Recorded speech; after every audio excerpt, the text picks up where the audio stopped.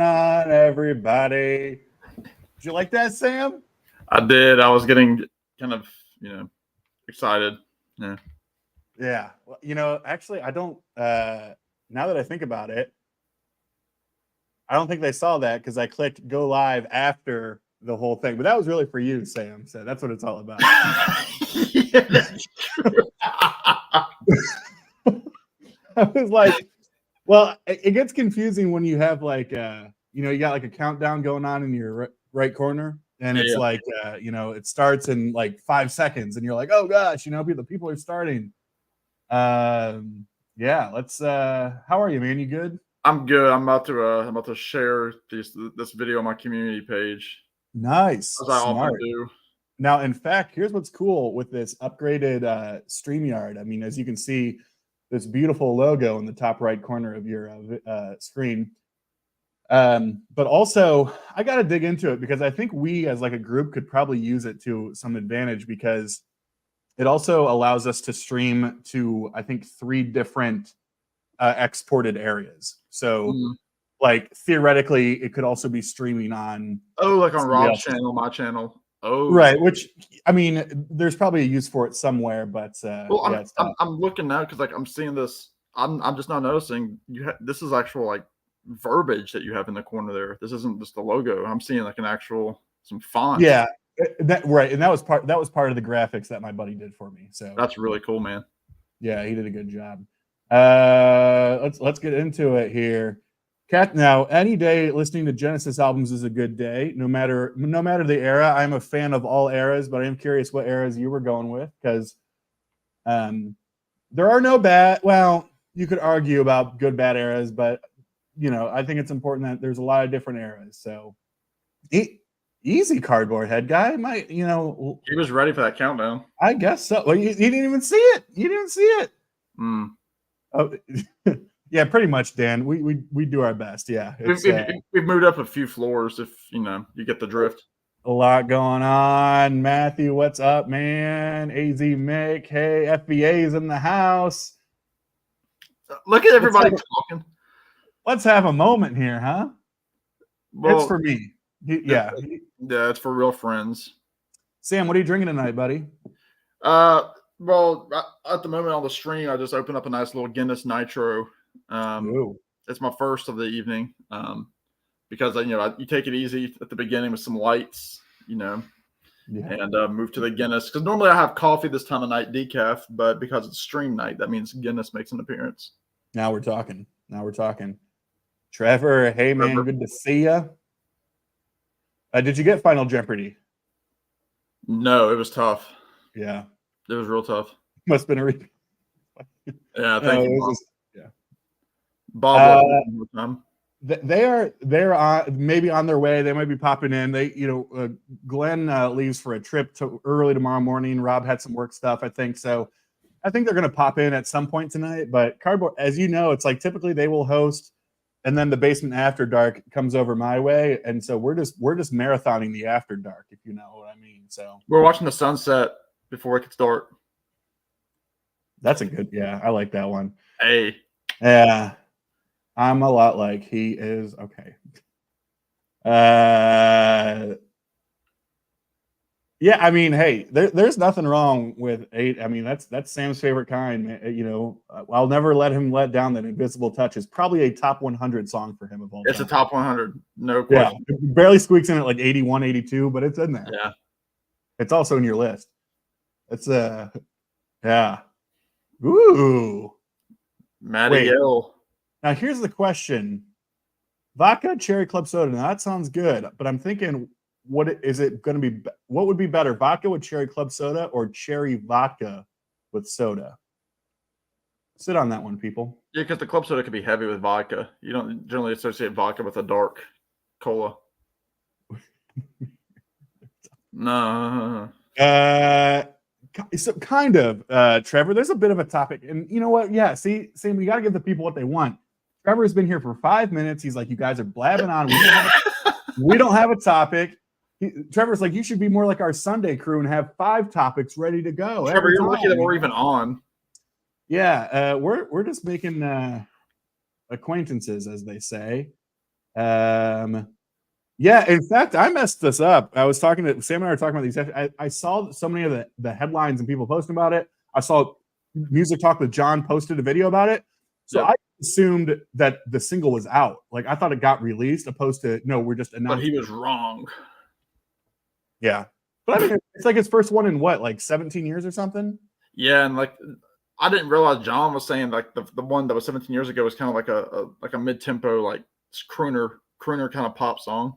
Well, that's obviously what Billy does best, right? If I think crooner, I think Billy. It's like one of those like for a long time. I mean, one of my favorite bands is Jethro Tull. I was just on the Prog Corner last weekend talking about Jethro Tull, and it was funny because, you know, the band now is basically Ian Anderson and a bunch of other people. Mm-hmm. It's nothing like who was in the band, you know, 45, 50 years ago. But you know, when whatever it was, the Zealot Gene, which I hate that name, came out a couple years ago, it was like, this is their first original album in like 23 years. Yeah. And I was like, yeah, but even that album 23 years ago was a Christmas album. Yeah. Yeah. Now, granted, they actually do Christmas really well and they do a lot of originals. But it was just like, wow, you know. It was always funny to me. My dad's big thing, because my dad's a big, he was a big crooner fan. I mean, he's still alive. My dad is a big crooner fan, but his thing to me is like his little, like, you know, like, you want to know something about me? He always says, you know, it's like, you know, I used to have a Jethro Tull album. And I was like, he's like, I liked it a lot. I was like, wow, okay, yeah, Mr. Sinatra. You know, they're an interesting band, you know, because they in really deep diving, which I appreciate that, right? Like, so I'm doing the same thing this weekend for Kansas. So Trevor, I know that's a band that you've been kind of getting into semi recently. On the Prog Corner at 1:00 on Sunday, we have a panel together and we're counting down our top 10 Kansas songs. And it's and we did the same thing last week with Jethro Tull. And like, it is, it's tedious, right? Like, especially when you have these giant catalogs, you know what I mean? Like, and you're listening to everything, right? Like, if you're counting down the top 10, I don't know, Doors songs, you know, it's like, all right, I'll listen to these 5 records and make my list. Yeah. Yeah. But, you know, it's like when you got these catalogs of 16, 17, 19 albums. And so, yeah, but it's been cool to like really deep dive, almost like semi-academically, because it's just a completely different listening experience. Well, it's like when Glenn and I, like when we first met and had our first collaboration, we were celebrating Bob Dylan's 80th on his channel, and we did like a 3-part series of our top 80 favorite Dylan songs. Yeah. And what was funny is like we both picked 40, and then we combined them together, and there was crossover, and then we had some extras. It's like we combined our list to make the 80, and then we took those 80 and broke it down. So I can imagine, I mean, somebody like Jethro Tull, anybody that's had albums that are very prolific, like I couldn't imagine, like, I mean, I know you and Glenn are talking about a Zappa thing. Like if you were to like rank your favorite Zappa songs, like I feel like that's like near impossible. Yeah, you know what though, Dylan's a great example. And the other thing too, and I ran into this, is like, you know, I struggle with this all the time with any ranking. Albums are a little bit different, but ranking songs is so tough because, okay, take an artist like Dylan, right? Like his most famous songs a lot of times are sometimes his, depending on who you are, right? And you're almost like, damn, everybody talks about these songs every damn day. Rolling in the Wind, like a Rolling Stone, yeah. Right. And I'm sitting here, I'm like, am I a bad person for really liking Like a Rolling Stone? Does that make me a bad fan? Yeah. Yeah. But it's like, there's been people who are a lot more academic than I who have written entire books about that song. Yeah, just the song. And so here I am and being like, and my favorite Bob Dylan song of all time is Like a Rolling Stone. Like, take care. No, like I want to do something, you know, I want to be the guy who's like my favorite track on Blood on the Tracks is Idiot Wind. I feel like kind of a good person about that. This is because you like Hootie and the Blowfish so much. That's exactly what it is. It's a Darius Rucker thing. Gosh, you know, thank God Darius Rucker co-wrote Wagon Wheel with Bob Dylan. Sam, that's a good joke. That's a good joke. That hurts my heart. Oh. That's a good joke. Darius Rucker. Yeah, it's true. It's true. Yeah, isn't that I was like sitting there. I was like, "There's Bob making, someone's making a joke again." I was like, "No, that is the name of the song." All I can think of was like Bonnie Raitt, like "Turn down the lights." I was thinking of the was it Nelly Furtado that did the "Won't you turn out the lights? Won't you turn out the lights?" You remember that? Early 2000s. I bet you Trevor, gonna highlight you. I bet you remember that song. Just better that very version that was just sung. Yeah. Yeah. Well, is that right? Yeah, but yesterday, but yeah, he announced it. I'm looking at it because he's gonna be in North Carolina. He's in Asheville for 2 nights, and then he's in go see your boy. He's in Charlotte and he's in Fayetteville, but they're all work nights and they're all like 3 hours away minimum. Yeah, but I mean, take some PTO and go stay with Tommy. Yeah, I don't have hardly any PT. Like I get 10 days off in a year, and I'm already a whole week in November is already booked. Dude, I ain't gonna tell you what I do because we're public and streaming here, but my PTO is ridiculous. But I'll say that a lot of that was because I was negotiating a salary, and they're like, "We can't give you no money. You ain't worth that money, but we'll give you more vacation." And somehow in my idiot mind, I was like, "Well, that's basically free money." Yeah, they don't negotiate where in my parts. Yep. Thank you, James. It was turn off the lights. Yeah, that's how it goes. I know. I just saw there's a new commercial out right now with Ludacris where he's eating Jif peanut butter. Have you seen that? No, I thought Jif was on recall, or is that Peter Pan? I don't know. I'll probably get sued for this. He's eating peanut butter and they're like, all right, man, go, and like he has to like lay down a track. And they're like, Jif gave Ludacris a new flow. I was like, did it? Yeah. That's when you know someone Ludacris probably doesn't need money, but he's like he's rapping because like it's like the peanut butter stuck on his mouth. So he's like, no. It's like that's funny. Now, Jack, I gotta ask you. I know, Jack, I'm just gonna make some assumptions here, and we're not gonna turn this into a Taylor Swift thing. But I do have to ask, as somebody who is in the greater Kansas City, Missouri metropolitan area, man, how have things been there? I'm sure that the city is just on metaphorical fire. Do you care? Are you like, yeah, go football? We love the sports ball, or what? Yeah, I was hoping to see Kansas City lose myself, but well, here's the thing. I think it depends who you are, Dan, because for me, I do not take vacation. Like there are people like my boss is a good example who, she has a family. They are, they have the resources. So like, it is not uncommon for her and her family to go to Europe for 2 weeks. My poor dumbass ain't going to Europe for 24 hours. I can barely get to Cincinnati. He's listening to Europe for 24 hours. Like, I'll go watch European Vacation for that. So what my PTO is usually, it sounds terrible, is like I'll drink too much on a Wednesday doing this for you people.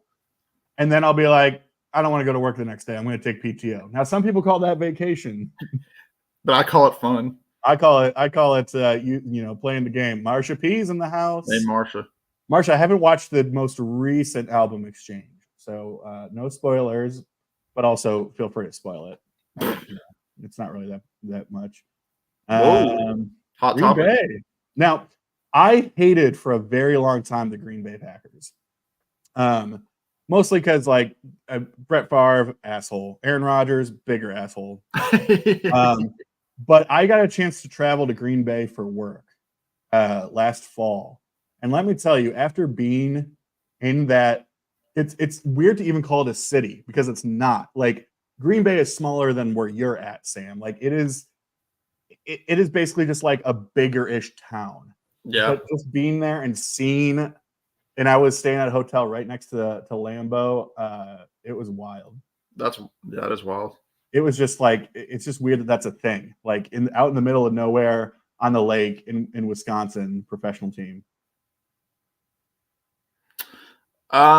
Okay, so when Rolling Stone announced the tour, or it might have been like Ultimate Classic Rock where I saw it, there were all these haters in the comments that were like, "Oh, last time I saw Bob, he didn't hold his guitar, he didn't play his hits, blah blah blah blah blah." And I'm just like, you obviously aren't a Bob Dylan fan if you don't know how his concerts are.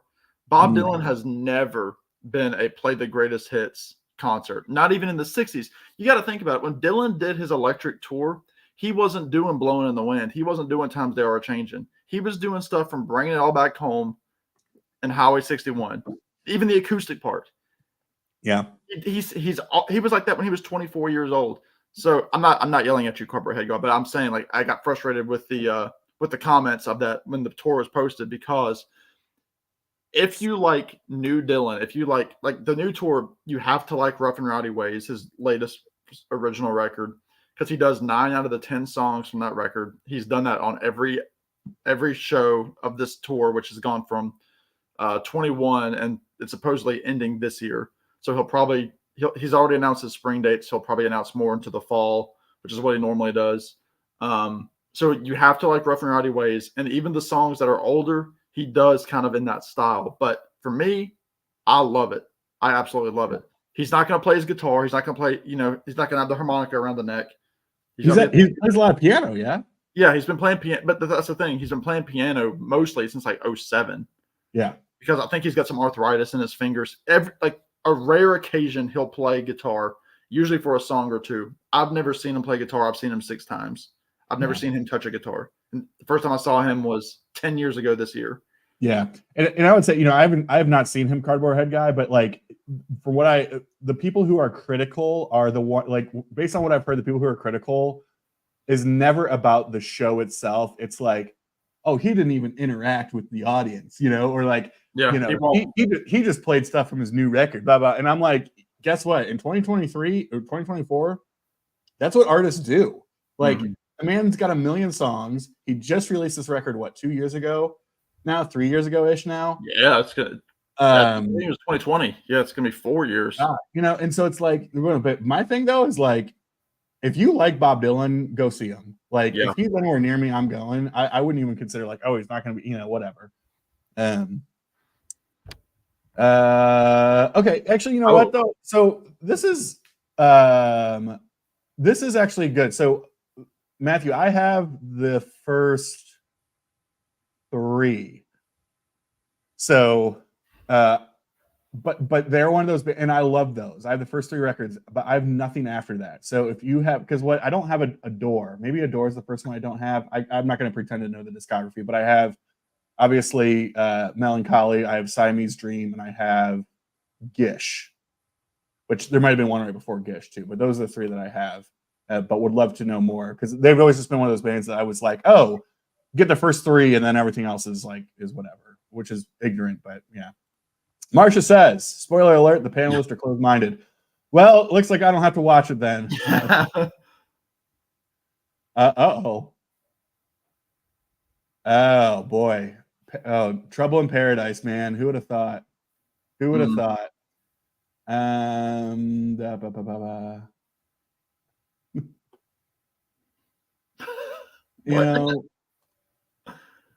Yeah, well, Jack, you'll love it, because like he does stuff like he does, Most Likely You'll Go Your Way and that sort of stuff. Glenn saw that. Oh, sorry, Glenn. I'm so sorry. I didn't know that I feel weird taking over your time slot. I know that's a big dramatic thing in the Vegas. Thank you for doing that. I appreciate it. How you feeling, man? You good? Oh, it's been a rough couple of days, man. Yeah. Yeah. Good for the waistline, I'll tell you that. Look, it's a great way to cut pounds. It sure is. You look good, man. I just ate for the first time in like 3 days and just had diarrhea again for like a half an hour. Welcome to Beer and Vinyl. Welcome to the stream, everybody. If you see me just all of a sudden, Glenn's gone. You'll know where. All right. I promise to keep the door closed. If you know what I mean. Yeah. Well, we're glad you're here, Glenn. Oh, my God. We're just talking about Bob. And his new tour. His new tour got announced. The new tour dates. Yeah, they look intriguing, man. I'll tell you. I would love to go to North Carolina.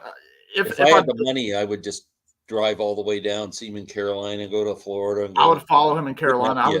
You see 4 shows in Carolina alone. Bob heads. And it's going to be the same show. It's going to be the same set list. That's another thing. Yeah.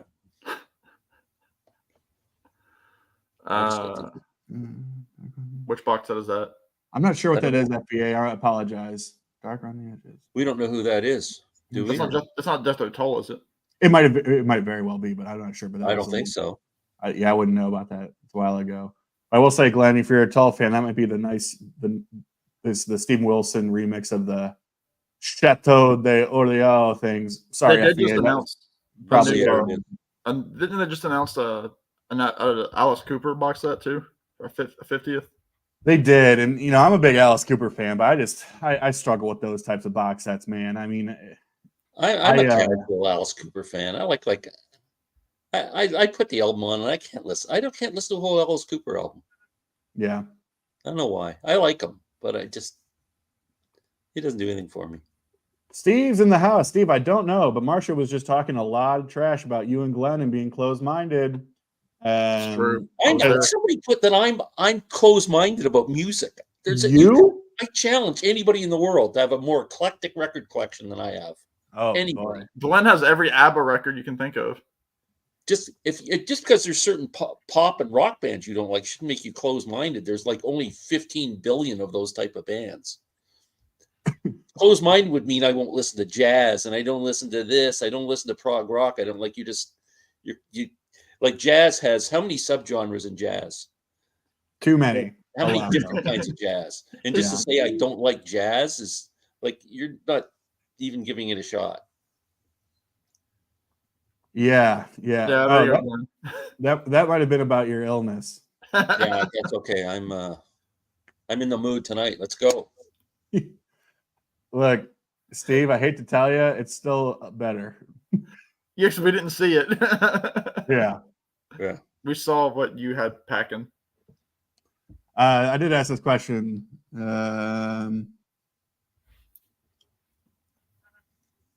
Great. Yeah. No, that helps a lot, man. I appreciate that.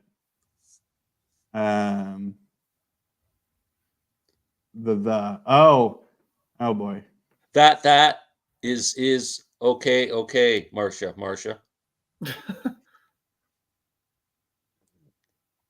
Yeah, Marcia doesn't like jazz. How can someone just say that? She doesn't like jazz, but she doesn't like Dixieland jazz. She doesn't like jazz fusion. She doesn't like old stuff. Dixieland jazz is what made Elaine go deaf. Yeah, and see, the only music Glenn doesn't like is my whole record collection. Yeah. Next stop, Pottersville. But I love your witty comments, Dan. Oh, FBA, the educator. Oh, Dark. That's the band I think Larry was into. Yeah. Wait. Okay. Now I know. Yeah. Black something or other. The album he lent me. It wasn't a bad album, actually. Dan's got a point here. Jazz is not one of Queen's best albums. No. But it's probably that's the pop. It's one of the first pop records though that they did. So how many Queen albums are good? The vast majority of them, all of them are good except one, Glenn. I'm just going to be in a miserable mood tonight. It's just campy garbage. It really is. You're supposed to be open-minded. Now, I'm going to show. You're right. Yeah. Well, that's the thing, James. So I showed that during the jazz tag, right? So, jazz fusion type of thing. Yeah, Blow by Blow and Wired. Jazz rock, if you want to call it. Yeah, I mean, even Wired, which was the one that came after, I think. So I think Wired. Blow by Blow was 74, Wired was 76, but Wired, the whole lineup are jazz people. I mean, it's Jan Hammer, it's all of those guys. Okay, Jeff. You mean Jan Hammer? Is that guy, Jan Hammer? Jan Hammer, love that. Jan Hammer. Now, let me show you all something here. We're gonna show a bit of a record that I haven't showed yet. Oh. Sam knows what's coming here. Glenn, you might not. I'm curious, actually, Glenn, and for the people in the gallery here, this was a band that I had heard of a million times. Just one of those bands, like you can only listen to so many bands and research so many. There's too much out there. So I had heard of this band a million times. They had come up in a lot of conversations, and everybody was kind of. This is viewed, I think. I hate to make this like comparison, but like this is viewed as like the dark side of their catalog, right? Like the zenith of the career. I know a lot of people will have different opinions about what's best, what's not, but simply like this is viewed as like the complete pinnacle of the career, perfect production, so many different influences, all these different things. Marsha, if you're still in the chat, you know what's coming. But this was an album that I bought and I fell in love with within a day. And I'm like, I got to buy more of this stuff now. And that is the Flaming Lips. Yoshimi Battles the Pink Robots. I don't even know. And I'm like curious what, again, people in the chat say. This is a band that's gone through. Glenn, are you frozen or is that your face? No, I was gonna. I was mesmerized by your album. Pink Robot. Oh yeah. Well, and the singer or like, you know, one of the lead guys, he's also the artist, so he designs all this. I have listened to that album. It's really good. Randy you have? Randy I Nelson listened to it on Spotify one time. I think someone mentioned it in a comment to me that I should check that album out. Yeah. And I didn't listen really intently, but what I heard, I was really Yeah. impressed. And very, very different than what came well before it. You know, they started as almost kind of punky, noisy. That sort of transformed into more like noisy, poppy-ish. By the time they get here, I mean, they're just like full on sort of like, I hate to say like acid pop, but it's like very just psychedelic pop stuff. I mean, this is a full pop record, but it's like, this is the, you know, it's like there's so many different instruments going on. They're mixing sort of orchestration, acoustic guitars with, you know, things like hip hop type beats and rhythms. This blew my freaking mind. And this is like the stupid 5 LP box set. I got it at a good deal because the regular just like vinyl for $25 wasn't available. But I am glad I got this. But for me with that era, the other ones I need to get, and if there are Flaming Lips fans out there, from what I understand is if I love that type of stuff, I also need to get the Soft Bulletin, and then the one that came after this one. I think something Mystic, it's not Into the Mystic, obviously, but something Mystics, Nana Mystics. I know they did an album with Miley Cyrus a few years ago. Like they backed her up. Yeah, they backed her up. It's like something like Pets is in the title or something like that. Yeah, it was like her psychedelic album just before she started coming back to like normal type music. Yeah, she played with them a few times. Boy, if I had a nickel, Marsha.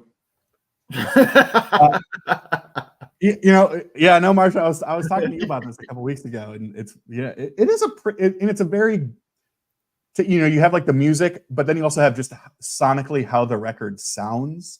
It's very well produced, all that kind of stuff. Oh, hey there, John. How are you doing? Are you excited to? What's the name of the song? See Me with the Joel's got a new song out. Turn the lights back on. Yeah, what is it? See Me with the Lights Off, or what is the? They even talked about it on CNN for sakes. Well, that's when you know they're tired of election coverage. Yeah, Jack, that's a great. I have that record. In fact, so that's an amazing record and kind of similar in a similar way. In fact, I know Marsha's a huge fan of this record. But you know, one of the claim to fame with this was I forget, it was either All Music or one of the other like music review publications put that record above OK Computer as like their record of 97. But yeah, I mean, they're actually kind of similar, but ladies and gentlemen, we were floating in space is a lot. Isn't that kind of like saying you're putting it ahead of the Two Virgins album? That's exactly what it is. Yeah. Which I thought it was funny. You know, I know, I don't know if he's going to end up doing it, but you know, Mazzy was talking about potentially doing the prog tag, and he had been listening to a number of prog albums, which led me to believe he was going to do it. And then, you know, at the end of it, he was like, God, I'm so tired of this shit, this pretentious. I'm so tired of it. And the next day he throws on Two Virgins, and he's like, this is the type of, the refreshment I needed. I was and the record. That's funny. I asked Alex this in a chat off camera, but I'm interested in the chat. Has anybody listened to the new Green Day record? Nah, let me know. They're not really in my wheelhouse, so I won't be listening to it. But it's really good. it's here's the thing. It doesn't help that well, they're just, I was telling you, it's not trying to be, if I was taking part in an album exchange and someone gave it to me, sort of thing. But I think I started hearing, I feel like that the American Dream is Killing Me song, the first song has been, I feel like that song's been out for 2 years. Yeah. And so when I was looking at, what is it called, Saviors, like, yeah, and I was like, oh my God, the first single on this was a song. This thing's been around for, it was like, I've heard this thing a million times. Well, they're saying like the riff kind of sounds like a song by Pink. And I saw a guitar analyst break it down and how it is different. I mean, it does sound similar, but it's like, it's one of those like pentatonic little riffs that, like, it's in the key of F. It's going to sound like other songs. Yep. No. And John's singing Billy Joel. John Ramble, every word's gold. Every word. It's the golden John, ramble. You're singing him with Sting, right? In Orlando. Ooh. Who? John is singing Billy Joel with Sting. I think I think that's the dual tour. I didn't know when's that one when that's happening. Yeah, he did a video where he had this whole thing with like tickets and like debating on whether he was going to get the ticket. I don't watch John's videos. I guess that's why I didn't know he rambled. See, John, look, John, whenever you call me a loser, just think I'm watching your videos, my friend. I'm giving you suggestions for your reviews channel. No, he's seeing Yes with Sting. Oh gosh, could you imagine? They're just Chris Squire doing. He's no Chris Squire, but yeah. Sting's a pretty good musician, though. Come on. Oh, my absolutely. Friend, Tommy and his wife saw Sting a few months ago. My nephew Jack went to see him too. I would love to see him. I've never seen him. I'm a fan. I mean, I'm like, I like the Police a lot. I don't know if I would put them in like a top 10 or 15, that sort of stuff. But gosh, I mean, talk about bang for your buck in terms of just crank out those albums and then move on. But like, God, for a trio, man, outstanding. And just the music. I mean, the way that he plays the bass and the like guitar alone. I mean, he's fantastic. Oh yeah. No, well, they might, but no. Actually, funny enough, I just saw Rick Wakeman just announced his farewell tour. What was the quote that I saw? He's like, I thought I'd be done. He was like, I was thinking by the age of 77, I'd hang it up. Like he's like, I always thought that 77 was a good time to hang it up. He's like, but he's like a comedian. Yeah. Like his Hall of Fame, Rock and Roll Hall of Fame induction speech was like it was a stand-up bit. He is a complete joker. Yeah. Yeah, he's the stereotypical. John, I do watch your videos. I'm a big fan. You know that. Well, see, John, instead of accepting that I watch them, he's disappointed that somebody else doesn't. So it's like, forget me, John. John's awesome.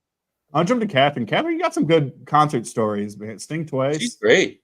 Yeah. And you made a comment earlier about classical music, and that brought back my earlier point. Like that's like saying when I hate classical music. There's so many different types and styles, and so many. I mean, you can listen to Leona Boyd play a guitar. I mean, it's just absolutely beautiful. Do I like a big 50-piece orchestra doing something? Maybe not, but I can't say I hate the whole genre. You know what's interesting though is like, something like classical, like, I don't know that I would be the person who, would like buy a classical record and listen to it or stream or anything like that. But if someone was like, I got a ticket to like the Columbus Symphony Orchestra, do you want to go? I would go in a heartbeat. Like to be in like a historic theater like that and be, that would just be. If you take somebody like Ravi Shankar, one of the greatest musicians who ever lived, it's in classical Indian music. Yeah, absolutely. Well, I guess you know where you're going in March, John. You got something. John, if you like that Rough and Rowdy Ways album, you have to see him.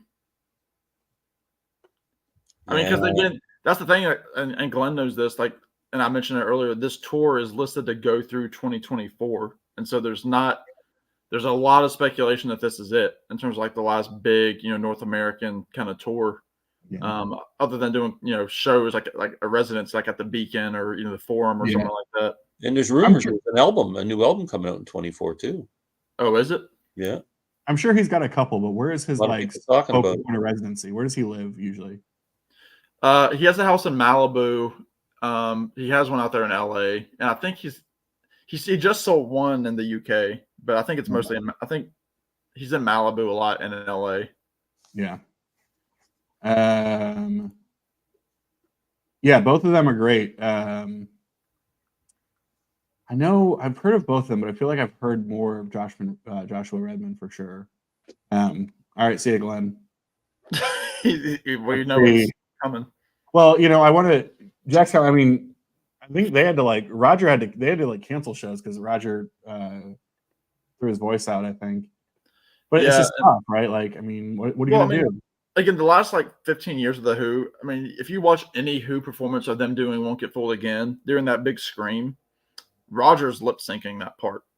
It's really frustrating. Yeah. So I mean, look, they're both almost 80. Yeah. And they're doing they're not. It's not like they're doing softer music like the way Dylan is doing it now. They're still going out there and playing Substitute and Pinball Wizard Yeah.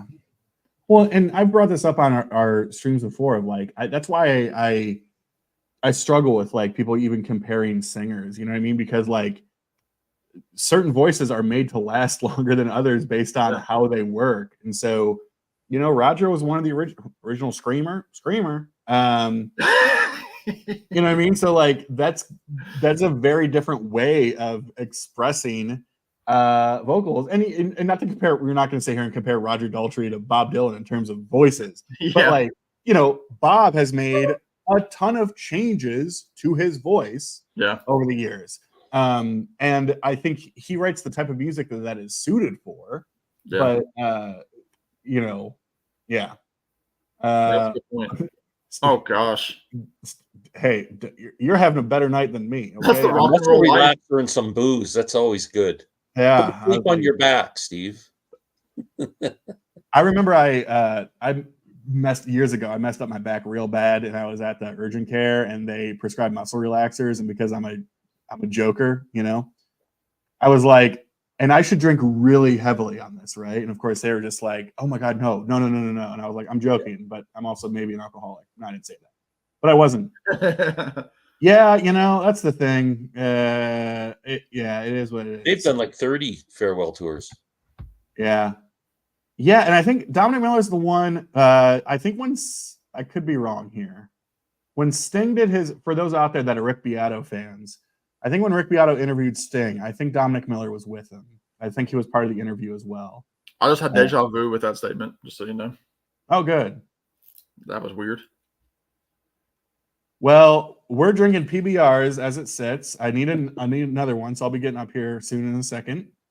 Shiner Cheer, a classic Christmas beer that is obviously, well, it would be a couple months old, but I'm sure Sam still has his tree up and is still listening to. No, the tree went down. The tree went down last week. Jingle bells, jingle. Still listening to Bare Naked for the holidays, And the record, yeah. Yeah, that's right. Yeah. Well, actually, one of those did get mentioned. So there's that. If you said Eagles, Rob just perked up. I think it was a slam against our friend Rob. Good one, right? Dan. I liked it. Oh, hey, Joe. Good to see you, man. Hey, Joe. I liked your dad in the Super Bowl. See, Joe never comes on when the live chat's on my channel. See, you attract all these interesting people. Well, we don't know, Joe. We should move the chat permanently to your channel. Well, I got the upgraded account now, Glenn. I don't need to count. I can sit here and do this for the rest of my life. Oh wow! Well, you must have money. He has a lot of money. Yeah. He came all the way down here, and he came all the way down here. I mean, don't send Alex any money on here like donos. I'm going to start a Patreon to pay for this. Yeah. Send them to me. I can't afford to upgrade my StreamYard. Yeah, we got. I'm buying $2 CDs from the thrift store, and this guy's buying $50 records. Well, that's what I was saying in our little chat. So Venmo and that type of stuff isn't a thing in Canada, but to me, it would make the most sense that there's 5 of us who usually do this. We could split. Each of us could pay $5 a month, and and make it work. But it's so hard to send money internationally in that way. And so there's that. But you know what? It's fine. I'm happy to be here. Happy to carry the torch. Interesting. 07. Yeah. Yeah, for that, I mean, for like those specific notes, I mean, he's obviously singing the other songs. He's not like, okay, here's an example. Frankie Valli, okay, who thought Frankie Valli was going to show up on this stream? He's on his so-called his farewell. Baby. He's going to be 90, I think, in March. Okay, watch a Frankie Valli clip. You're just like, what? Are people just stupid? Like, because I mean, he's got the microphone like he's like this. And he's like it's like the most crystal clear vocals, and it's exactly the same inflection every single night. And he's literally just barely moving his mouth. And like he was just announced in Richmond here sometime in March or April. And I'm thinking like, who's going to spend $120 to see this man just stand there like this with a microphone and walk around, sit with a voice with like a recording that's almost probably 20, 25 years old. When he's dead, they'll probably be propping him up on a bench somewhere, a stool, a microphone. Well, and he's got like the Four Seasons, like these dudes like in their like the difference. 20s. They're back there like dancing and everything, and he's just sitting there with his microphone like this. You know what though? I mean, he's the type of artist that like I think this is true for a lot of modern artists too, like pop artists, is like the people who are there probably don't care, you know what I mean? Like they're there for the entertainment, not to truly believe that this person is like singing, right? Like I know that was like a huge thing when there was like that whole issue several months ago with, it was like Cardi B, and this is no disrespect to Cardi B, but it came out that I think it was when like someone threw a phone at her on stage or something, and then like she obviously completely moved away from the microphone, but none of the vocals stopped. No, and it's kept going, and people are like, oh my gosh, like Cardi B's a lip syncer, all this kind of stuff. And it's like, okay, yeah, for us, you know, who are like going and seeing like these bluegrass bands with these great vocals, right? Like, you know, for us who make comments like they should be a lot bigger than they are, you know, yeah, but like for the people there, I don't think they care. You know, they're like, yeah, whatever. It's well, that's the thing. You watch like I've gone down like the rabbit hole, the valley hole, if you will, and like the comments were like, you know, saw him last night in Chicago, great show. I'm like, just watch like the last 10 shows that he's done. It's exactly the same. Like it's a track. Keep the winter tree. That's right. Hey, I'm all about keeping the tree up, Carly. Yeah, mine's still up, but that's because I got like a Charlie Brown tree. Yeah, talk to Uncle Dan, let him know that you said what's up. I'm sure. I'm sorry, Joe. I'm sure you hear that every single day. I'm really sorry. I'm gonna be like I'm gonna be like mod. I mean, it's like the Peter Gabriel. Then Alice can come out.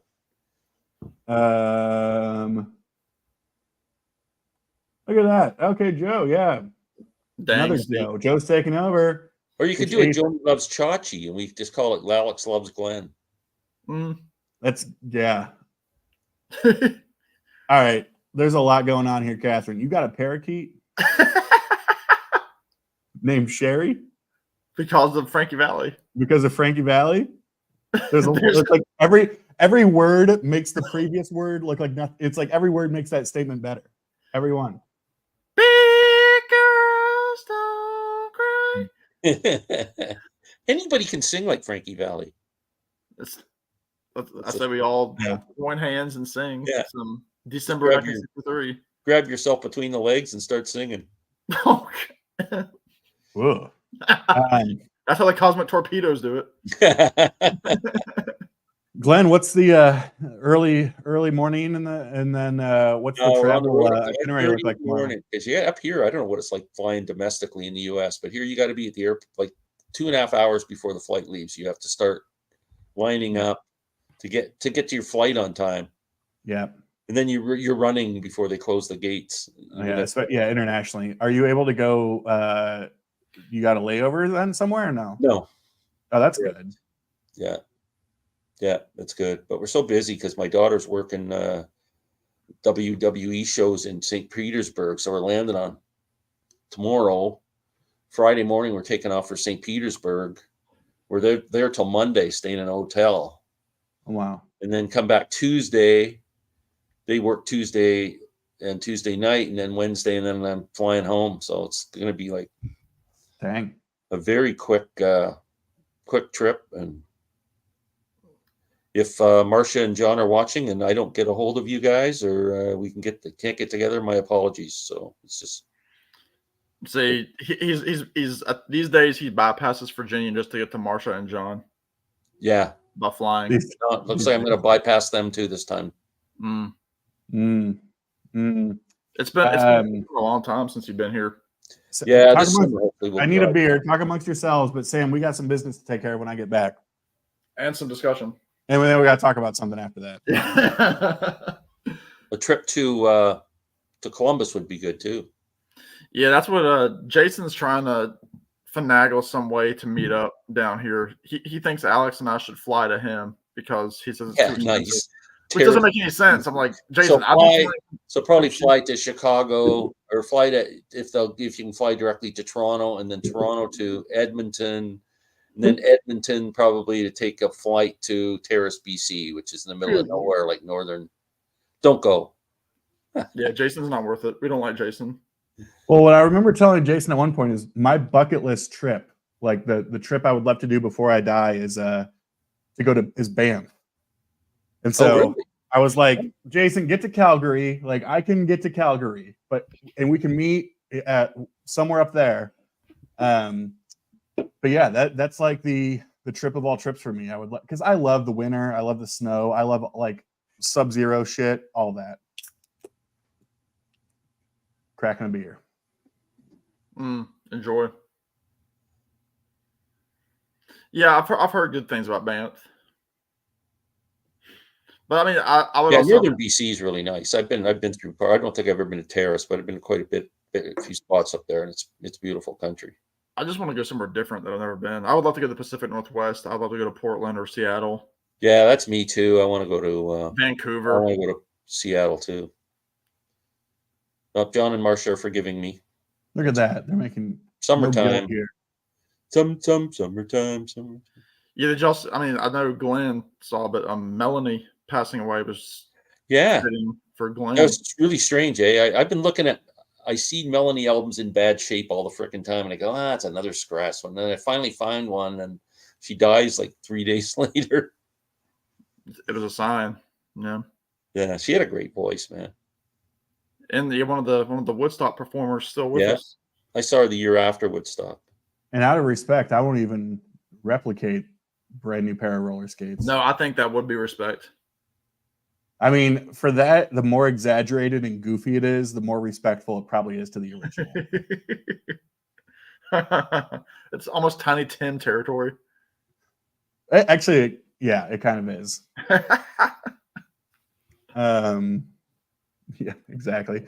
Yeah, Jack talking about his bucket list, and Steve saying he needs a barrel list. Yeah. Well, it's barrel list.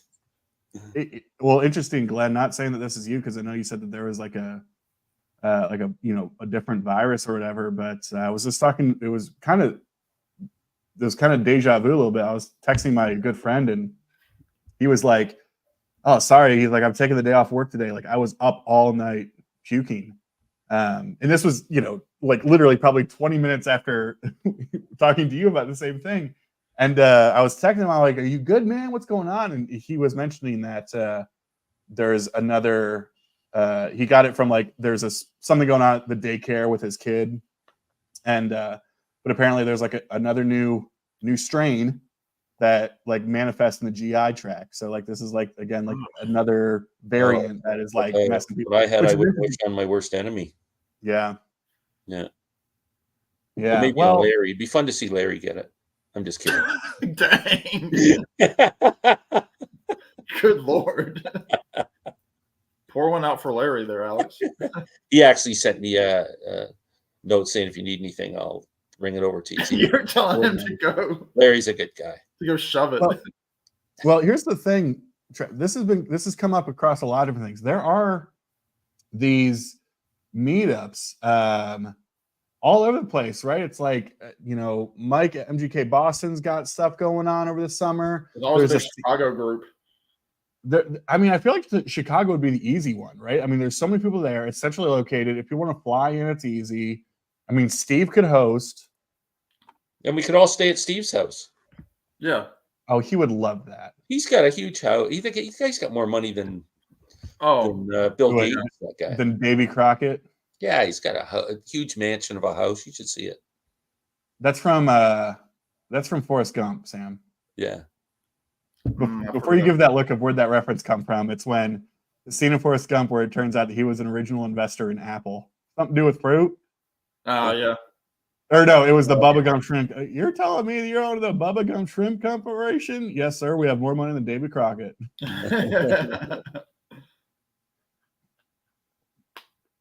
Yeah. Well, be careful, Jack, because Steve's about to ruin your dreams and tell you to never go to that godforsaken city. Obviously, it has its problems like any big city, but there's a lot of cool things in Chicago. Yeah.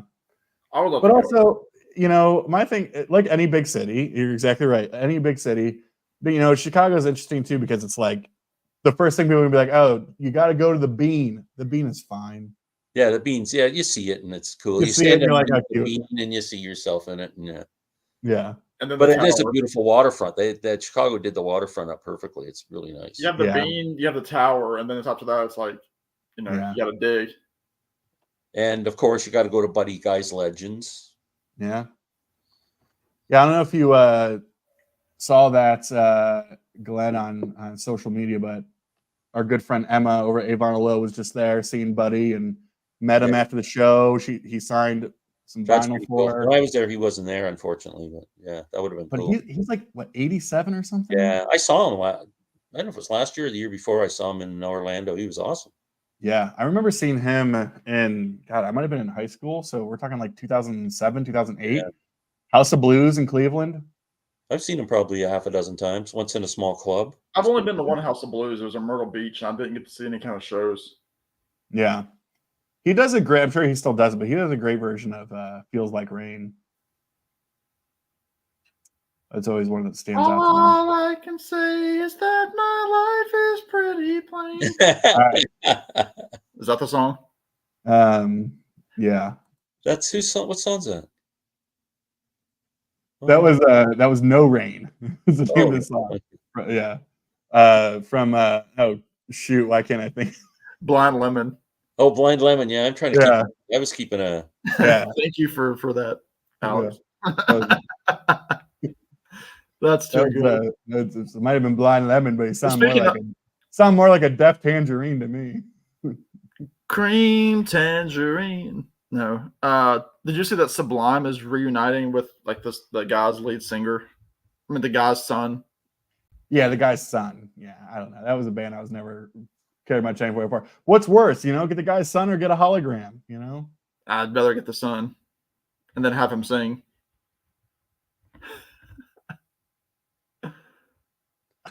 Napkins with the following printed on them. Please leave by 9 p.m. That's awesome. Oh, gosh. I had a friend who used to say, when she wanted you to go, she just said, "Would you like a cup of tea before you leave?" Yeah, right. That's a great. You didn't know when that line was coming, but it was coming. This is interesting. The Surf Ballroom in Clear Lake, Iowa. Truthfully, I don't know. I don't know what that is. I would never want to go to Iowa in my whole life. The only thing I would do in Iowa is, and it would be so underwhelming, but I would need to do it because it's one of my favorite movies of all time, is go to the baseball field from Field of Dreams. Yeah, that would be it. But I don't. What's the Surf Ballroom, Catherine? That's not where Buddy Holly died, is it? Oh, don't mention buttholes tonight, Dan. Well, would that be? You mean the day the music died? Yeah, that's Clear Lake. That's where Buddy Holly died. Like that was like where he had his last show. And others too, yeah. Yeah, and then the Big Bopper, "Hello, baby." Yeah, and what, Richie Valens? See, okay, there it is. Yeah. There you go. See, context clues. See, I knew that before without even knowing that. Well, yeah, I mean, that's like very, I guess, similar, right? Because I guess they were both. It was a plane. It wasn't a helicopter. Stevie Ray Vaughan was a helicopter, I think. Stevie Ray Vaughan was. John Denver was a plane. He was flying himself. But he was flying himself, yeah. Like knowing where he was at that point in his life, who knows? Joel with a new avatar.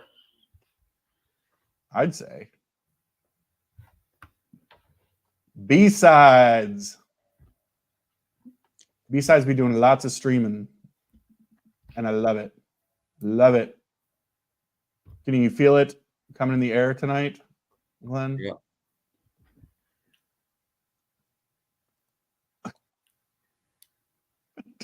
Dang, I can see that, Steve. The Good kids are grief. driving me crazy. Oh, that's funny. What's funny is the turkey hadn't even come out of the oven yet. I can see Steve doing that. Oh, 1,000%. And yet, this is the same man that has like a 4-hour Sunday stream. Yeah, doesn't he also? Yeah, and everybody watching it goes, "Geez, turn off He's the also on lights." YouTube for a good amount of time. Yeah. That was it. Yeah. Interesting. Right. That is some cool history there, right? Like that's like that. You know, it's like that similar, obviously very, very different in terms of what it is, right? But I think of like, you know, like the Woodstock location in Bethel, or I'd like to see that because they have a little like, museum there. You know, Big Pink, right? Big Pink, right? Like they're off the beaten path, right? Like they're not in your metropolitan. I'd like to go to that whole area because I'd really like to go to Levon Helm's place and go to a midnight ramble. That's one of my. Oh yeah. Yeah, Glenn, you'd have liked this up in Wolf Trap up in near DC. Mm-hmm. That's where I saw the Avett Brothers back in May. Del McCurry was there for 5 nights with his guys. Oh wow! And like one night they did a Bill Monroe tribute. One night was a Grateful Dead night. Then they played like a couple nights were like a full 2 albums in their entirety. Wow! And then he did like a hit show. That would have been incredible. 5 nights because they have a place there during the wintertime called the Barns, which is inside. Okay. Yeah. Don't call me an ally. You know, there used to be a TV show. I think it was on PBS. It used to be called Performances at Wolf Trap. That was on for years. Yeah. It is, Marcia, and you can use it to stay there, and then also you can use it to record there too. It's a lot of money. Yeah, Steve and I talked about that one time about doing a VC meetup there. Doing an Airbnb. Cool. Now this is the reference of all references. Trevor, this is my favorite show of all time. Is Twin Peaks. I love that show so much, and like that is the coolest thing. It was a great album by Mountain too. It was. Talk about it. Talk about a band that needs more credit, huh? Yeah, I agree. They're at their peak. Yeah. Did y'all ever watch Twin Peaks? No. Oh, my dad's a big fan. Oh, David Lynch, just his magnum opus, so good. Oh gosh. Marcia with a shotgun in her hands just scares the crap out of me. Steve is going to lay a rose on that grave. From what little I know about Marcia, something tells me she's not going to go anywhere near a gun, Glenn. Yeah, she probably have a pea shooter or something. You just know she's got something. Oh man. Yeah. Now, funny enough, I know. I mean, there's so much cool history with Twin Peaks and that whole story, and it's been showing up on Instagram recently. A lot of these people, like, I don't know how Twin Peaks has made it into my Instagram reel algorithm. But it's got me all types of excited. Michigan, so if I go to Seattle, Trevor, we got to go to a Kraken game. They're good. Yeah, I mean yeah. I think I know Drew Carey, the comedian, has a stock claim in the Seattle Sounders soccer team. Yeah, he's a majority owner, I think. Yeah. And Tom Brady is part of a team too. I can't remember where they're out of. I used to watch On the Buses faithfully. It was a hilarious show, a British show. Oh, is that right? Yeah. You and Dan got to figure out how to hang out. So funny. Faithfully. Yeah, I could get that, but God, David Lynch films are all over the place too. I mean, there's some wild stuff out there. Well, and Glenn, did you see that the owner of the Utah Jazz put in a formal petition to get an NHL team? Yeah. The NHL's going to pay attention to him. Yeah, somebody else to fill their arena because they probably just can't make enough money just having one team, right? Well, yeah, the other thing too is more dates. With all due respect to the people out there, Utah is a strange state. Yeah, and knowing that, the people who like to go to hockey games are a lot of beer drinkers and hellraisers, Yeah. and that is not the state of Utah. Exactly. Emma from 8 Vinyl Low is here. Wow, Emma. We're just Emma never comes on my channel. I've known Emma for a long time. No, for a long time. Again, She only comes and shows up when you do the chat. You know what it is, Glenn? You see the logo in the top right corner? We are getting. I'm going to change my name to Beer and Basement. Beer. I think it's the alcohol that's attracting these people. The wine cellar is what you should call it. The wine cellar. Yeah. And I'll just whine all day. I got a sore neck. Oh, I got it. Yeah.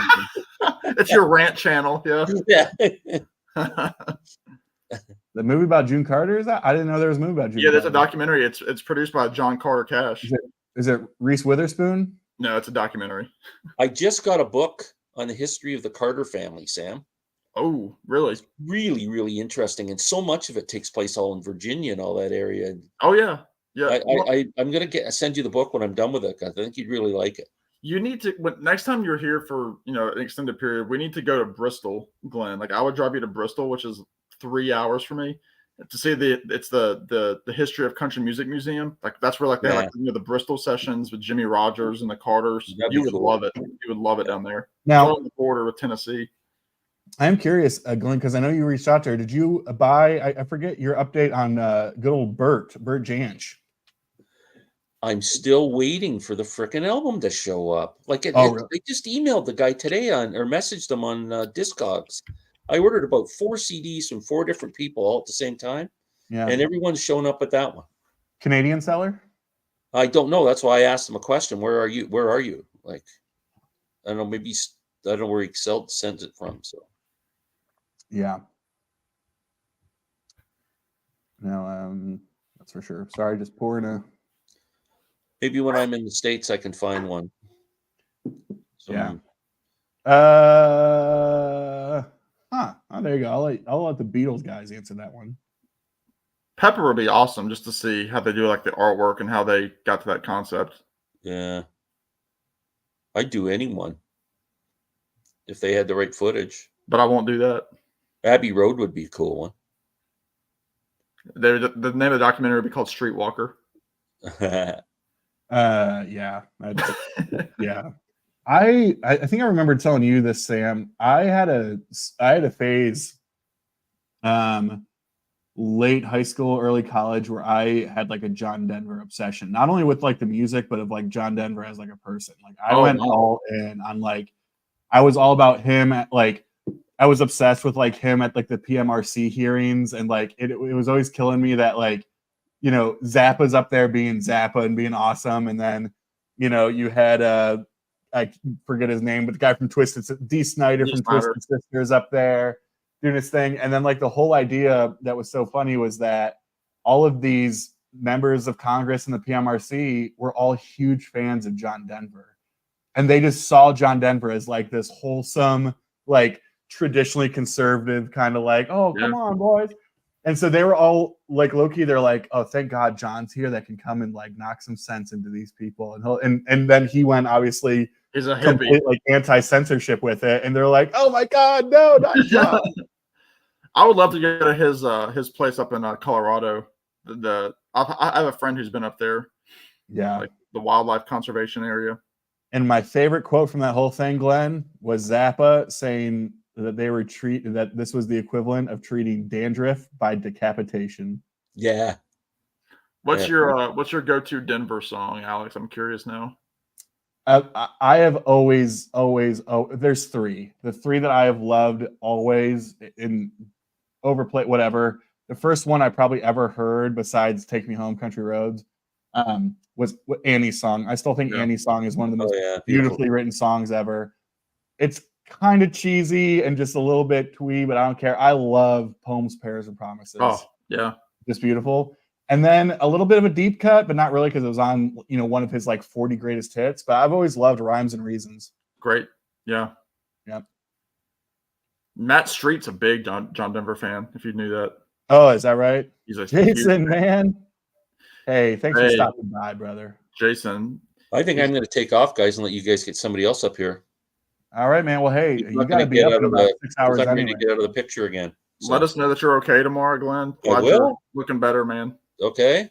All Take right. care, guys. Thanks so much for doing Love you, this. buddy. Be You guys good. are awesome. I'll probably be watching in the background. I'll We comment. love you, Glenn. Okay, Safe love travels, you guys man. too. Take care. If I can get my thing off of here. There we go. And yeah, if you can quit the chat too.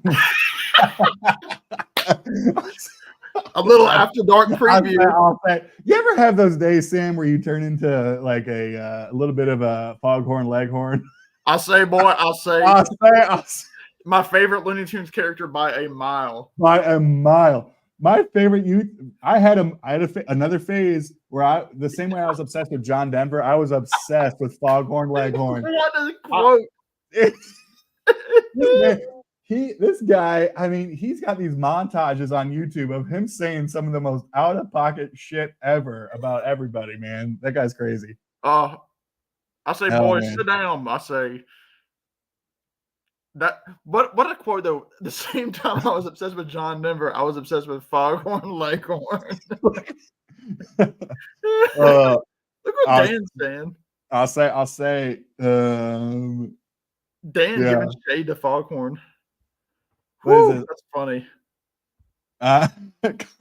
It's packed away, Carly. It's in the Christmas section. The section, man. I can't be busting that. I'm not Sam. I can't be listening to Christmas music throughout the years. Now, Carly and Sam would also connect on this level. Sam is also Sam, Carly, and me, all huge Muppets fans, and specifically huge fans. Carly is a huge fan of Robin. Big fan of Robin. So take my heart and put it. Sam, do you think my stream would get shut down for copyright for you busting out some halfway down the stairs? Halfway down the stairs is the stair where I sit. See, we can't do this with the other guys. This is what's making this is it, man. Carly, wipe away the tears, please. He was a very good hell of a yeah. Absolutely. And he played the fiddle too. Yeah. Look, I am not. I wish the best for him, especially he got a travel day tomorrow. No, sir. I mean, Sam, you know how much I travel for work. Did you know it was a year and a half ago was the first time I ever went to the bathroom on an airplane? And how long were you doing? Like, just number one travel before? I mean, I had probably blown 100 times. I don't know. My first flight, I used the bathroom. It was a 6-hour flight to the UK, and I used the bathroom right over top of Ireland. Like, I waited the whole time. I was like, I can't wait. It was 6 hours. Like, I can't wait. Oh, Catherine got some bangs. Oh, God. I Calypso, the things that I Calypso. Yeah. I don't know, Sam. I feel like you'd be a Eagle in the Hawk kind of guy. Oh, dude. My favorite John Denver song is Eagle in the Hawk.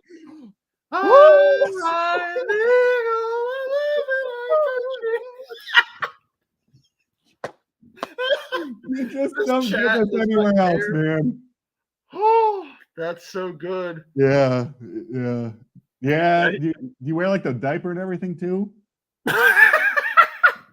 What is? Look, I'm not opposed, and we also know too, Sam. I'd be curious. I mean, you're a man of faith. Yes. Not to share that personally amongst the people, but people could probably make that assumption. Yeah. Do you true or false? The Muppets' interpretation of Christmas Carol is the best one. My youngest sister would agree. That has nothing to do with faith either. What does your sister's brother say? The most true to life one, actually, believe it or not, is probably the Jim Carrey Disney one. The closest to the actual novella, but the most entertaining. I mean, yeah, the Muppets. I mean, good grief, God bless my broken little body. Rizzo jumping off of the gate. I got a little bag of jelly beans over here. Yeah, of course. Although the worst part. Okay, let's talk for a minute. Again, nobody cares about this, but this is kind of like a bootleg stream anyway. No offense to Alex, but I'm loving these deep cut conversations. Appreciate that. Did you know? Like, were you raised with the Muppets Christmas Carol, where we got the song by Belle? When Love Is Gone, like the cheesy syrupy ballad that she sang. I think so. Because like that was like a huge thing where like it was like eliminated from like a lot of like the VHS and DVDs, and then like Disney like reacquired the rights to it because it was like the lost scene. Okay, yeah, I see. Well, it's very cheesy that scene, but Michael Caine in that scene where he's like crying when he sees his younger self giving away Belle, it's like, oh man, that's tough. Well, it's kind of funny. I've been talking to my sister about this. We're having this Columbus local issue right now because when love is gone, yeah. Yeah, that's just your Michigan coming out there, Trevor. The funniest part of Scrooge, the first time I saw it, I remember specifically like crying, laughing when they mentioned it was the Christmas Carol starring Buddy Hackett and Mary Lou Retton as Tiny Tim. That was hilarious to me. Yeah, and she's doing backflips. Well, so I probably was telling you at some point, but the mood in Columbus is for fans of local radio is really sobering because we've had this local radio station been around for 33 years. They're one of the only remaining local independently owned stations in the country. And they're just, everything that you love about radio, they do, right? They're involved in the community. They play local cuts. They play deep cuts. Their DJs and staff are retained. Partnerships across the community, a lot of service. Just like everything, like they probably single-handedly made me like fall in love with radio again, and then B, exposed me to so much music I would have never heard because they're an alternative indie station, right? Yeah. So like, they're playing shit that you like, which in turn I like, right? But it's like there are so many bands where it was like the first, they're the only radio station that plays Head in the Heart. Yeah. They're the only radio station that plays Sam Fender. Like there are so many of these artists that I was like, holy God, they do that. But they, due to just like where radio is and how it's done, like, and the cost of everything is like their last day on the air is in a week.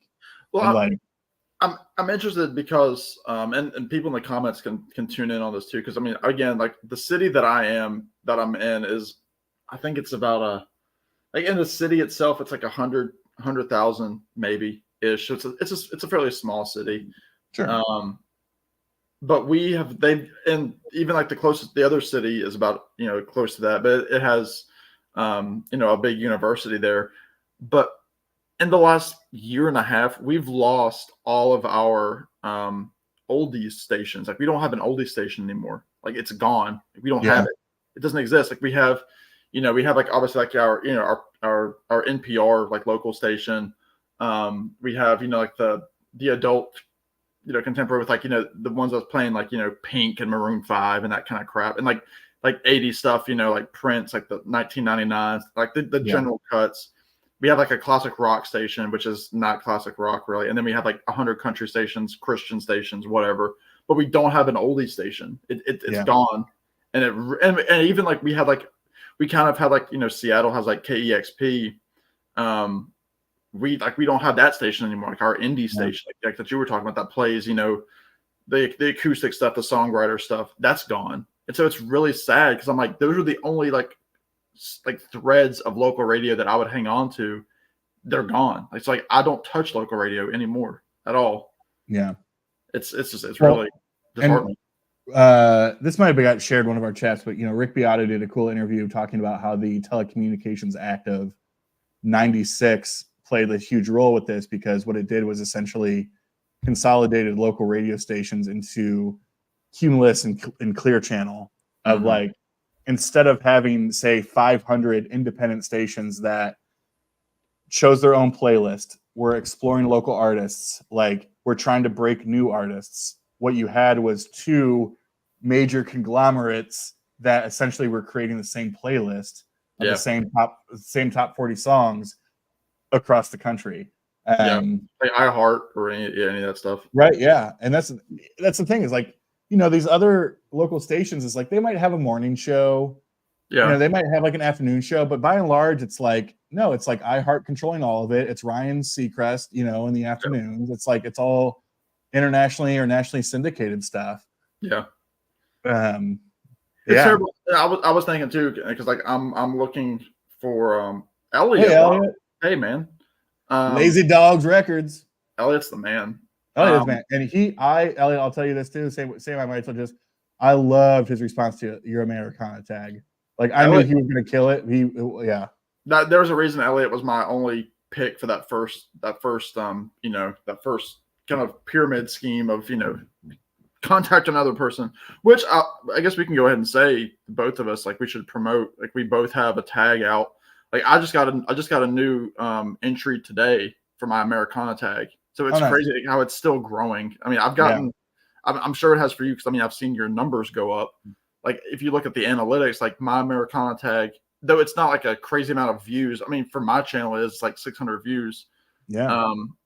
But like, is that what that's at? Yeah, it's something around 600. Yeah, that's great. And I picked up like 35 subs. I mean, obviously like bigger channels like Mazzy and, you know, like Harry's Music Room and people like that have done it. Rachel, help. But it's just so cool to see these. I mean, our Glenn and I's friend Erwin from Germany, he did a whole German response. Like it's totally in German, and he's it's just he's got like the coolest collection, nicest guy. Yeah. But anyway, like the whole the radio thing, like me, like I'm looking for a new car, and like the idea of like not having like a CD player in my car like makes me like it worries me, because I'm like I need like to be in control of my stuff, and like I know that, like listening to radio is like not an option anymore to me at all. Yeah. Oh, please. Muppets tag is coming. It's gotta be. Gosh, I remember Rick D's net. No. Yeah. I mean, it's like, those days are over, right? Like, it's sad. It's like I do. What's funny though too is like, it's almost like a way, like the whole pop radio or whatever. Although I don't, typically care for it, or it's not my thing. It almost is like my way of making me feel connected to 2024, right? Like, I feel like that's the only thing that's keeping me in this world is the connection to the radio, right? Or like the connection to today's music. I remember specifically a conversation that I had with, I guess maybe my parents, like when I was 14, 15 years old. I specifically said, like, I promised myself that I'm not going to not know what the new music is to stay hip. But I was driving home from work today, and I was like, I get, like all of us that are on social media or whatever, like we follow music outlets. It's like I follow, Rolling Stone, Ultimate Classic Rock, like things like that, and fan groups. And like Rolling Stone's always posting stuff, like Dua Lipa and, Olivia Rodrigo. I could not name, and I'm 29 years old, I could not name a Dua Lipa song. And she is the hot new thing. Like, and I could not do it. Like if you had a gun to my head, I couldn't do it. Houdini is a banger. Okay. Houdini. Entertain the crowd. I'll be right back. And then I'll talk a little bit. Yeah. Now we're talking. Yeah. No, I mean, and people in the comments can kind of jump in there. I mean, obviously, I'm sure Alex and I are on the younger end of like the vinyl community in terms of like age. Which is fine, and I'm sure like I've heard like Glenn Kellaway, who was just here earlier, talked about he's not somebody that listens to radio, so like he's not sick of like the greatest hits and that sort of thing. Like, but for me growing up, that's how I got that was my entry into classic rock. So like Hotel California, Stairway to Heaven, Who Are You by The Who. Hey Jude by the Beatles, like that kind of stuff, or even like Running with the Devil by Van Halen, like that stuff was like the rotation on classic rock radio, and that's what I had on my MP3 player. And now looking back on it, how that's like all like peripheral music now. Like at the time, I was like, I like old music, and when I thought old music, I was thinking stuff, like Ram Jams, Black Betty or something like that. Or Molly Hatchet, or Sweet Home Alabama, stuff like that. Like I was thinking like, oh yeah, I like the old music, but I'm really just listening to like what they're playing on the radio. I didn't know deeper cuts by Leonard Skinner or Zeppelin or anybody like that. And again, like with Alex, I mean, again, Alex is a little bit older than I am. And he's probably got a similar story, like talking about like listening to like classic rock radio before like we were really into music, when we were 12 or 13 years old. And like, oh yeah, I like, I like old music. I love Bohemian Rhapsody. I love, Flirting with Disaster. But then like over time, like you realize you're like, oh, that was just like the basic level, because they're still playing that music on the radio. Like that's still like when I have kids, whenever that is, that's going to be those are the same songs that are going to be on classic rock radio that were on the radio when, for me, like in 2007. That was always my joke about classic rock radio. It was like, it's like the same as like holiday radio. It's like, it's great. The problem is it's not like you're not going to get new music. Like, yeah, every once in a while you'll be like, this is the latest from, Three Doors Down. Right. Or you'll get like a legacy act that's got like a new record that I remember hearing on classic rock radio. Like, I don't know if you remember this, but like when AC/DC put out, I think it was Black Ice, maybe back in like 08, 09, something like that. Rock or Bust. I remember hearing that. Yeah, I remember hearing what was it like? I'm a train running off the track. And also I heard in Tattoo by Van Halen when they got back together with yeah, worst track on that whole album. Tattoo. That's all I remember. Tattoo. I was like, this is the worst song I've ever heard in my life. Apparently, the rest of the album's great though.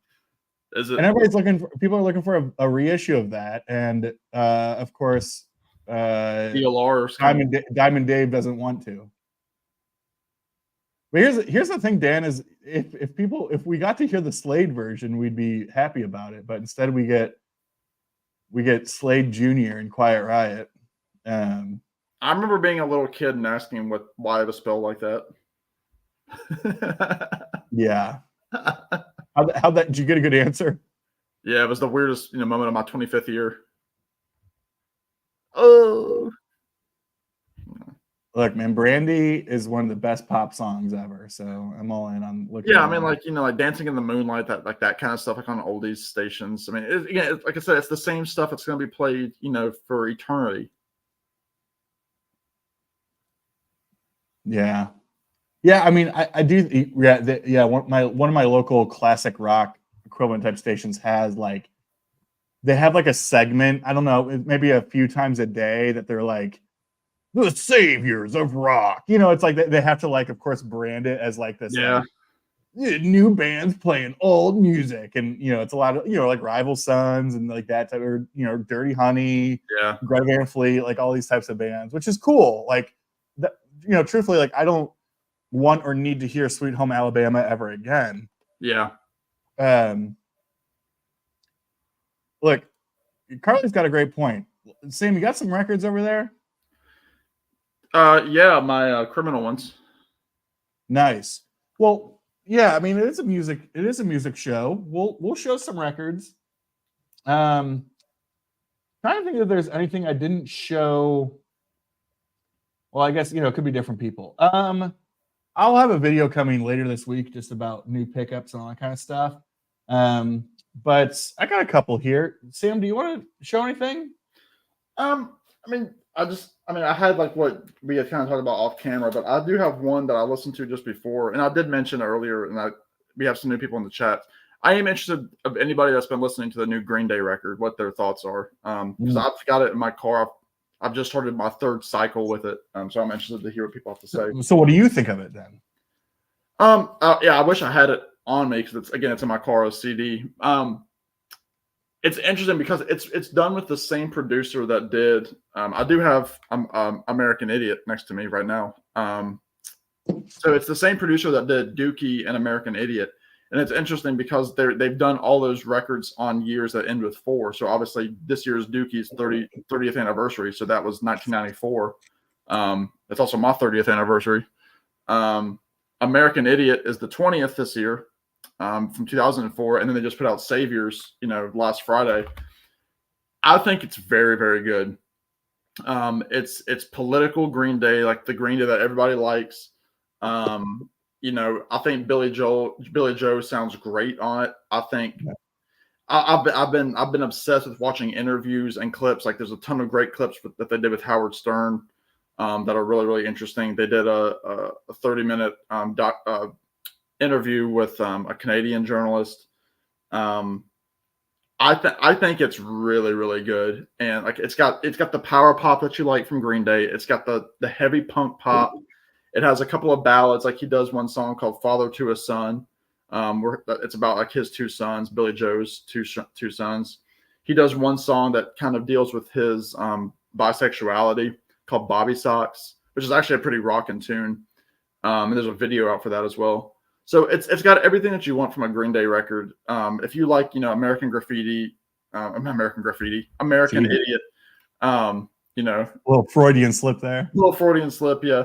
If you like some 50s Green Day, yeah. No, but it's not a concept album, so it's not like 21st Century Breakdown or American Idiot, but it's got the political stance to it. I think it's very well produced. I think it's very, very good. Did you listen to their previous?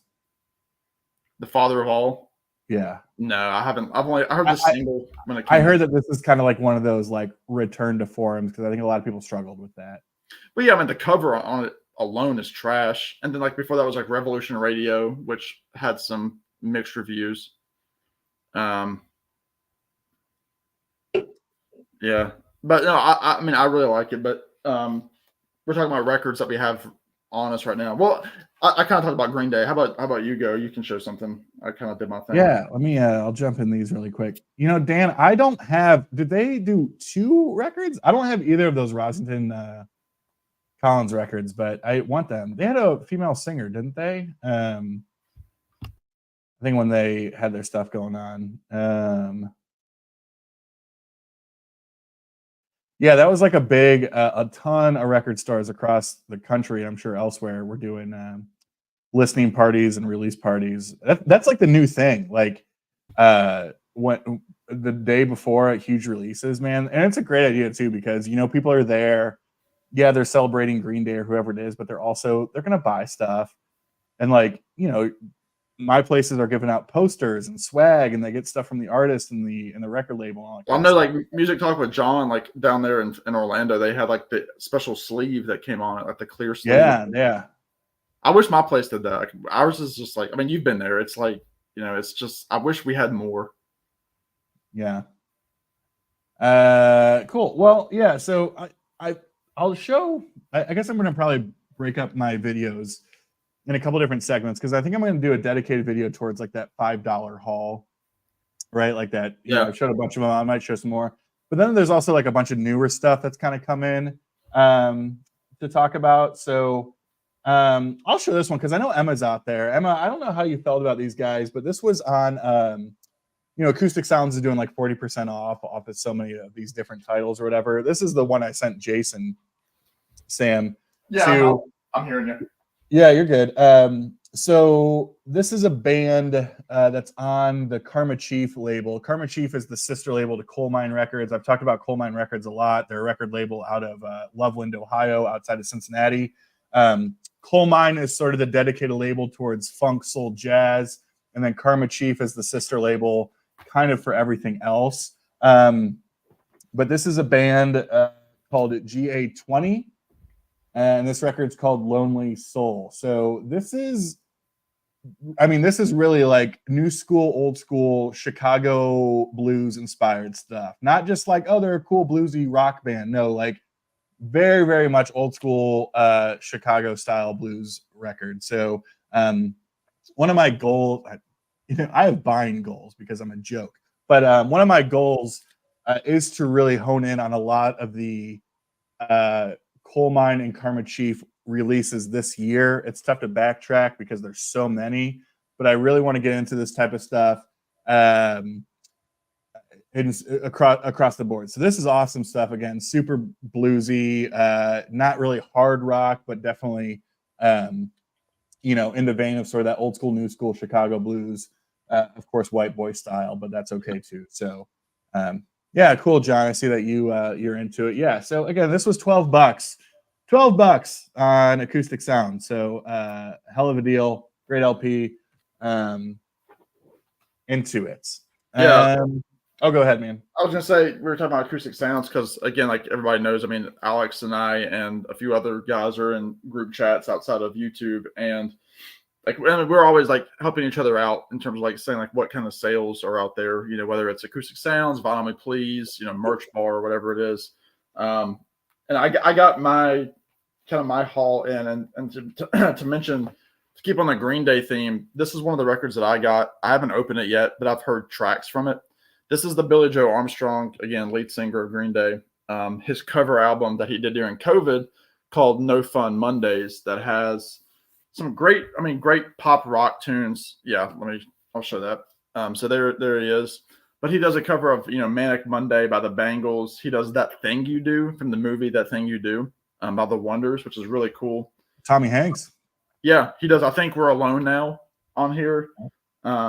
Give Me Some Truth by John Lennon. So like really, really cool stuff. Kids in America. I mean, he does it in like the Green Day style. And like I think his sons might be on here on a couple of tracks. He's got the two sons. But this is one of those really cool records that like I found it was like $12 on Acoustic Sounds. So I'm like, I'm absolutely gonna grab this because like it's been on my want list now for a couple of years. And because like it's on CD, it's like $15. I'm like, I don't know if I want to spend $15 on this. But then they get it on vinyl for, you know, a little bit cheaper than that. I'm like, yeah, I've got to put it down on this.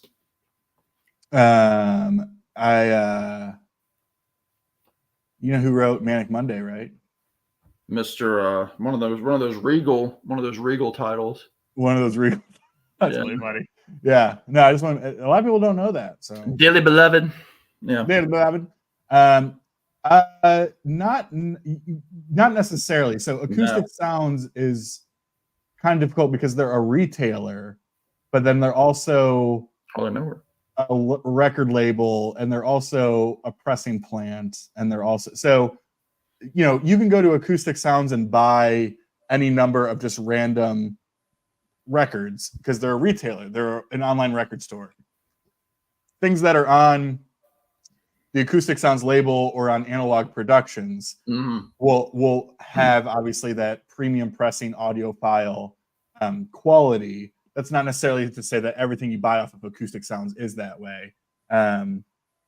So yeah, I think my favorite version of I Think We're Alone Now is from a great Emma. I'm actually curious because I don't know that I know you're a huge power pop gal, and I don't know that you've ever shown them, but one of my favorite power pop bands of all time is the great San Francisco band the Rubinoos, and I saw a Rubinoos record. I was at my record store on Saturday, and that Rubinoos record was there. The first one. I love those. I think it's Rubinoos and then Back to the Drawing Board. I think it was the first. Probably they were getting because like I like power pop. Like is that like it's a solid record? Amazing. No, to me it is like, and they're usually cheap too, right? It's probably $5 to $10 or something. Are they like the Knack or something like that? Earlier than that, but I think it's tacky. I don't know. I say tacky in like a good way. It's a little bit cheesy and schmaltzy, but like it is good. Now the funny thing is the Rubinoos, they sort of jumped on the they sort of jumped a little bit in media because if you remember, Avril Lavigne did the song "Hey Hey You I Don't Like Your Girlfriend," which they filed a lawsuit because one of their biggest songs was "I Want to Be Your Boyfriend," and it was "Hey Hey You I Want to Be Your Boyfriend." Hey Hey You want to be your number one. They are like perfect mid to late 70s power pop. They're not big star power pop. They're not quite like Cheap Trick, like late 70s power pop, but they're like perfect in that like oh, does he? Yeah. Yeah, he loves the Rubinoos. I mean, that would make sense, right? Like he's like the power pop guy. They had a RSD reissue of that first record, I believe. They did, yeah. And that was one of those like things of like I own the record. I think I got it for $5 or $6 or whatever. But yeah, no, Sam, if you're a power pop guy, those things it's like mandatory, easy, great power pop. But yeah, it's funny. They ended up losing the lawsuit, but I think they settled. Which if you're going to settle with Avril Lavigne in like the early 2000s, you probably made some money. Yeah. But they did a great version of I Think We're Alone Now. They wrote the I Want to Be Your Boyfriend that literally it's so close. It's hey, hey, you, I want to be your boyfriend. Yeah. Oh, yeah. And so, but the other one too is when I was in my band in high school, they did a song called "Rock and Roll Is Dead," which is just kind of like their heavier track, emphasis on the power and that power pop. And that was a song that we played when I was in my band and just ripped, and it was just so much fun. So there's that. Correct. Yeah, Chad Kassam's the CEO and all that kind of stuff of Acoustic Sounds. Here, Tim, you make a good point here. I know a lot of people are looking forward to that. I didn't get. That was one of those records. The first one was one of those records that I kind of had on my list all the time of like, oh, you need to get that Smile record. You need to get that Smile record. And I think I was always just waiting for it to not be $40 fucking dollars, to be honest with you. Like it was just constantly $40. And that's just, Sam, I don't know how you are with this, but like, you know this about me. Like I'm a crate digger, like I like to go through and like you find, I buy 90% of the stuff I buy are used records. And so it's tough. It's tough. Like the difference between $40 on a brand new record and $40 on a used record to me is wild. Because if I spend $40 on a used record, I feel like I'm getting like a minor grail. Yeah. If I spend $40 on a new record, I feel like I'm just keeping up with the Joneses. Well, it's so funny, and for some reason, you still got me taking up your stream here. Oh yeah, well, you're important. I am, but like, no, that's a good point because again, I was at my record store on Saturday briefly. I didn't full on like invest in searching. I was just on that side of town. I was in there for 20 minutes. But like, yeah, like if you see a record, like I don't even know, like you see, I don't know, like a copy of like Won't Get Full of Who's Next, for example. You see that in a used record store, just an original pressing, $30. You're like for me, I'm like I don't know if I want to spend that there. But then like the Who's website will come out and say, half speed mastered Abbey Road Studios, $45. And I'm like, heck yeah. I'm gonna get that. Like, I don't know. It's a weird world that we live in, and the pricing.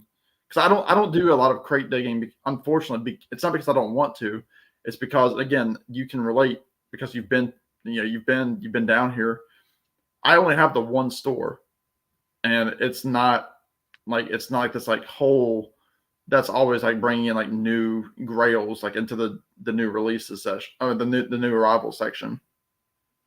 Zach, what's up, brother? Family reunion happening. So actually, while we're on the topic of power pop, I guess I'll show two here. This was also one of those Acoustic Sounds, 40% off.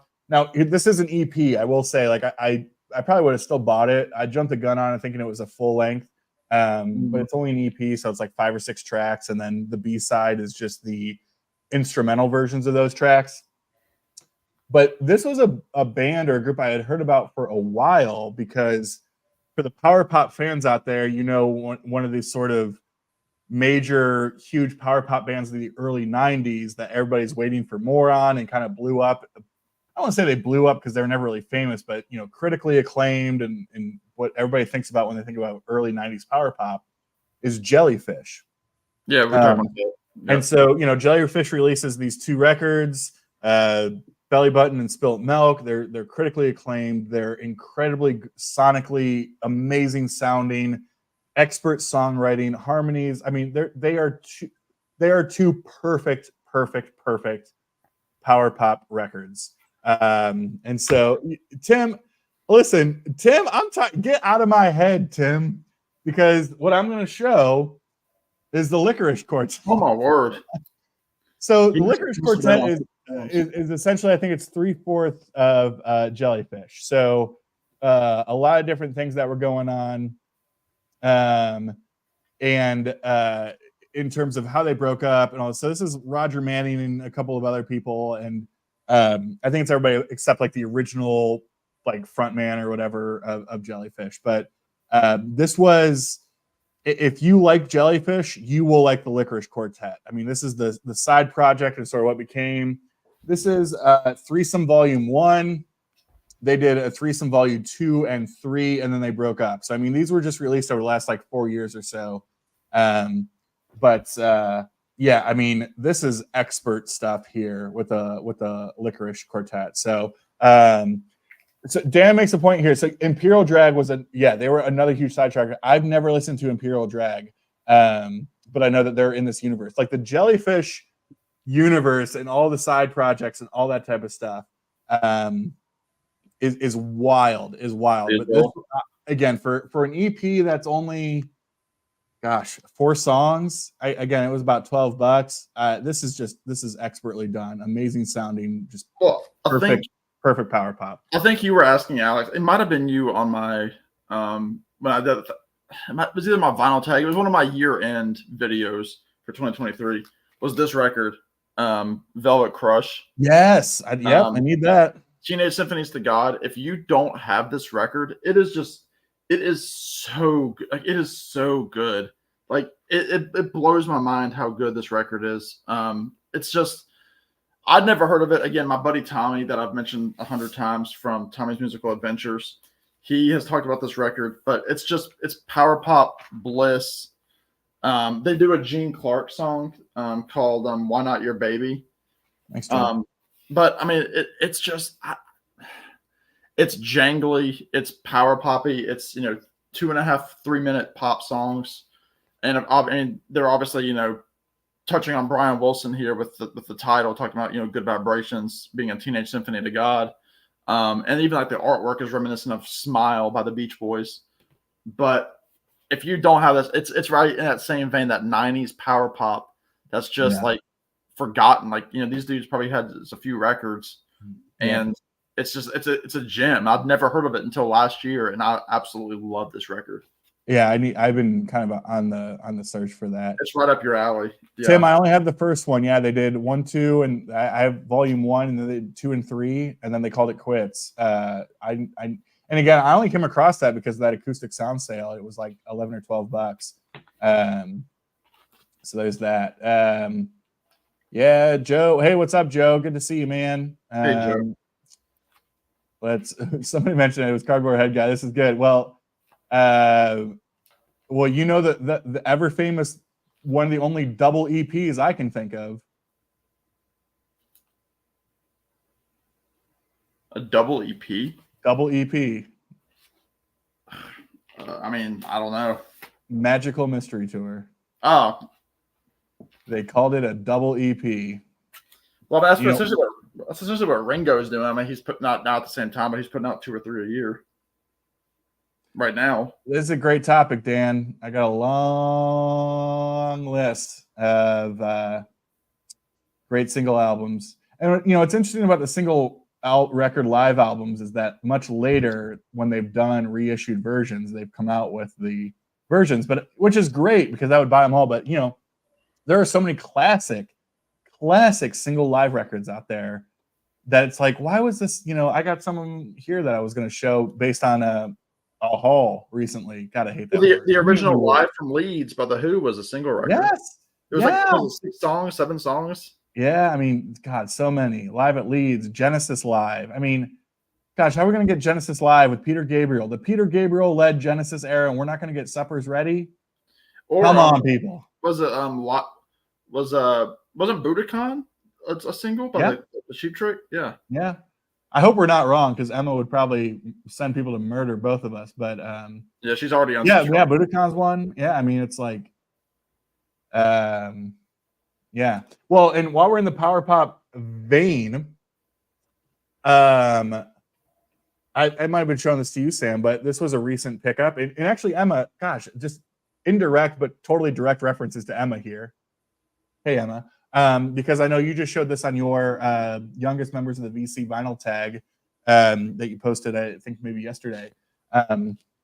This is a band that sort of had another one of these complete, the forgotten favorite, right? A band that the record was critically acclaimed, but no one cared at the time. It sold, 10,000 copies. It was on what became a defunct label. No one cared about it at the time. And then now original pressings of that album are worth $1,000, all that kind of stuff. And now they've become one of the most well-respected bands of all time.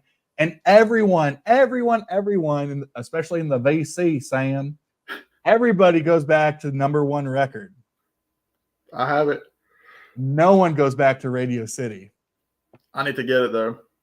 Now, but it's like I'm listening to this and it's like, so there's no Chris Bell. We were talking about that, and I'm a big Chris Bell fan, but this is incredible. I mean, I'm putting this like, if number one record is a 10, this is a 9.75 or it's like, to me, it's like, it's right there. I'm not going to sit there like, but no one talks about this one, except you, Emma. But you know what I mean? It's just one of those things of everybody. I would completely different musically, so different musically, but I would compare the comparison to their debut with this the same way that everybody looks at Blue Cheer's debut as like the greatest, Stike Acid proto metal record of all time, which it is. Vincevich and Rumptum. Everybody loves this. But no one talks about Outside Inside, which is just as good. It's just as heavy. It's just as nasty. And this is kind of the same in that way. And obviously not heavy and nasty, but so many people fell in love with the debut that very few people talk about this. And this is just right up there. So this is spectacular. You showing that just made me go and order it off of Craft. I mean, dude. If you're going to do it. Well, that's the other thing, too. I mean, the fact that Kraft's doing the reissues, it's going to be solid. It's going to be well done. I mean, that's like one of those hype stickers that you see that and you're like, oh, it's great. I know. Right? Yeah. Acoustic sounds, any of that stuff. Yeah. Beautiful. I know the big,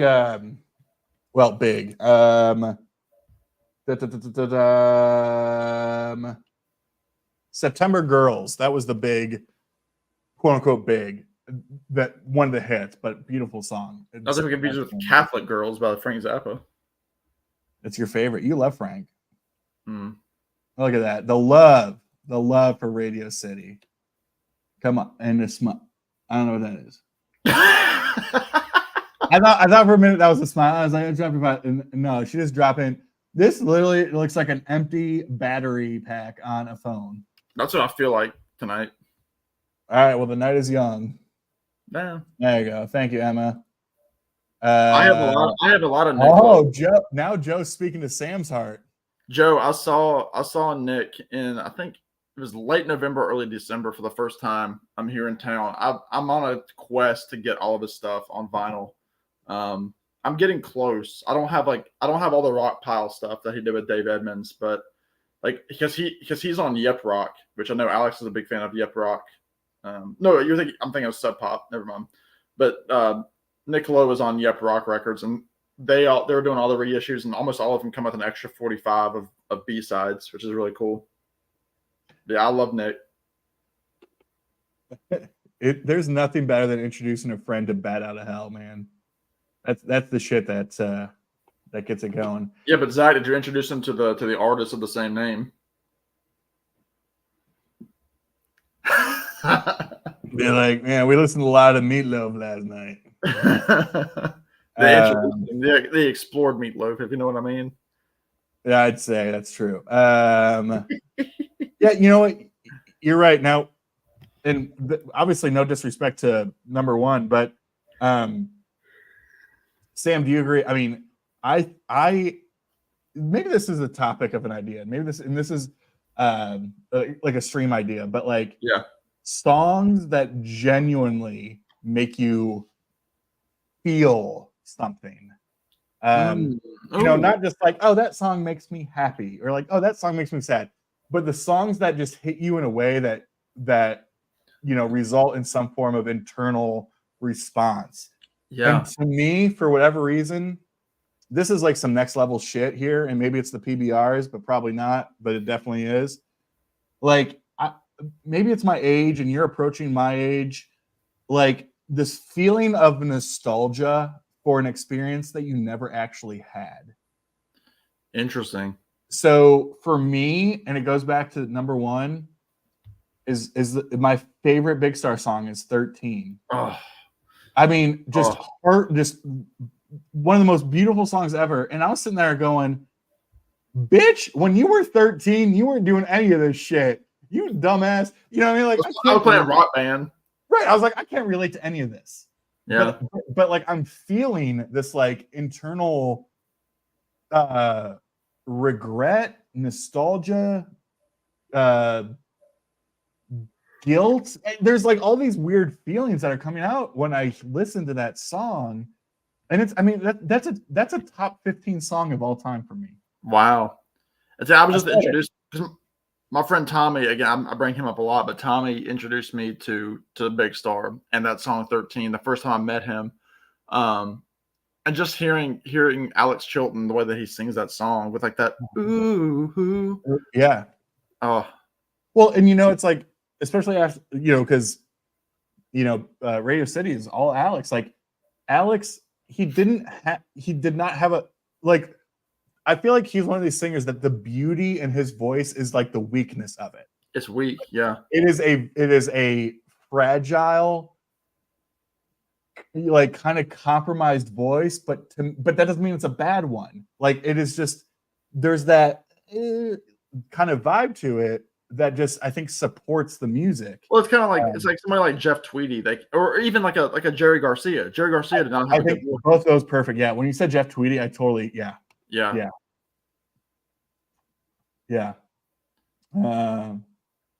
Foghat Live is a great. I think that's back on the single live record. Foghat. Brief little rant on Foghat. What kills me about Foghat, and this doesn't kill me, but I think it's just one of those interesting things, right? Like Foghat's like the ultimate boogie band, right?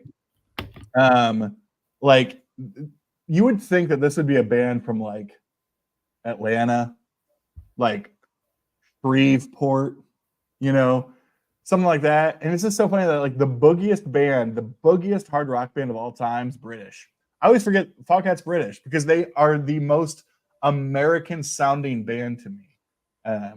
That's insane. Isn't that weird?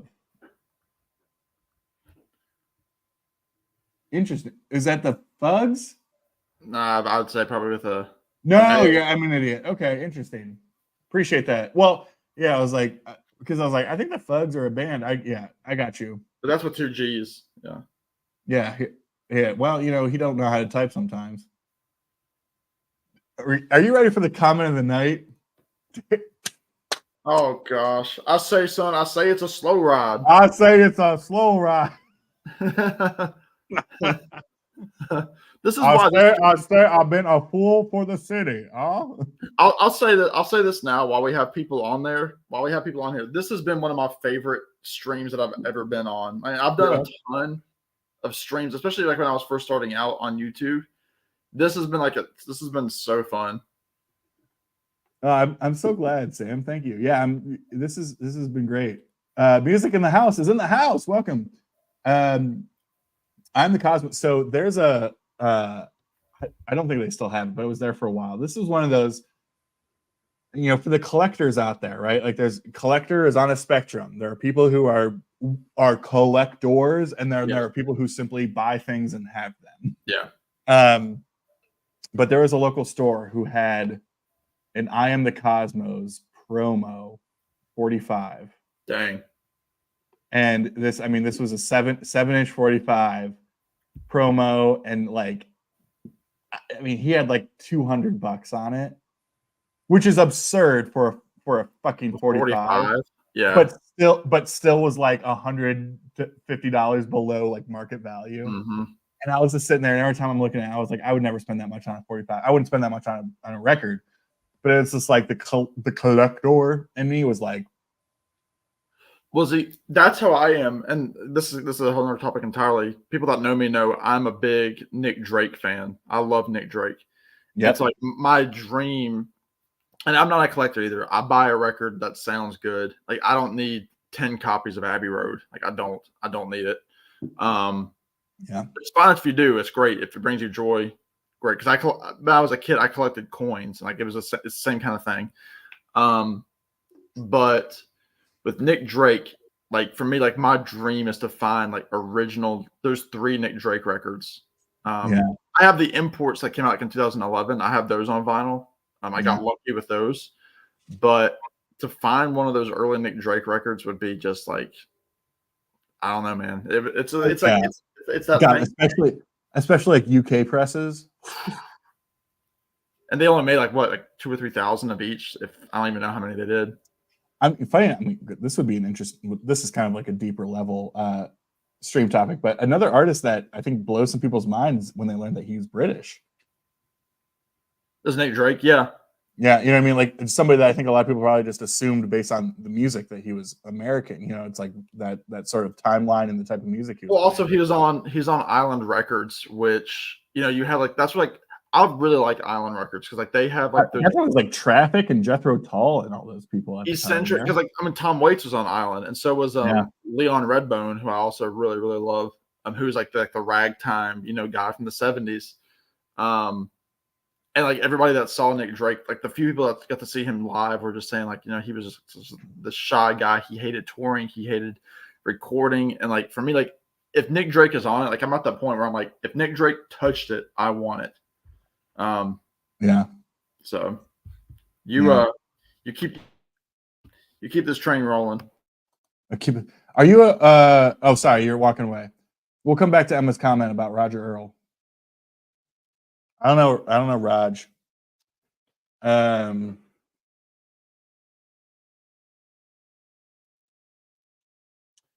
Sorry. You know, yeah, people don't talk about Savo. I mean, they're another one of those bands that people don't talk about. I mean, and let's talk about, I mean, that bass line in Slow Ride is out of control, right?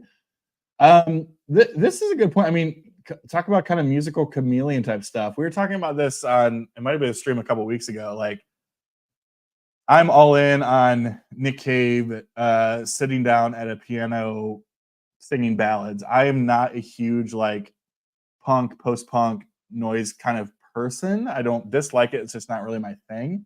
But Bowman's Call, I freaking love. And my favorite is Idiot Prayer, which was the stream. He did a live stream at one of the like opera houses during COVID. So it was just him doing an actual stream on video and audio, and then that got pressed to vinyl or whatever. Idiot Prayer, which I love because it's just him at a piano, and it was actually a live stream, and so they didn't do overdubs in the studio. So like I love the authenticity of it. I love the fact that there are some moments of like, oh, that's the wrong note. Like I love that because to me it's just more real. Yeah, FBA. Well, you know, that's, you make up a good point because it's funny, and I know that you've traveled a lot, but it's so funny of like you hear these stories of Americans that will go to like the UK and like they'll go to any record store and see all this like you know what we would define as grails, right? Like the earliest UK pressings of, you know, Pink Floyd and the Beatles and all this stuff. And like, oh my God, I can't believe there's all these like early UK pressings of all these British bands that we would never see the UK pressings of. But meanwhile, on the other side of like all that early American psych and all that in blues and jazz, like they never see over there. It's interesting. Paul Kelly and the Messengers, do not know them. Did you grab Dan a beer? I hope so. I need one too here soon. Island Records, Chris Blackwell. Great. Zach has a question. The Teskey Brothers. I do not know them. I've heard of the Teskey Brothers, Zach. I don't know why I have. I think they show up in a lot of like whenever I get notifications for like a festival, like I always see like the Teskey Brothers are playing, but I don't know any of their songs. Joe Jackson is one of those artists I hear so much about. I don't have anything from Joe Jackson, but I could totally see that. Yeah. Okay. Like the Cars guy. Yeah. Mike at Hub Tunes is a big Gary Newman fan. Yeah. Well, and he's opening for like Ministry or something on his like tour right now. It's kind of crazy. Not my scene. Not my scene. Game Theory. I've heard of Game Theory. I'm hip to the whole scene though. The bathroom. I'm hip with the whole scene. Hip to what? Yeah. don't take this the wrong way, but when I come back, I'm sitting over there. I'm sitting over there. Collins no. Kids. No. Zach would recommend the Teskey Brothers. Well, yell at me again, Zach. Oh, well, okay. What's fair? I would not put them, not to pigeonhole you, Trevor, but I would not put, usually my guess is if Zach's asking about it, he's asking Sam and Sam knows about them. They're probably some kind of like folky Americana they're country brothers, type yeah. thing. So it's interesting that, I mean, I trust you, Trevor. You're a great person. I'm not trying to discount you, but I would not typically put them in your wheelhouse, as it were. Ooh, there's your transition there, Alex. What a transition. Look at that. I mean, I don't have a good answer. Do you? I like so I'm sure Alex will promote here selflessly of a new project he has going on with a channel that he'll mention. Sounds so much more official than it is. I'm a big Monkees guy. So I mean, you could count like anything off like the Good Times album as a deep cut because it's obviously not a hit from the '60s. I love the stuff off of Head. Like the what is it called? I mean, I was like Porpoise Song. What's the other one? I've got it right here. As we go along.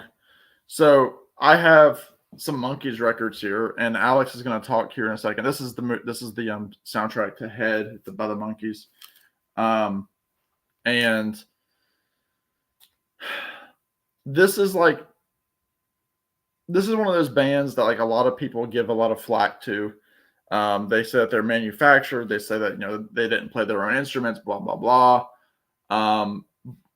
But in reality, they're not educated enough on the Monkees to give a solid opinion. The Monkees had a interesting career, and this album right here, this is the box set for their third album called Headquarters. This is when the Monkees played all their own instruments by themselves to prove that they could, and they went on tour in 1967, just the four of them on stage, and it's incredible. Like the story behind the Monkees it's unbelievable because you have this band, you have Davey and Mickey who are essentially actors that, had musical talent, like they could both sing. And then you bring in, Peter Tork, the folkie who's hanging out with, the Greenwich Village people, and Stephen Stills from Buffalo Springfield. And then Michael Nesmith, who had already done songs and had played at the Troubadour in Los Angeles. They put them together, they make a TV show and realize, hey, these guys actually have talent. Musically, Mike can actually write. Peter can play any instrument that you put in front of him. Mickey has a great rock and roll voice, and Davey has this charisma. These guys should go on tour, and not only that, they should play their own instruments. So like it's that story of these are actors that ended up becoming a musical act that had #1 hits on the Billboard charts, and we're competing with like the Beatles and the Stones in the late '60s. And then, the Monkees went on. I mean, even after the show was over, you have albums like this, which is Changes, which was essentially a duo album. It was just Mickey and Davey. It just unbelievable, like that these guys kept going like 2 or 3 years after the show even ended. And then they reconvened in the 80s. They had a reunion album, and then they got together again for what was my favorite album in 2016 called Good Times, which had Mickey, Peter, and Mike, and then posthumous Davey music. This is my favorite Monkees record. So it's just incredible that this group, again, that's been given so much flack over the years, they went on after the show. Again, they put out solid records. Here's another one that was solid, Instant Replay. This has what's the song on it? While I Cry, a beautiful Michael Nesmith tune. And I see Cardboard Head Guy is asking favorite solo Nesmith album. Either, I would say, I always like the first National Band records. That trilogy is fantastic. I really like End the Hits, Just Keep On Coming. Just really, really good. It's just him and Red Rhodes on the pedal steel guitar. That's where he finally does his version of a different drum, which Linda Ronstadt had done a few years prior. But no, I could talk for a long time about the Monkees. And what's funny is I don't even own all the Monkees CDs or records. Like I don't own Present. I think that might be the only one that I'm missing, and then I'm missing a couple of other like compilations and stuff. But the Monkees give them credit. They really they made a mark, and they had some really great songwriters. They made some great music. They wrote some great songs. Nesmith wrote some great songs. So anyway, I'll stop blabbering about the Monkees because I could talk about them for a while. No, that's awesome. Well, and I'll get to why we brought that up earlier, or whatever. I do have some questions here.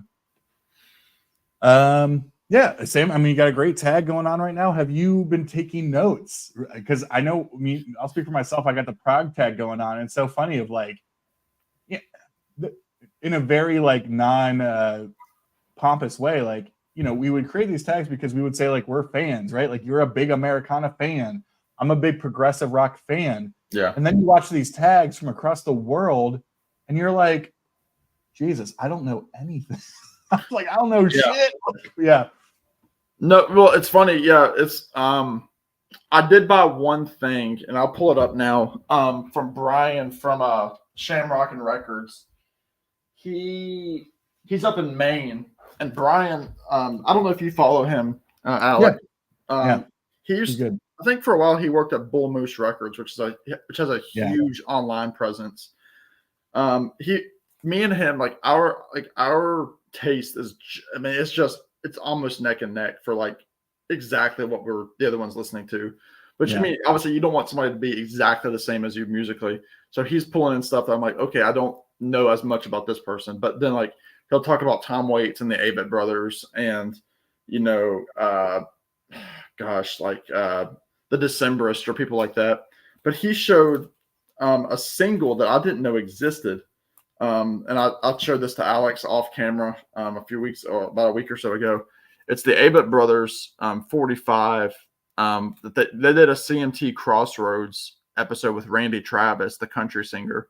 Yeah. And so this is a 45 that I picked up solely because of Brian, where they do February 7, which is an Avett Brothers tune. And then on side B, they do Three Wooden Crosses, the big Randy Travis hit. And Brian said this is probably like his most played 45. I mean, it's, it was a record store thing. I got it for less than $20 off of Discogs. And I was like, I was shocked that I could get it for that cheap, honestly. Yeah. But for me, because I'm like, I had no idea this existed. This needs to be in my collection. So this is a because of the Americana tag, because of Brian, I picked this up. But yeah, that's awesome. I guess. Well, yeah, and I would probably, you would lump that into like the collector, quote unquote, part of you, right? Like, it's just a cool ass 45. Yeah. Oh yeah. You know what I mean? Like, it's just cool. Let's see here. I want to catch up on some stuff. Yeah. So yeah, and say, I mean, you didn't ask, but you did ask. I mean, you did ask. Absolutely. What I think has been super interesting is, I will say that what it is, there were very few bands or artists that I had never heard of before. It was a lot of these artists that I have heard of before. There is so much, like, if you search for it, not even search for it, if you just like watch YouTube videos, like, there is so much about like current modern day progressive rock out there. We got a special guest. Oh gosh, I guess we've moved into after dark. Well, it is 10 o'clock. It's after dark. Hey Rob, how you doing, guys? Howdy, you Rob. You done whipping that? Sorry, you done entertaining people over there? Yeah. Hold on, let me finish this thought really quick before you say anything more.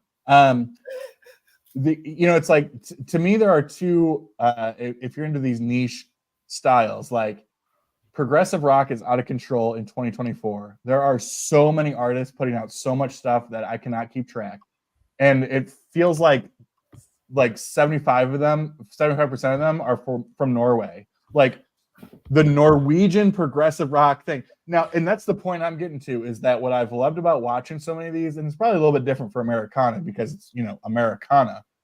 But for things like progressive rock or like psych or some of these other genres, is I've loved watching how many people internationally, so like FVA and a ton of like the British people who've done the tag, are showing records that never were even released in the States. And they're from Italian prog bands and Dutch prog bands and German and French prog. You know, it's like on and on and on. It's like, God, I've heard of those, but like they never even got here. Like, you know what I mean? And so, you know, there is so much of them that I've added to my list because I've loved how they've talked about them. But it's also tough too. I'll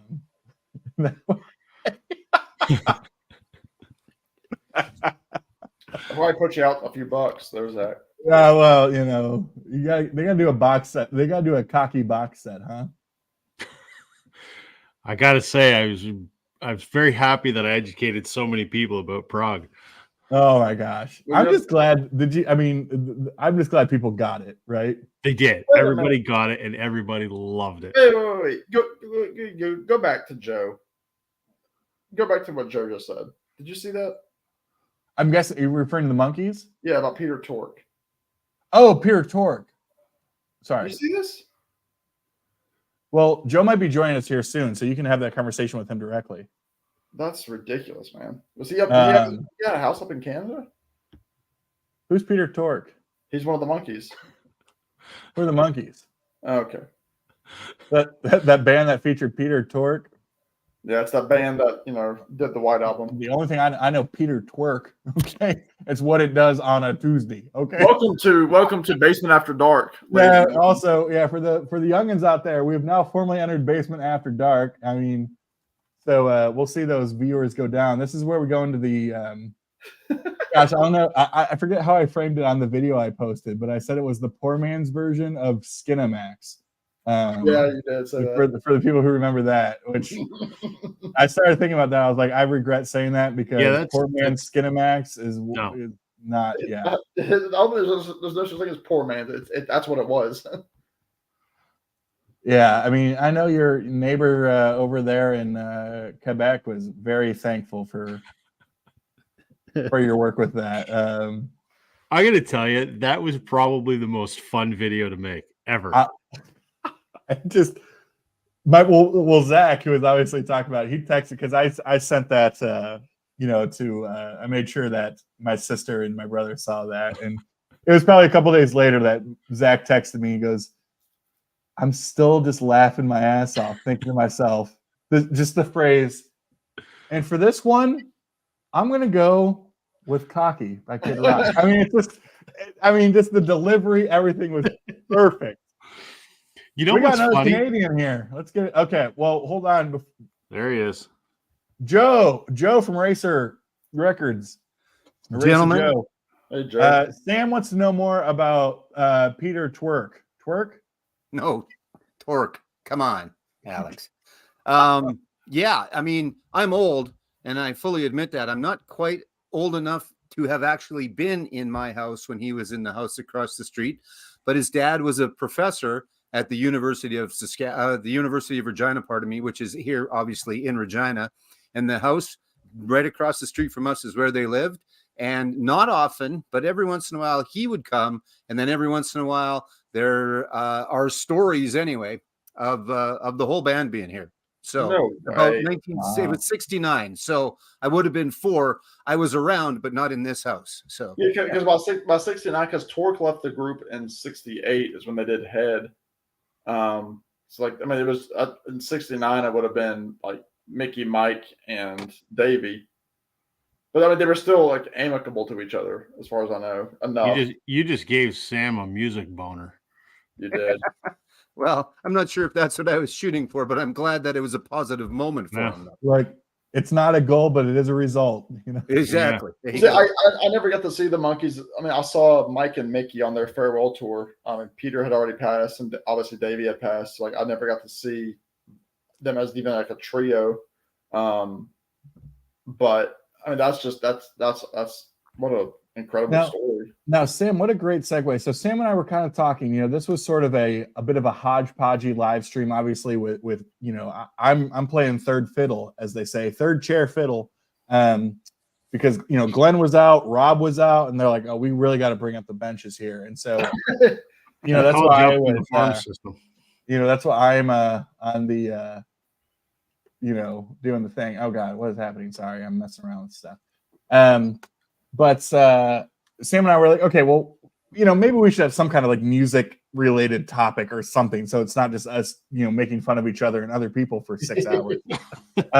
And so, Sam, I've been talking. Sam obviously spends a lot of time talking about the Monkees, who I think are a misunderstood group.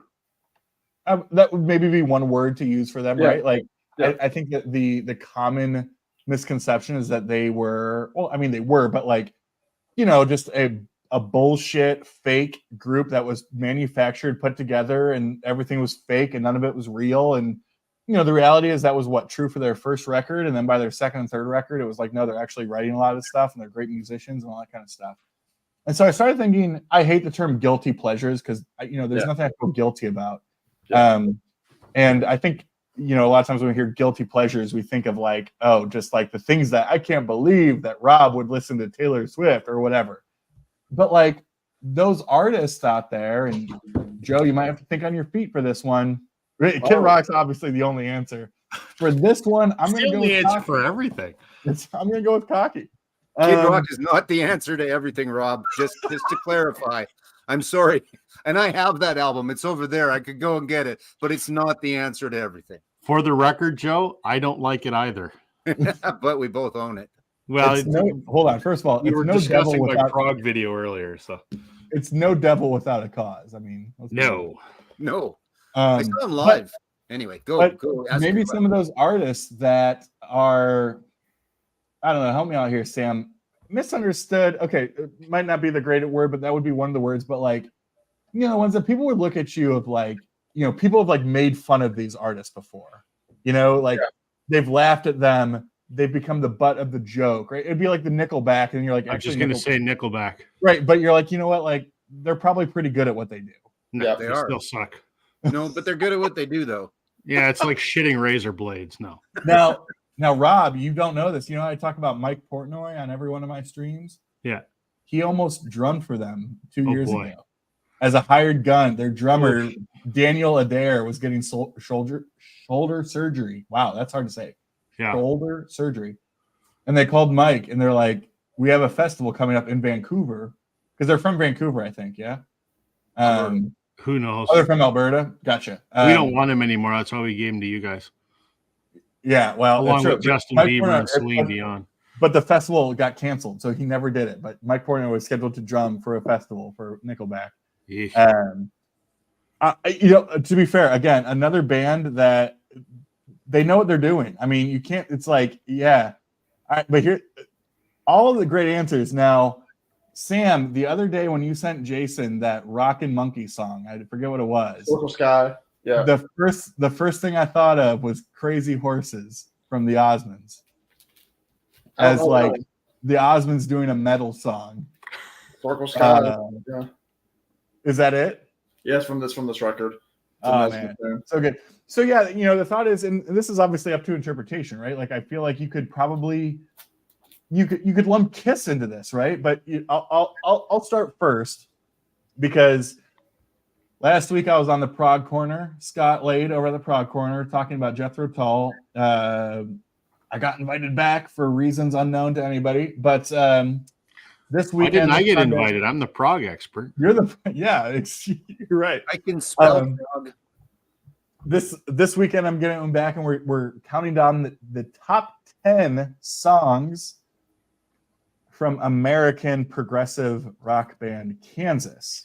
Now, Kansas is very interesting because for progressive rock fans from the United States have a very, very different interpretation of Kansas than people internationally. A lot of people, I mean, I've heard this from people in Europe. I've heard this from people in Canada of like, oh yeah, we've heard Dust in the Wind, like, and based on the time and Carry On Wayward Son, right? And you heard that, what, 76, 77, Joe, maybe. I think that was considered the most played song. Reference the old Canadian guy, but that's okay. I'm comfortable with that. Sam did not hear that song in 77. No, he did not. But because of the time, people were hearing Dust in the Wind and Carry On Wayward Son in 77, the same time that they were hearing, Boston's debut. the same time that they were hearing, all this other, what was called, AOR type stuff. And so people just lumped them in with that. They lumped them in with the Journeys and the Foreigners and all that kind of stuff. And with no disrespect to those bands, because I love all those bands. But Kansas is the best classic American progressive rock band to ever exist. And that those two songs that everybody knows do not reflect their catalog at all. I mean, I pulled these aside before. It's like, this is my Kansas catalog, man. I love this band. Like, these guys are great. I think there's like 10 or 12 records here. I mean, like, I'm all in on Kansas. But again, it's so interesting talking to people who, especially, I mean, again, like internationally, Kansas was very American. They're called Kansas. They're from Topeka. Jesus. People from Topeka aren't from Topeka, but it's just interesting. I have the first 5, and so there certainly were their radio hits, but again, and that's back in the day.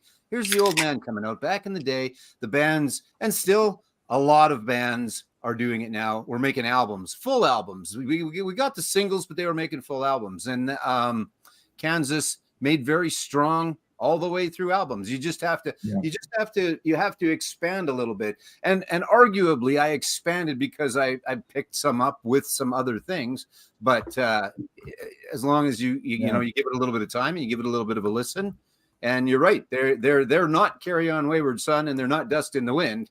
They are that, but they are much more than that as well. Yeah.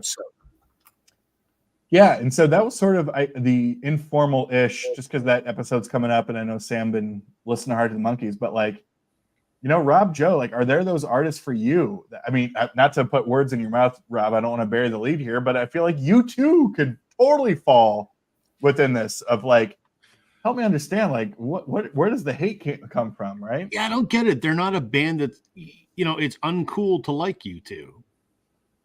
Yeah. But I don't understand why. I mean, they're one of the biggest grossing touring bands still out there. Yeah. And they're still doing it after 40 years.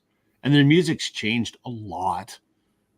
I love them. I own everything they ever put out. I've seen them twice. I would see them again tomorrow.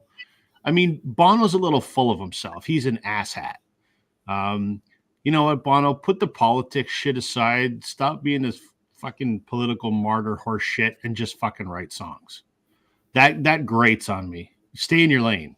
You're not, you see him on the news and he gets to have an audience with the fucking president or another prime minister or whomever and talk about, world hunger. And I go, asshole, you're one of the richest people in the world. Shut the fuck up. That irritates the shit out of me. But set all that aside. I don't get what, everyone seems to be like, yeah, it was cool to like U2 until after Joshua Tree. And then everything after that's garbage. No, everything after that's not garbage. Achtung Baby, fucking amazing. They had some incredible albums after that. No Line on the Horizon. Nobody even gives that album the time of day. I think it's brilliant. Yeah. So another band that seems to be, this is an even better example of a band that I think is, and Sam's going to agree with me, a band that is phenomenal, but everyone hates them because of one song, Oasis. Everyone hates them because of fucking Wonderwall. Yep. And guilty. I get it. That song was played to death. Not a song I particularly like, but most people know them for their first, 2 albums. There's some great stuff later. There's one album that's absolute garbage in my opinion. Dig Out Your Soul is shit. But they put out some really good albums in the 2000s, but it's just not cool to like them because they did Wonderwall. Well, so what? Yeah. I will say this didn't help them. I think they lost a lot of whatever street cred they had. Yeah, but you know what? Here's the thing, too. But you got something for free. If you don't want it, delete it. Whatever. Who cares? That's fair. Yeah, I mean, are we really griping? Is it that big of a deal? That's fair. It's not like if it was some random indie artist that nobody's ever heard of. But here's the thing. Like if I had opened up and I don't use iTunes because I hate Apple with a passion, except for the iPhone. But if I had opened my iTunes or whatever, and there was a Beyonce album there, and I have no fucking use to, that would be torture for me to listen to that. I wouldn't complain about it. I would simply just select those tracks and hit delete and get on with my life. It takes more energy to bitch about it than just delete it. I heard you couldn't delete them. I heard it was a factory standard. Nah, you can delete them. Here's the thing, Richie. Hey, Vinyl Richie. First of all, I don't know if you all follow it. One of my favorite VC channels in the game is John over at 6-Inch Pianist, which is one of the greatest channel names of all time. When he partners with Headley over at another fat guy, another fat bearded man talking about records, which is the other greatest channel name in the history, and they do their pub, their music pub. So it's just that they bring on a guest and they talk about like you're going to the pub. They're British, so I don't know what they say. You got £3 or whatever people say. What's the song that you play? And so Vinyl Richie was on there recently, and they were talking, and I love those guys, and that's one of my favorite YouTube channels to watch. Because they have two of the best YouTube names ever. 6-Inch Pianist and another fat bearded guy talking about records. Hey, Alex, throw up the link for John, would you? Yeah, 1 second.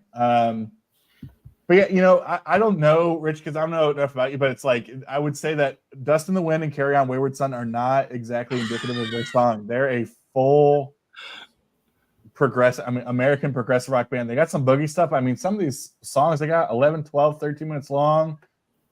Great vocals, all that kind of stuff. I like what Richie says they're getting rid of U2 music was as hard as getting rid of herpes. Is that a personal experience thing, Rich? I wouldn't know because I don't have sex with people. What? Sorry, what was that out loud? You should probably just say you don't have sex because this makes it sound like you have sex with animals. Well, look. Welcome to the basement after dark. Well, it really does devolve a little bit after 10 is it right. Does. It devolves, doesn't it? But we're allowed to swear now without people getting angry at us. Yeah. All right. Here's the thing. I'm going to tell you all, the 21 people out there watching. I'm going to put a link in the chat. I am not promising that you're going to be able to come up here, but I just don't want whatever. You know what? Fine. You know what? It's after dark, man. It's after dark. Rich, you want to come up here? Catherine want to come up here? Music Talk with John want to talk about Billy fucking Joel? I don't get it. Make it happen. Joe, who's that band for you? Who's the band or artist that people maybe giggle at that you're like, these guys are great? I don't have a problem with Nickelback, to be honest with you. And I've seen them numerous times. Yeah, you go ahead. That's fine. But I've seen them numerous times. They put on a good show. I enjoy their music. They have always brought along great opening bands. It's the first time I saw Shinedown. There's a number of bands that I've seen that they have brought on their tours, and whether that's the record company going, here, take these guys out or not, I don't know. But doesn't matter. I think it's so that they have. I don't have a problem with them. I don't own a lot of their music, and I don't make necessarily a huge point of listening to it. But I'm not on the hate wagon, I guess. You cannot convince me that they don't know exactly what they're doing, and they're I'm a rock star. Hey, John. Yeah. I'm not saying it's the deepest music in the world, but I enjoy it, and it's a good live show. And again, there's been a number of bands that I've seen open with them and be part of it that I've enjoyed as well. Sorry, go ahead. I was gonna say real quick. One of their records did they have? I don't know how much you know about the records, Joe. One of the records from maybe mid 2000s, was it called like Dark Horse or something like that? Oh, there was one called Dark Horse. Yeah, was Mutt Lange produced? Rob, yeah, I know. Def Leppard and Bryan Adams and Shania. That's right. All right, see you, Zach. Later, brother. Hey, Zach. Bye, Zach. Mr. Worldwide here. Another band that a lot of people shit on, but you could argue they're making music, is the Eagles. Yeah. A lot of people shit on people that like. I love the Eagles. A lot of people do. And I'm the first person to admit that Don Henley is the biggest asshole in the world. And Glenn Frey wasn't much better. But I still love the music. I still love the band. I love everything they put out, except for maybe Long Road Out of Eden. But a lot of people just go, fucking Hotel California. I've heard it 4,000 times. I hate that band. Or I just hate that band because it's album-oriented rock. Well, so what? Yeah. Are you a Timothy Schmidt guy? I prefer Randy Meisner, but... Okay. Oh, hold on, y'all. Donald Ritchie, what's there up, he brother? is. Holy shit. Hello. Party. There he is. Hello, everybody. Rich and I had a little discussion the other day on a comment that he made. Rich, you said you discounted Canada, right? Yeah. Oh, we talked about that, but and you're right. There is a lot of great music in the Los Angeles area, and there's more people probably in Los Angeles than all up here. But don't discount us all. And I know we've had this discussion already, but yeah, I didn't really discount you, but what people that don't know what we're talking about the vinyl tag question of if you had to pick music from one country, I kind of said it has to be between England and the U.S. And of course, Americans would always say that. And if you're picking another country, you're kind of kidding yourself. I think, but it's all in fun. It's all in fun. Yeah. But we were talking. This is a kind of a throwback to Sam and I when we were talking earlier, right? Of like, how much of those questions, Sam? This takes us back to when we were talking about Bob Dylan songs. Yeah. Of like, how many of them, if it's like, yeah, obviously the UK, such an obvious pick. United States, such an obvious pick. But like, I want to pick a random country because I want to talk. Okay, I'm a nerd. I want to talk about Italian Prague. PFM and Bonko and all these people. Like, I'm going to pick Italy simply so I can give them some love. Yeah. Because 98% of people are picking the UK sort of thing. Yeah. So I get that. That's all. Yeah. Richie, question for you, because admittedly, I don't know that I watched it, but it's on my want list. I was not expecting this record to be as in demand as it was. But I was not able to pick up The Doors live from Bakersfield from a record store day back in whatever. And I know you're in that area. Do you have that record, and what do you think of it? Yeah, I didn't buy it. Mazzy actually sent me that. Oh, nice. I guess he knew I'm in Bakersfield. So it's, to be honest, it sounds like a good bootleg. It's not. Yeah, it's not a great recording. Yeah, it's not up to Kansas audiophile standards. Let me just say that. To be fair, nothing is.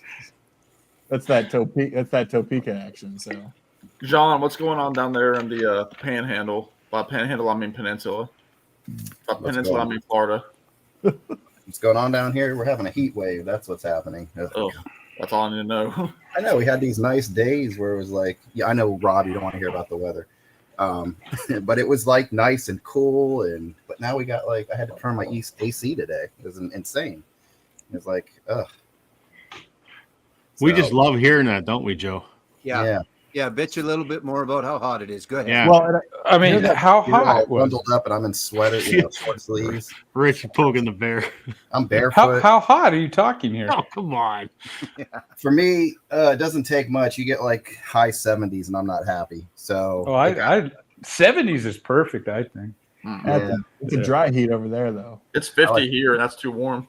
I was gonna say, Sam. I mean, we're not even close, but it's gonna be in the high 50s here in Ohio the next week. Yeah.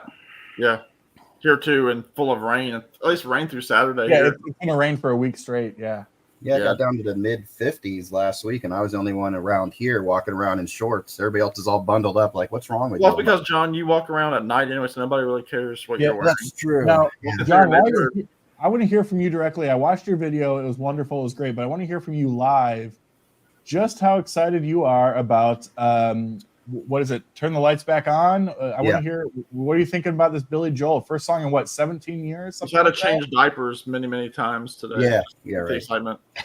No, I mean, I'm excited to hear a new song. I don't like the fact that he didn't write it on his own, because all of his music he basically wrote on his own, the lyrics and everything.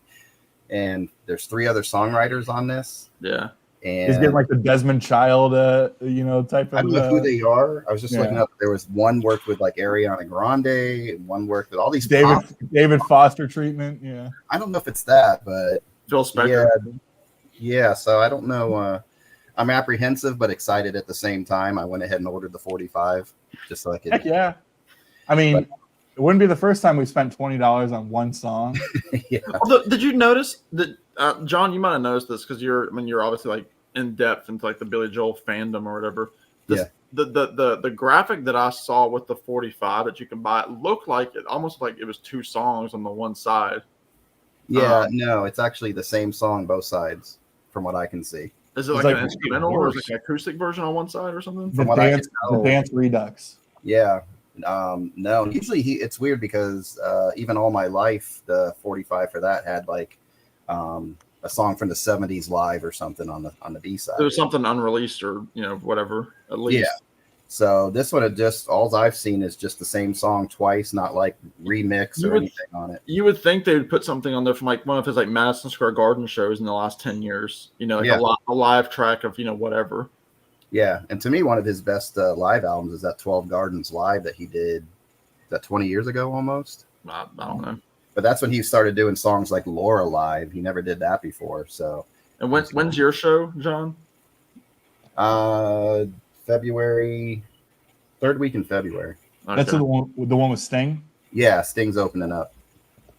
So now, Viral Richard, we were talking, the unofficial theme of the show is the artists that seemingly people make fun of all the time and give a hard time, but you're like, actually, I've always kind of liked these people. Like, do you have an artist or a band like that you're like, I don't know why everybody gives them a hard time.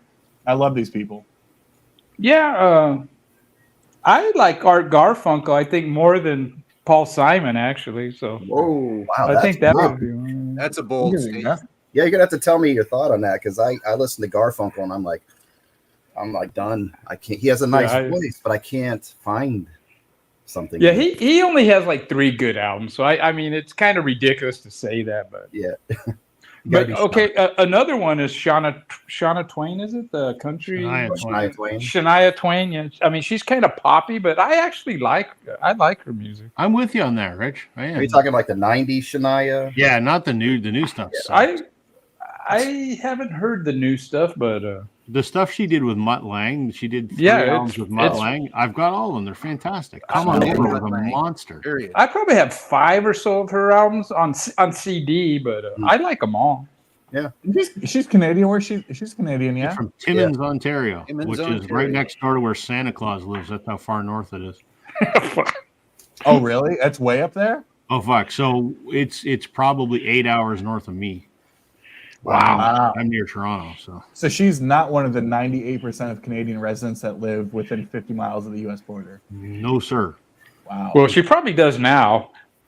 Yeah, she still live up there. She hasn't lived. Probably lives in anymore. She probably in 80-degree Florida or something. Yeah, probably.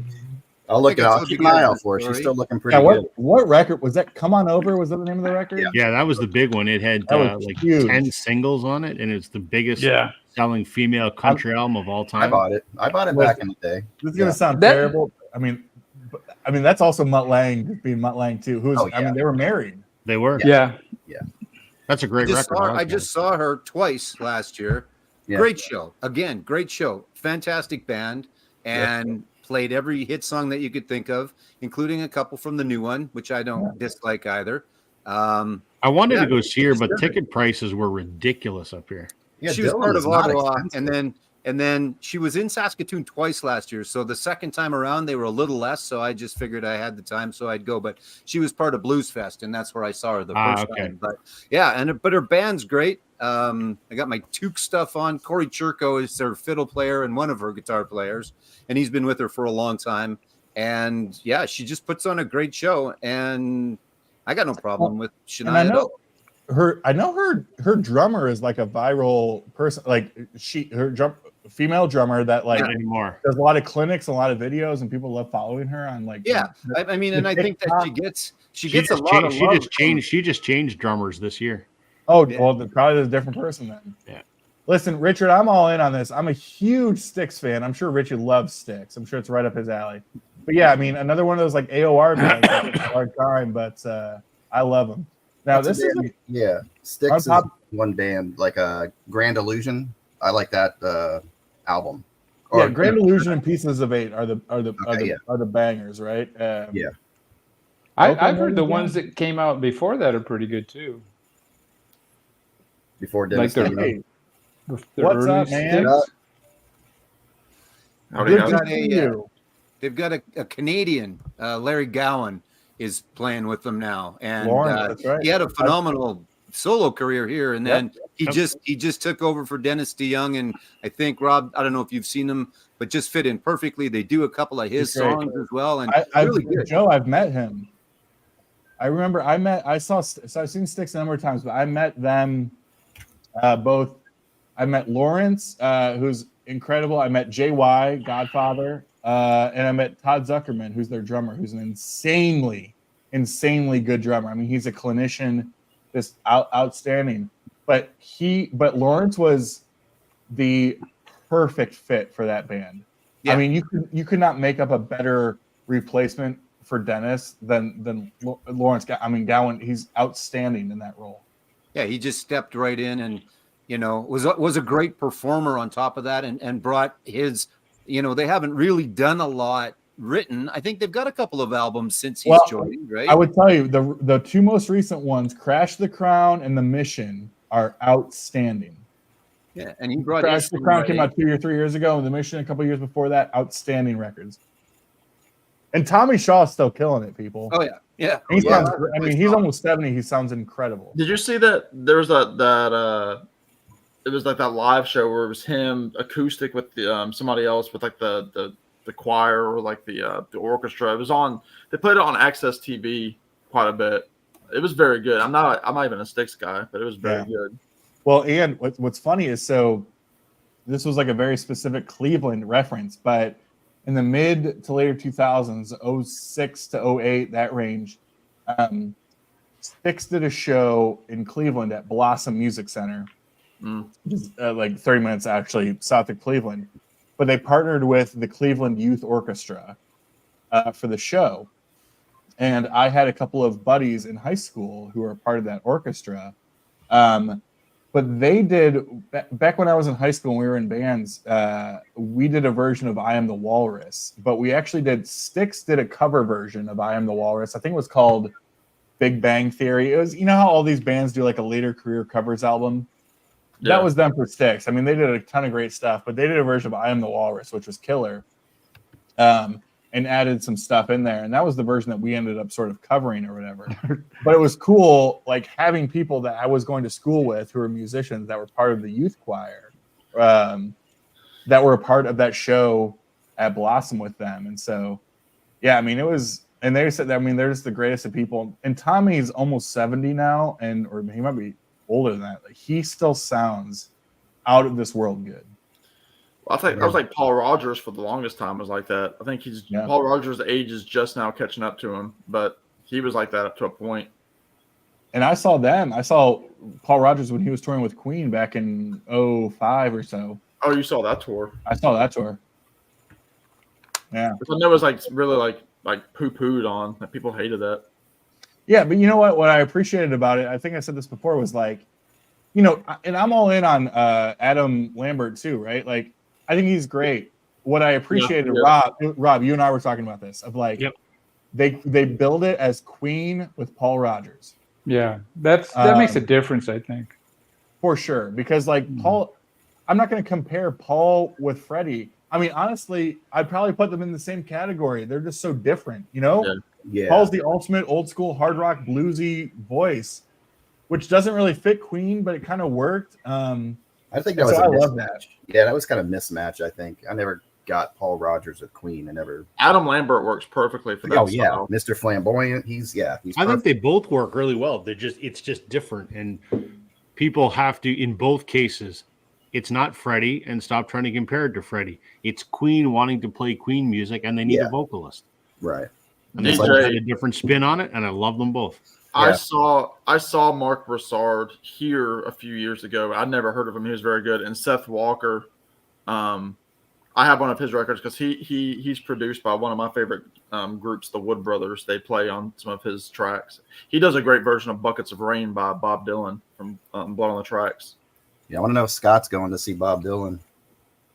Yeah, but John, I'm trying to see Dylan in North Carolina, but I just don't think I can do it.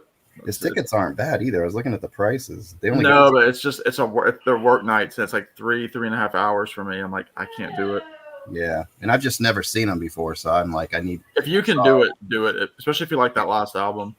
Yeah, I'm making up. Right. Mission and Crash the Crown are prog records, man. Those two recent Styx albums. They're amazing. Alex, this is when I dip out, fellas. I'm heading out for. All right, Sam. But, all right, Sam. Good to see you, man. Good seeing you. Richie, nice to be on a stream with you, my friend. Yeah, take care. All right, guys. Bye, y'all. See you, Sam. You know, the Bob Dylan albums, he I don't know, man. He sounds so creepy to me now. I just can't listen to it. I'm digging it. I don't know. I mean, that one song, Here Comes Santa Claus, I play that at Halloween. It scares the shit out of the kids. Christmas album. You take like the worst. That's rough. That's rough around the edges, yeah. But if you listen to Rough and Rowdy Ways, though, have you heard that album? I mean, no, I haven't heard the whole complete album. I've heard songs. Yeah, it's got a nice bar room smoky, gravelly feel to it. It's got like that smoker's voice. Not to say he sounds like Tom Waits, but it has that gravelly. He kind of does. Tom Waits thing, Yeah, Tim, Crash the Crown's the most recent, and I loved it. I mean, loved that record. Yeah, even the one he just put out last year. What was it? Shadow Kingdom? And that got good reviews, too. That was recorded live. It was excellent. He turned a lot of his old songs around and did them differently. It was cool. But you got to be a Dylan fan, I think. I'm a Dylan fan up till mid-'90s, I think. Yeah, and there's a slump there. There's a slump, and then he comes back. Yeah, but I don't like the comeback albums. Yeah. But I mean, at some point you're like, "Yep." Go ahead. No. Oh. All right, y'all talk amongst yourselves. Got to pee. Get some ass. The wheel has been broken. Now, Rob, talking about that, like Mutt Lange produced stuff. Yeah, I had both Hysteria and Waking Up the Neighbors, and I swear to God, some of those background vocals on Hysteria and Waking Up the Neighbors were the exact same people. I'm like, well, it's funny you should mention that because I was reading. I either read or I saw an interview with Joe Elliott from Def Leppard, and he was saying back in the day they had a sort of hatred for Bryan Adams because Def Leppard felt that when Bryan put that album out, he was copying them, and they've resolved their differences since then. And Joe Elliott said, I didn't think it at the time, but he's like, it's Mutt. That's the reason those albums sound so similar. And they do. Those albums sound a lot alike. Those Def Leppard songs could have been sung by Bryan Adams and vice versa. Yeah, but I guess there was some bad blood there for almost a decade before they patch their shit up or whatever. But yeah, you're right. They're really similar. Yeah, those vocals on Rocket, like when they're coming in, there's a song off of that Waking Up the Neighbors. I'm like, that's exactly how did he do that if it's different people, but it sounds the same. Yeah. Yep. Well, he brings the same. I mean, there's arguably Shania Twain songs that sound like Def Leppard as well, right? Yep. So so the common denominator thread is him. Yeah, maybe Mutt Lange gets more credit than he's due, right? Like he's a good producer, but I wonder if his inspiration well is a little bit shallow. Yeah, maybe he was hot for a while, but I haven't even heard of him in a while. But you know what though? I mean, sorry to jump in on Mutt Lange stuff, but with Def Leppard though specifically, I know this was true with Bryan Adams, and it's probably true with Shania too. Mutt Lange's a musician first and a producer second. So his songwriting was huge. I mean, he's co-written half of Hysteria. as you know, as a producer writer, and so and all of those huge Shania hits, he co-wrote them too. I mean, I think in co-writing's probably a pretty generous. I think Shania maybe contributed a word or two. I think he wrote the entire album. Yeah. When he produced Pyromania too, which is completely. Well, he did Pyromania and High and Dry. Yeah, that's a great sounding album. That has a feel to it. But I mean, that was. He was doing Back in Black, and he did Highway to Hell, and Highway even to before Hell, those, his earliest stuff was with City Boy, and City Boy is an incredible art rocky sort of AOR-y, just awesome. Power poppy, more art rock type. They're more like 10cc type stuff. That was coming in, and even same with them of like, yeah, he was coming in as a producer, but he was a songwriter and musician first, and they've gone on record saying like, look, when Mutt Lange came in, like he was showing us how to write songs and to play like how to do that kind of stuff. So well, this just shows you too, like, so he did Foreigner 4, Pyromania. I'm just kind of skipping through. Then he does Hysteria, Waking Up the Neighbors. Then he does Lady Gaga. Born This Way. Which Lady Gaga did he do? I think it was Born This Way. Oh, I could see that, which is very dancey techno, right? Like very. Yeah. So he did that Nickelback record we were talking about earlier. What, Dark Horse or something? Yeah, I don't see. Yeah, Dark Horse, Nickelback. Yep. City Boy. But you into City Boy there, Richie? And everybody's favorite. I've never heard of him. No. Yeah, pretty good. I mean, there's the Day the Earth Caught Fire, and then there's the rest, right? But yeah, good stuff. Yeah, I think I had the Day the Earth Caught Fire, and then maybe their self-titled. I mean, those are the two to count, but it's good stuff. I mean, it's like I don't know. I hate to make this comparison. It's almost just like a harder rock version of 10cc. You know? Yeah. Well, and 10cc was kind of all over the place too. Like for me, one of my favorites is Rubber Bullets, which is nowhere near, a lot of the rest of their stuff or whatever. So, but that was crazy early too. And did you know that they were from Manchester? I do now. Yeah, oh yeah. I think we all do now. I think we all do. After the vinyl tag. That's right. I knew a lot of the bands. I just didn't know they were from Manchester. It was a good education for sure. It was, yeah. No, I mean, I don't know what he's doing now, but I don't know, because Phil Spector had that sound, right? And I don't know if Mutt Lange sound, individual. Yeah, it's true. Like, I mean, if you think about Mutt Lange, like, it's almost like he's evolved in a way. It's like Highway to Hell sounds nothing like Hysteria. Right. You know what I mean? Like, you're not gonna jump on an AC record with all this different stuff, and so. But again, I think like I remember somebody saying like the whole point of hiring a producer is to make the band better than what they actually are. Like, take the engineering out of it, but it was like we're gonna bring in a producer who's gonna make us better than we are. Yeah. I think from that standpoint, I mean, well, if you look at it, these are their major albums. These are the albums everybody knows. That he produced. So he did a good job at that, I would say. Except for Adrenalize. Well, I think he semi did Adrenalize. Adrenalize just, oh boy. But that was, I mean, Adrenalize was a record that sounded like 1987 that came out in 1992. Yeah. Yeah. He did Fine Art of Surfacing, or parts of Fine Art of Surfacing, the Boomtown Rats. He did, that's right. Back, right? So and that's a fantastic. I think that's a fantastic album. Not just I Don't Like Mondays, but everything. Right, on but there. But it does have that track on it, right, Joe? Yeah, it does have that. Yeah, that's right. Yeah. Who did that? Mutt Lange did parts of it. Really? Anyway. I didn't know that. It's wild. It wasn't complete on there, but and I love. Like I said, that's a good record. Yeah, it's a very good all around record. One of the all killer, no filler. That's another band that Bob Geldof, he got popular to dislike, after a certain point. Was it after Live 8 or was it after I think so, huh? Yeah, after Live 8 maybe. I loved him in The Wall, though. He was great in The Wall. He was good in The Wall. He was great in The Wall. Look at all those guitars. Even Heartbeat City he did. Yeah, wow. You guys try and stay up with the chat on the side? Or am I the only one? No, I am. I'm trying. Yeah, you're probably watching. Yeah, just you gotta forgive Alex. He's new to the moderation.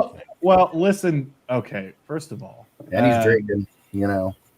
Wow, I'll just go fuck myself. But no, They I do mean, 4 things at once. There's a couple ass tees deep. So. Just don't do it where we can see it, man. some of it is like, if people are just replying to one another, I'm not going to, it's like they're having a conversation. I'm not going to highlight it. You know what I mean? Yeah, no, you're doing a good job with that. You know, I wasn't. No disrespect. I was trying to pay attention and FDA. You know, when I come on live streams, I don't even pay attention to the comments. Well, that's because you have baggage, right, Rich? No, I'm just kidding. Maybe, yeah. You don't want to know what people are saying. Yeah. If somebody highlights it, then I'll comment on it. But yeah, other than that, I kind of just focus on what's going on between the people on the screen. I will say this. I would totally. Yeah, I mean, Highway to Hell and obviously Back in Black, right? But I mean, you're different. They're different bands too. When you compare, I will say, like, I think that's a huge strength to Mutt is that, I mean, he went across the musical spectrum, right? Yeah. I mean, he was doing pop and country and metal and, I mean, everywhere in between, right? He was doing pop country, not really. Yeah, country. Yeah. Country, you know what I mean? yeah. But I like it. Mhm. I like it. And I like, I mostly like old school country, like Merle Haggard, the Bakersfield Sound, but for some reason, man, those Shawna Twain records, I don't know, they did something. What do you think about Chris Richard's comment right there is very good. Rick Rubin, right? Like, there's a guy that's touched a lot of different genres, right? From doing the Beastie Boys and just all the different things that he's done. So there's another guy that can definitely leave a stamp, but also leave it up to the artist and put his little touch on and make it, hopefully make it better. Maybe make it better. Yeah, you look Blood Sugar Sex Magic to Tom Petty Wildflower to the Johnny Cash Americana recordings. To Rain in Blood. And all the hip hop stuff, in the beginning. All the Def Jam stuff, exactly. Didn't he do License to Ill? Wasn't that him too? Yeah. Well, I gotta go, guys. Hey, thanks for stopping by, man. I appreciate it, man. All right, man. Take care. See you, man. I just Googled this since we were talking about Mutt Lange. He's not produced a full album since 2015. What was that? The last full album he produced was the self-titled Ashley Clark album, and I don't even know who Ashley Clark is. And the same year, he also did a Muse album. That sounds like an American Idol contestant. Hasn't produced a full album since then. He has co-produced a couple songs on Bryan Adams' So Happy It Hurts, which came out in 2022. Other than that, he hasn't done shit since 2015. So I guess he's retired. Well, you know what, though? He's also, I think after his and Shania's divorce, especially, he's gone a little bit AWOL. Like, I think he was always a very private person. Right. Anyway. What I don't understand is if you're married to Shania Twain, why in the fuck would you cheat? Look at Billy Joel and Christy Brinkley. Another good point. These guys just that's think your fault, John. It is. It's my fault. I should have talked to him. I don't think that I didn't. I mean, I wrote him letters and he never responded. I mean, Jesus. I could have kept that marriage together. Go ahead, Joe. Oh, no, I was just going to say, I guess they just think that there's going to be someone better. We all see the ones that they're with as pretty darn good, and we would be very happy and pleased, but they just keep trying. Well, and he did the wife swap too, right? So the woman that he cheated on divorces Shania, marries her, and then the husband of the woman that he cheated on is now married to Shania. They did they got together. They all got together and got rid of the two that they didn't want or need anymore, I guess. Yeah. So crazy. Well, that's a loaded question, Jack. You like when some of them do it well and some of them don't. Depends on the outcome, I guess. Yeah. I think bands that are young and up and coming and need some direction, right? I mean, I hate to go back to like the Def Leppard thing, but Def Leppard's success was so much of their success was so crazy was how young they were. I mean, Pyromania hit and they were in their early 20s. And so they needed the adult in the room to essentially be like, listen. Even if they're experienced artists, the job of a producer is different than the job of the artist. The job of the artist is to write the material and play the instruments. A producer's job is different. So I still think you got to have a producer that's not the artist. Yeah. I'm fine if the artist wants to co-produce, but unless they have, Rob, to your point though, unless they've figured it out, there are I don't think that Bob Dylan in 2023 or even 2003 needs to bring in an outside producer. I disagree. I think he absolutely needs to. Oh, well, there you go. Because he's been self-producing. Bob Dylan's maybe not a good example for me because I'm not a Bob Dylan fan and I think he sucks. But you had to go there. I had to go like Blonde on Blonde. You didn't like. You had to wait till Sam was gone, and then. But so Sam can't beat me up. But I'm here for that. I think the longer that someone has been making music, and Dylan's maybe the perfect example, you need another voice of reason at that control panel going, nah, just because you think it sounds good doesn't necessarily. So I think I think the longer you do it, the more you should have a producer. I don't know. But I think also it depends on the relationship that the artist has with the label. Sure. Because and it also depends on the label. Like, I mean, I think we are obviously kind of just naturally kind of leaning towards pop rock artists, right? Of like trying to put together a successful album that's going to go quintuple platinum and be great. But I think there's also a lot of labels and artists out there who are not in the pop market. And therefore, it's less about, the crossover or anything like that too. So yeah, I mean, I think that's kind of but I think, to your point though, Rob, and maybe this is what you were getting at, is that there's a lot of stories out there of like the artist and the producer really, really, really butting heads. And it's interesting because I think it's like, well, the producer, to be fair, is hired by the label. And therefore he's going to answer to the label, which is rarely what the artist is also wanting. And so it's like, and that's obviously what creates those things. I know that was last week when we were talking on Glenn's stream. I think we were talking about Todd Rundgren. I brought up Todd Rundgren because Todd Rundgren's produced a million records, but we brought up Skylarking by XTC. It was like that made Partridge from XTC just hate Todd Rundgren. It's like, yeah, but Todd doesn't work for you. He's trying to put together a crazy record. Joe, you're in the are you frozen, Joe? No, I'm here. Well, because you're also in the waiting room. Oh, am I? Okay. I was trying to show you a picture of Shania Twain that I took. Oh, that's why. Yeah. Hold on. Come on. Hear it at Jack's comment so we can see it. Is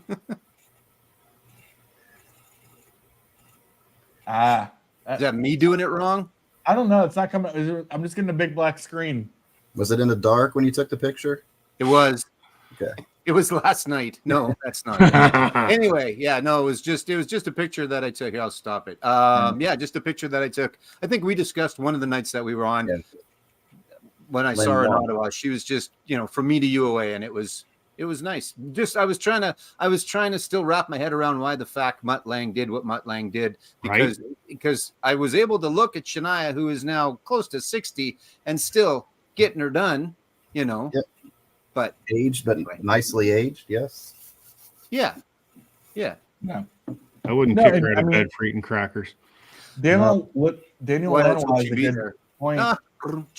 Now Lanois, he's like, he did Oh Mercy, I believe, was the one he produced by Dylan.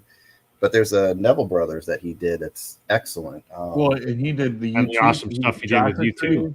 Yeah, he did So from Peter Gabriel. Time Out of Mind from Dylan was the big one. He gives those artists that space, that nice open, airy feel to their music. Yeah. Like if you ever listen to The Man in the Long Black Coat by Dylan, there's like atmosphere wazoo there. Yeah. But also like when the streets are there's a U2 one that's very open and takes its time to kind of build. With or Without You? Yeah. Where the Streets Have No Name? No, I think it's With or Without You. It's very mellow and it builds up and it gets stronger and stronger. That's With or Without You. He's really good at letting that space in there. He's from the next town down the road from me. He's from Hamilton, Ontario. And when I think of him, I always think he's like a New Orleans guy, but I forget he's a Canadian guy. But he seems very New Orleans to me. He played with Blackie and the Rodeo Kings this last summer. It was great. He didn't start off. They started off. They did a few, and then he came on and he played and sang, and it was fantastic because I'd never had a chance to see him before. So that was kind of a nice little bonus on top of Blackie and the Rodeo Kings. Which I've met all maybe those you guys. and I know, but I've met all those guys. Blackie and the Rodeo Kings are great. just good stuff. Yeah, great stuff. Cheers, Trevor. Be good, man. Hey, Trevor. Peace, Trevor. How you feel about Empire Burlesque there, John? Empire, I have not. That's a Dylan album I haven't checked out. Well, that's what, 86? I mean, that's not exactly his heyday. Yeah, there's a couple gray areas, like John Wesley Harding area right in there for Dylan for me. Yeah. I mean, that's the problem when someone releases 100 fucking albums, right? Yeah. Like, I mean, it's just there's so many different eras. Yeah. Now, Joe, question for you. Yep. What is your favorite Kiss record? My favorite Kiss record is Rock and Roll Over. Okay. Which is, I don't know if that's the standard answer or not, but that's mine. So I don't know if you'd get a standard answer. I mean, no, I think probably not. you know, they're one of those bands that I think could go across the board. What's your favorite Kiss album, Rob? The one that's not on. Probably the same one as mine. Long as I don't have to hear it. I've tried. I tried, and I cannot get past the horrible lyrics. I cannot. Nope. As much as they No, I mean, they're not. They were never known for being poets. As I said to Joe one of these weeks when we were talking about it, I can't stand Kiss, and I have zero respect for them musically. But kudos to Gene Simmons for being a marketing genius that he is, and kudos to them for crafting probably the most diehard fanatical fan base out there. I mean, shit, hats off to them. I admire that the fans are as dedicated as they are. Like that. That's amazing. I have no respect for the music. They did something right. Yeah. Richard here on a kind of a deep cut here. I mean, I would say Creatures of the Night is the wild card. Like to me, that's the wild card record of that's because you love it loud.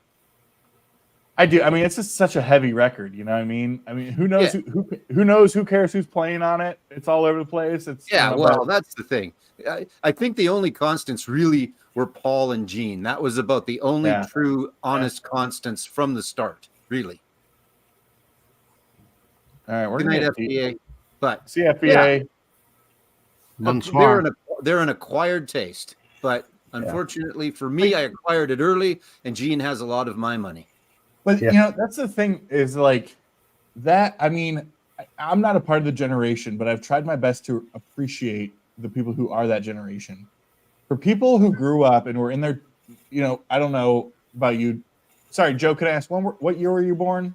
Yeah, no problem. 1965. So yeah, I just turned 50. So it's like, you know, that's a 12-year-old I'm who right sees behind Destroyer. Yeah. It's like, how could I not? I mean, that is the utmost of here's Scott. rock and roll ever, right? Yeah. You know, Scott, what's up, brother? Hey, what's up? Now, Scott, like half an hour. I'm here for a little bit. I'm here for a little bit. I'm taking a break from planning I got my radio show tomorrow, so I'm planning it tonight. So it's just, but I was taking a break and watching you guys, and I'm enjoying actually working. Conversation. You're working is what you're saying. Yeah. Yeah. Where are you at again? You're down south. I'm down near John. I'm in Gulfport, Florida. 45 minutes maybe away. Oh shoot! You're Largo, right, John? I'm Oldsmar, Clearwater. Okay. I'm in Oldsmar. Yeah, it's not too far. Yeah, we're cross paths every week. You go to the radio station, and I'm over to the music store, so we can never. One day we'll make it happen. Yeah. Now, Scott, we're talking.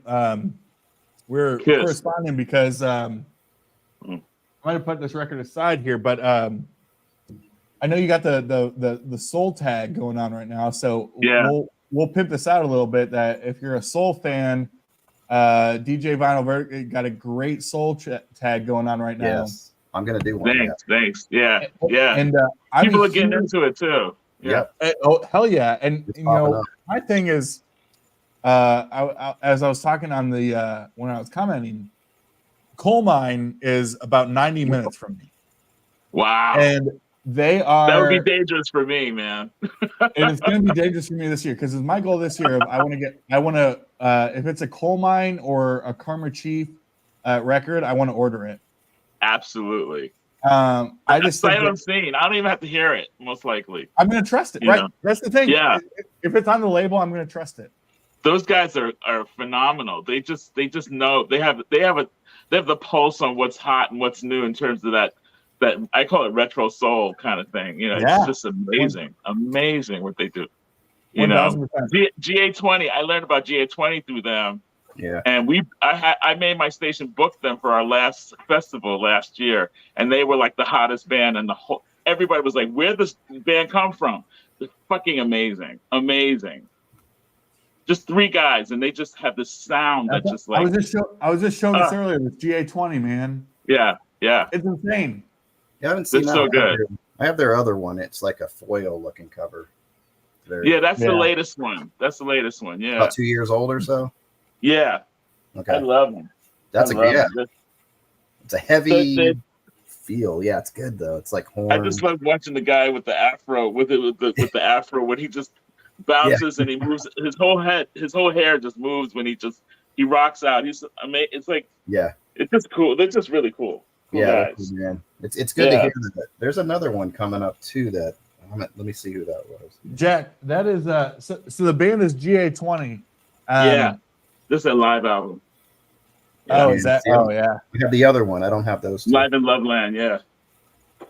Oh, Oh no, I have Loveland. I have Loveland, but another artist, jazz artist or trio. You talking about Delvon Lamar Organ Trio? Delvon Lamar Trio. Oh, another band that if they ever come to this town, I'm gonna definitely be there for them. So Scott, this is how I got into them. So Coal Mine is the Plaid Room Records label. Yeah. And so a lot of people shop online at Plaid Room Records, and then Coal Mine and Karma Chief are sister labels of that. But how I got introduced was I followed them on Instagram or whatever, and they were doing a contest where it was like one of those like, share this post and tag a friend, one of those like Instagram contests. Yeah. And I won. I was like selected or whatever to win. And they said, okay, well, come on down to Plaid Room / Coal Mine and pick up your prize. And it was an original stamper of D-Lo 3's debut. Wow. And so I have like at that point I'm like, oh, I'm all in. Like this is a collector's wet dream. Like I was like, this is bad. Like I want this. And so it's like from that point on, I'm like, I love falling in love with like the local stuff. I'm from Ohio. Columbus is home for me. Yeah, granted, Loveland's a little bit more towards Cincinnati, but I don't care. It's Ohio. I look at people like Rob up there of how knowledgeable Rob and Joe of like how knowledgeable they are with Canadian music. And I'm like, if I could know 10% of Ohio music of what they know about Canadian music, like I won all in. So I am all in on Coal Mine and Karma Chief and all that stuff. And they got a good vibe too. I mean, they're a label that you can actually have a conversation with them. I've had email conversations with some of the people there.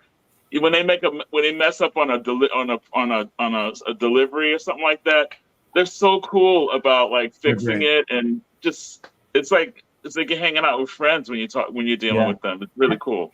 Have you my favorite of the last 2 years, or my favorite of last year was I don't know if you're a jazz guy, but Okonski released their debut jazz trio, outstanding. I didn't get that one. Yeah. Oh, really? My favorite was Ironsides. Okay. That was insanely good. I'm liking we've had several of the bands there. We've had the Harlem, what is the Harlem something. It's a trio of gospel. These 3 guys from New York that do gospel music.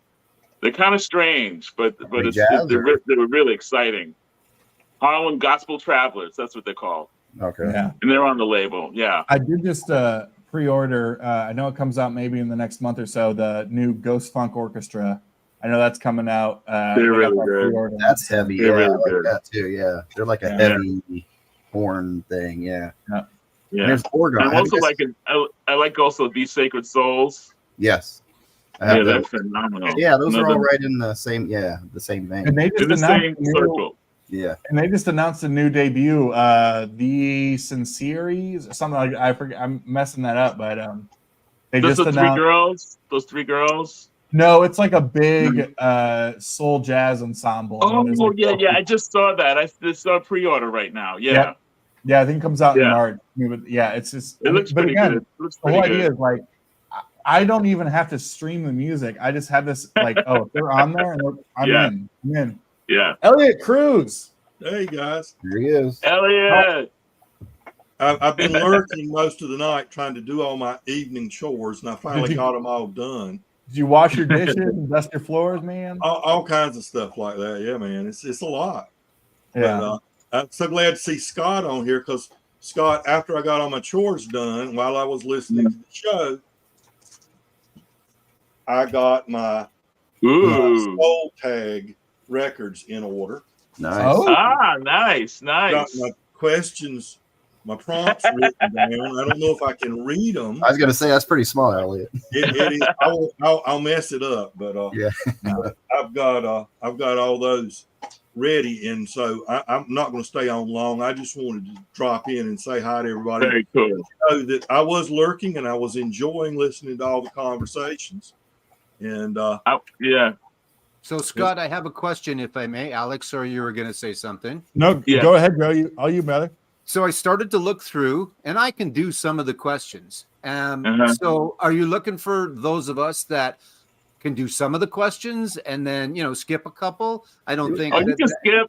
And somebody else was saying, does it have to be vinyl? I'm like, no, it doesn't have to be.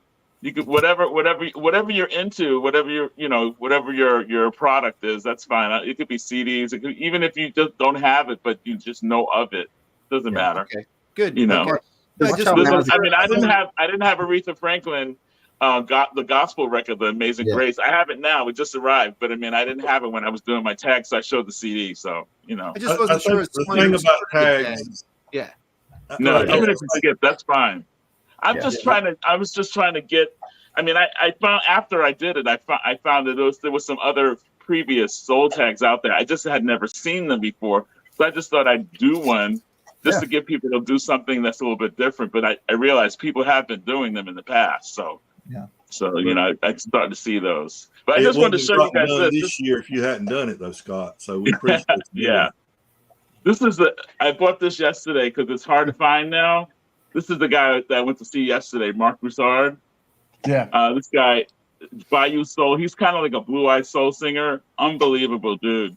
And this record, he did most of the album last night, and it was just amazing. Amazing show. This album is so good. It's just a really cool record. And if you haven't checked him out, Mark Broussard, he's really cool. Yeah, where'd you see him? Cool. You saw him? I saw him at the Capitol Theater, which is the Ruth Eckerd Hall Theater. Yeah. It was sold out. Seth Walker was really great. He only did like maybe a 20, 25-minute set. And Mark Broussard went out there and he did some stuff from his albums, but he also had this thing called SOS, a series of Save Our Soul records that are all like cover songs. And I guess it's benefiting some kind of organization for children. But there's the one he did with Joe Bonamassa that's all blues songs. It's amazing. He's just really good. Good. Yeah, the sound good dude. Yeah, Capitol Theater is like the smaller venue to Ruth Eckerd, and it's like how long, since the 50s it's been around? Yeah, I think so. Yeah, it's been around for a while. Yeah. Old school. Now, I know, I was going to point out, I'll put Rob in a category on his own because he's a great, person, but Elliot, a Lazy Dog Records, you got a great collection. Scott, amazing collection.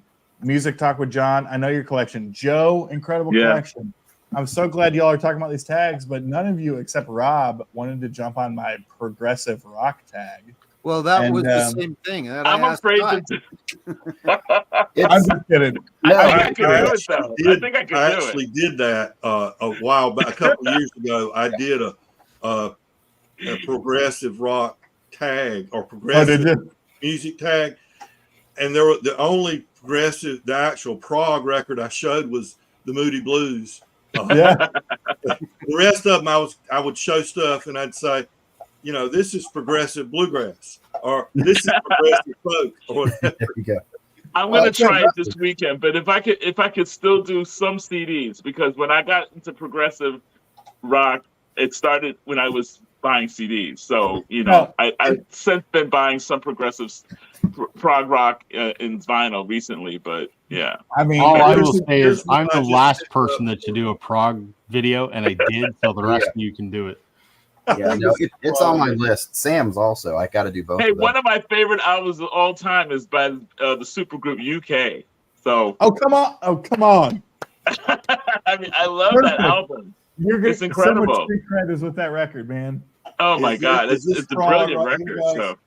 Absolutely. Was that Sufficiently Breathless there, Elliot? It's the one that's self-titled, the black cover. Yeah. It's Something's Dead of Night or whatever. Yeah. I picked this up either at the record both show. of you had for no $5. excuses anymore.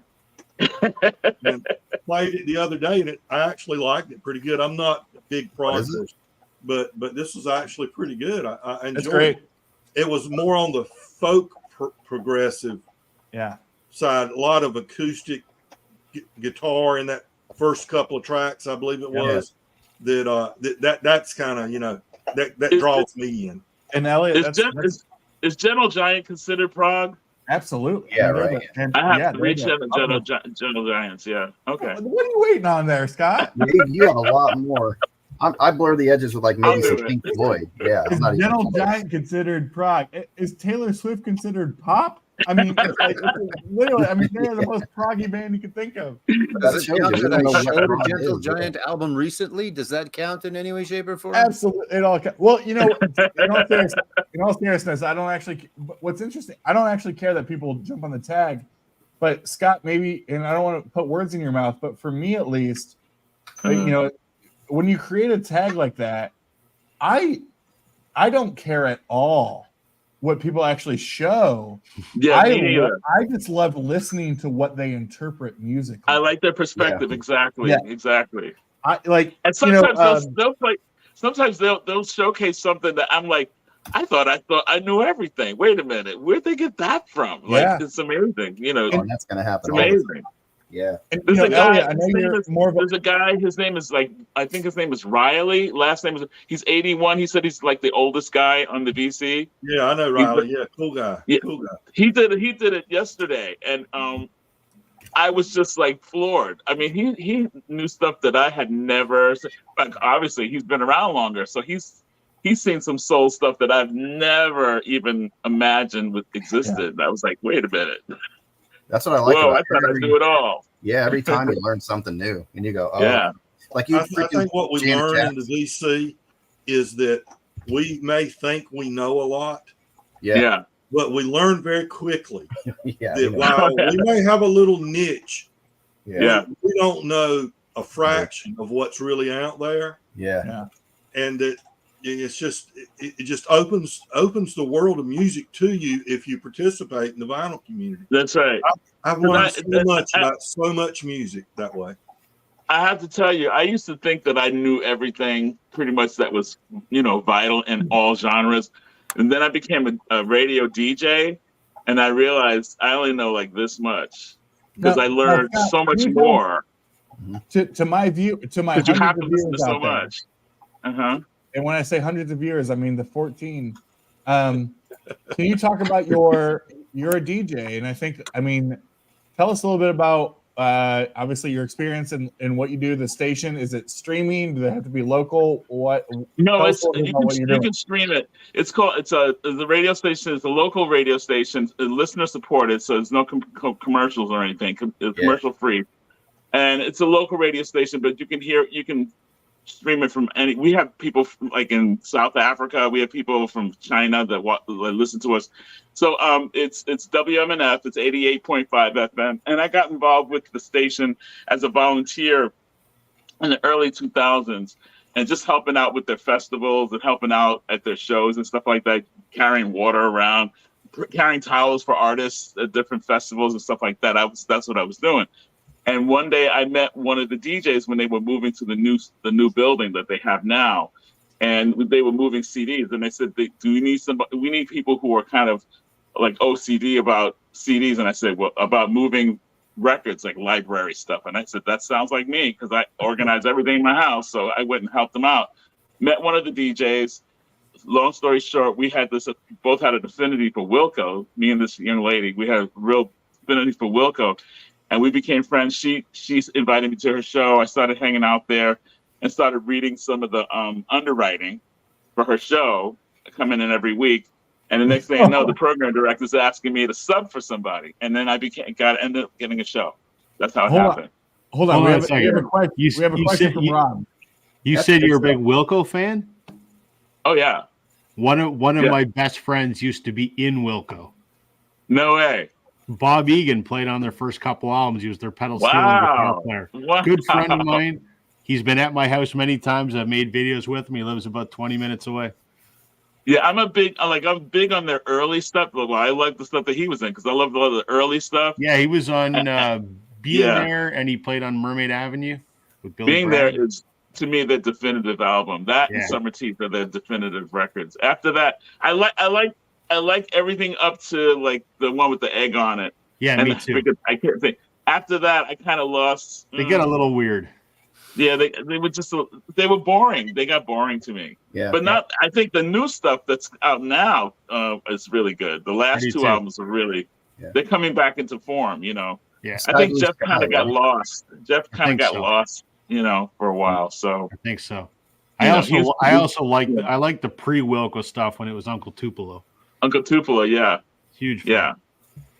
Yeah. I used to go see them all the time. When Summer Teeth came out, there was a TV show that was on There was a TV show that used to show new bands. I forgot the name of it. It was one of those cable networks, and it might have been on HBO. But this is back in the early 2000s or maybe the late 90s, and they would show bands that I had never seen. Like they would show this guy named Owsley that I had never heard of before, and then they showed this band called Wilco, and they would just come out with Summer Teeth, and Tweety was singing "Nothing Ever Gonna Stand in My Way Again," that song, and I went, "This guy's got the weirdest voice I've ever heard," you know. But I like it. It's a weird, scratchy, kind of off kilter voice, but I like it. And then I bought the album and I became a fan after that. You know, awesome. So yeah, very cool. Yeah, I like those kind of weird. I'm a Tom Waits fan. I love Tom Waits. I love Macy Gray. Yeah, I love people that have kind of off. Their voices are not perfect. Billie Holiday, not perfect, but they got something. They got this something. You know, more will than skill. Yeah. Yeah. Because there's people who are skillful I can't stand. Like, I can't stand Mariah Carey. So, you know, that's just me. But yeah, she's got the pipes, but there's nothing behind it. No, to me, you know? It's pop. There's nothing. Like, I wish Christina Aguilera has a voice to kill, but her songs are not that great. I'm like, what's up with you, girl? You got a voice. Yeah. Sing some good songs. Yeah. You know? Yeah. I liked her Christmas album, actually, the Christina Aguilera one.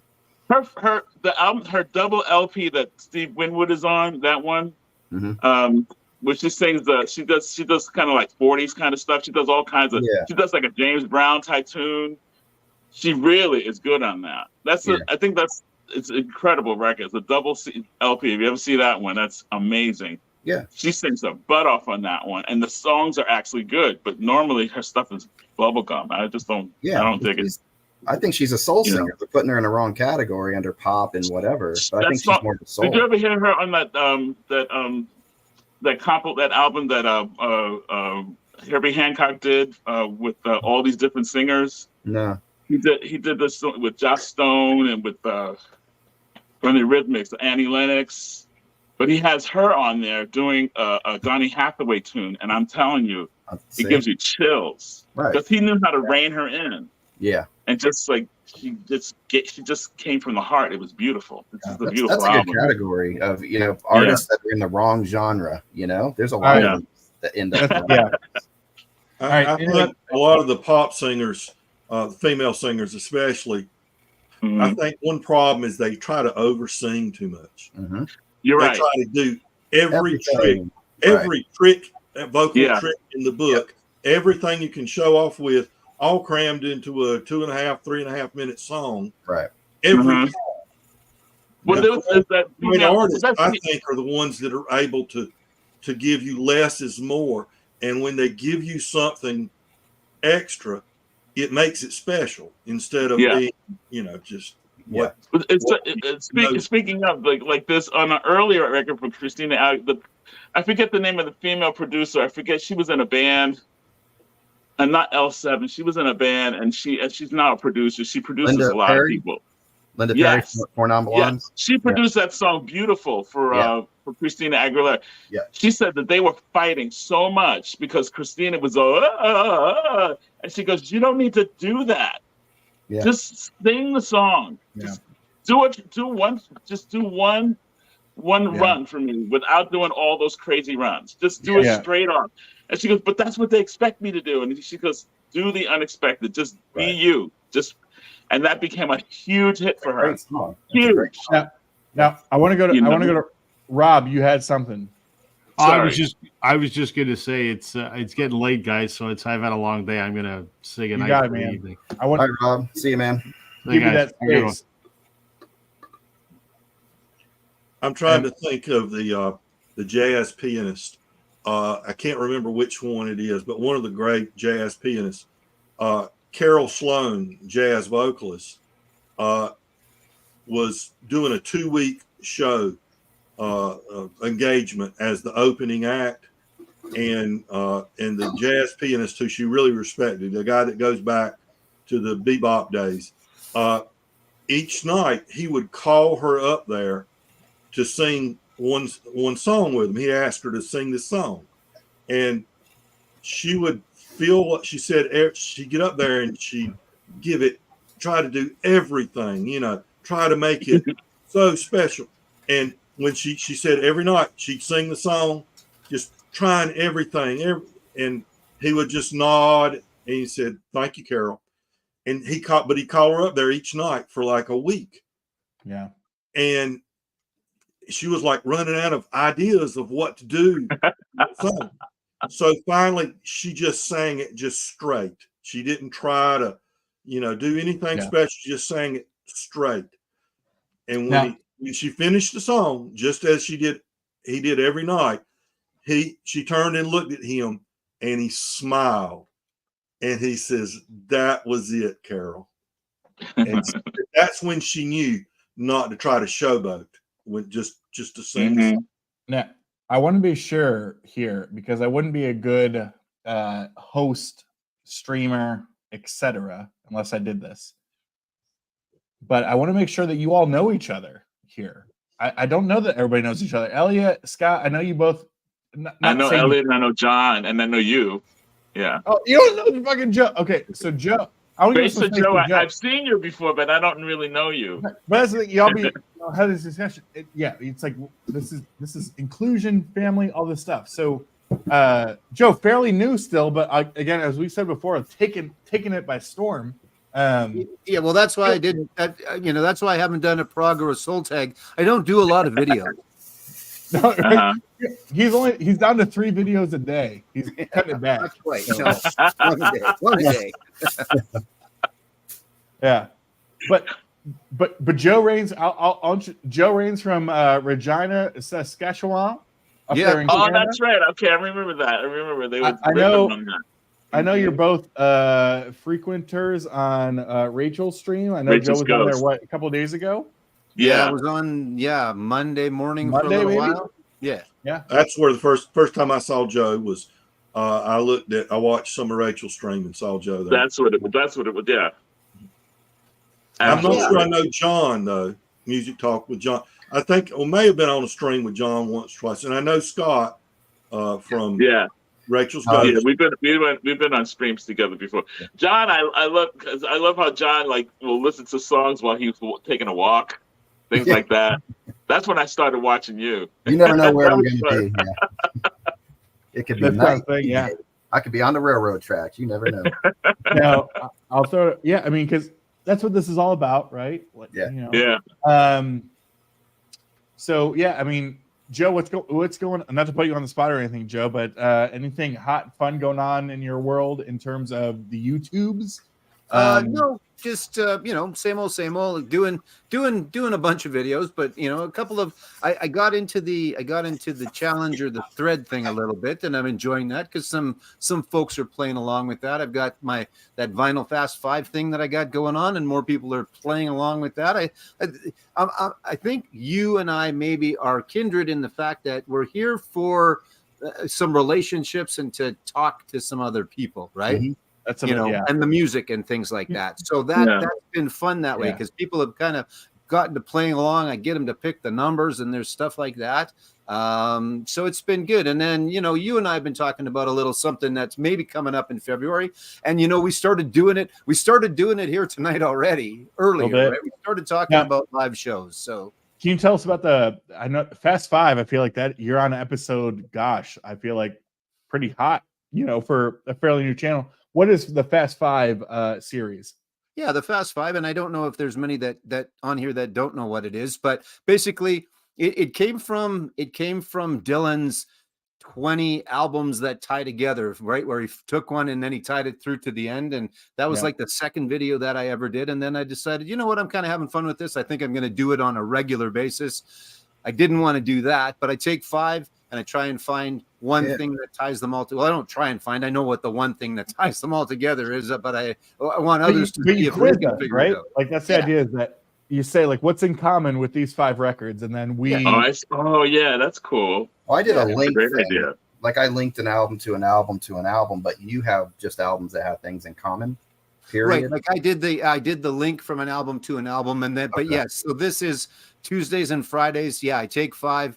And there's something that ties them together. And at first I was just coming up with the concepts, right? Like the very first one, every album had a 5 on the cover because there was the Fast 5. So they all had a 5, but now there's enough people watching. I have them suggest a bin number because I've got 48 different bins with albums in them. And then each of them has around 30 or so albums in it. So they pick 2 numbers and then I take that one. And then, like I say, and then I try and go and find 4 others that somehow tie together. So it's okay. It's fun. And Catherine, if you're still here, she plays along. And, I know Alex, I think you watch often. And yeah, people are playing along. And, I give the answer away at the end as well, if you want to, but it's okay. It's fun. It's not that easy either. I did 20. I think Dylan did 25. I copied it right after he did it. Yeah. I did 20 and I'm like, ooh. I'm curious for John, Scott, and Elliot, how long have you been doing this thing?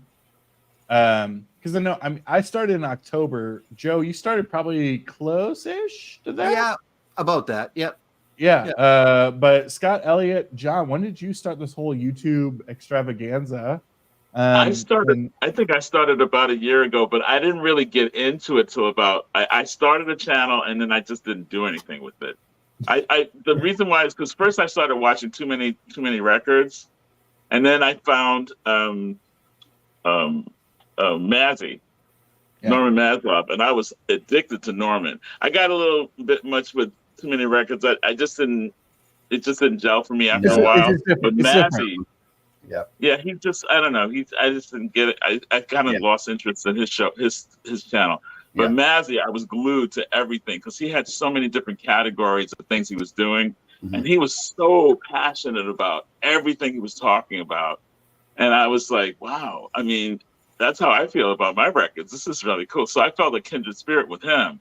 Yeah. And then I started watching him a lot. And so I tried to start doing videos, but I was like, I don't know. And then he talked about Rachel and said, basically I was kind of how he described her. I was like, I don't think I want to watch that one because she sounds like crazy. But then I watched it and I was like, oh my God, she's awesome. And so And then I just started meeting other people and watching other people's channels. And I said, I could do this. What the hell? So I maybe about 6 to 8 months ago, I started really getting into doing videos and stuff. And, it reminds me of when I was a little kid. My father was an absolute jazz enthusiast. And all of his friends, from work and from all his bowling buddies, all on the weekends, they used to get a fifth together. They used to go to each other's house every weekend. They would host at different houses, and they would bring records to the house, to each person's house or apartment, and they would just sit and drink and listen to records. And I remember that. Yeah. I remember that when I was a little kid. That's all I want to do. That's and I thought that was the coolest thing ever, And I never had friends that did that, Yeah. And finally, I kind of found it with the VC. It kind of reminds me of my dad, 100%. Yeah, definitely. Yeah. Yeah. I think for me, I started, I think, in 2019, and it was Noble Records, actually, Dylan at Noble Records. Oh yeah. On Instagram, cool. He didn't have his record store yet, but on Instagram he was doing mobile record sales. Like he would go to pop-ups, right? A coffee house or a pub and set up. And I was seeing those on Instagram, and he mentioned something about YouTube. And I had used YouTube in my professional life as a teacher, but I'd never ventured into any of this. And so I found one of his videos, and then I found Steve Carlson. Everybody knows Steve, right? Yeah. Great guy. Great guy. Great. And he wonderful guy. He started a thread, and I'd watched some videos, and he started a thread, and I said, all right, well, doggone it, I'm gonna do this thread. So my first video was his thread, and that got me going. And I did a video about flat picking guitarists. I showed records from 3, Doc Watson and Dan Crary and some of the flat picking guitarists. And Mazzy saw it and commented. And then I discovered Mazzy, and he shouted out my video on one of his videos. And okay. I was like, oh my gosh, what a nice thing to do. And that got me going. And I've been kind of addicted to it ever since, because I've got friends that like music, but I don't have friends that are into records specifically, right, or as as passionate about it as we all are. So you can only bore your friends so much. I do it every time. But yet we'll sit here we for all 3 have that hours, experience before they just totally tune you out. Oh yeah. Yeah. Yeah, John, what about you, man? We're a rare breed. There's a lot of us, but we're a rare breed. I mean, 4 or 5 years for me. 4 or 5 years. John, what about you, man? I was just looking. So around March 6th or so will be my 2-year anniversary. Okay. So, yeah. Well, just out of observation, I mean, this seems very recent. Like, was the vinyl thing like a COVID hobby-ish for some of you, or something that reignited, you're home alone, you just sit at home listening? Because I said it's like, I was big into music when I was in high school, 15 years ago, 20 years ago. And, listening to a lot of music, was in bands, all that kind of stuff. But for me, it was like COVID really was like I'm home alone all the time. Like, I need a hobby. I need something. And that's what really kicked off for me. I know that's very similar for a lot of other people. Was that kind of it a little bit for you all? It accelerated for me. For me, it was retirement. I retired in 2019. Congratulations, Elliot. Oh, yeah, man. I tell you what, if I'd realized it would be this good, I'd have done it 30 years ago. Is that the same for you, Joe? Yeah, I completely agree with you. Yeah, but when COVID hit, there was a boom in vinyl community. Yeah. We never before COVID, you didn't see live streams. it started as Zoom. Somebody started, Mazzy was one of them, and some of the started, you know, how you could do a Zoom call and you could put, you know, 2 people on screen at the same time. And people started doing Zooms where they would, you're right, Pat, it was Mazzy's fault. People started doing these Zoom calls, and then we figured out that live stream, you could bring several people up and stuff. And the live streaming and the get-togethers, before it was mostly just commenting about each other's videos and responding to a thread. Now it's at least 50% live streams, I guess. Yeah. Now, Joe, I want to go to you because I know you're fairly new into the game, but as we've joked, but not really joked because it's real. Like, I mean, I feel like your growth over the past couple months has been, or over the last month, really has been great. How'd you get into this little fun game that we call YouTube? Yeah, you know, I think Dylan's name comes up a lot when we talk about who kind of got us started. Where that first view of his video came from, I'm not positive. Probably just down some rabbit hole and it came up. And you know what? I mean, a lot of the stuff that Dylan posts and talks about in that doesn't necessarily even apply to me because he wants to sell it all locally, right? So, I mean, other than Whatnot, I can't go down and see him and get that, but he's he represents it well. He's enjoyable to listen to. It's like, oh man, that's cool. I keep waiting for the day that he shows, oh man, I've always wanted this record, and so that I could go, I got that record, but it hasn't happened yet. And he's got 1,000 videos.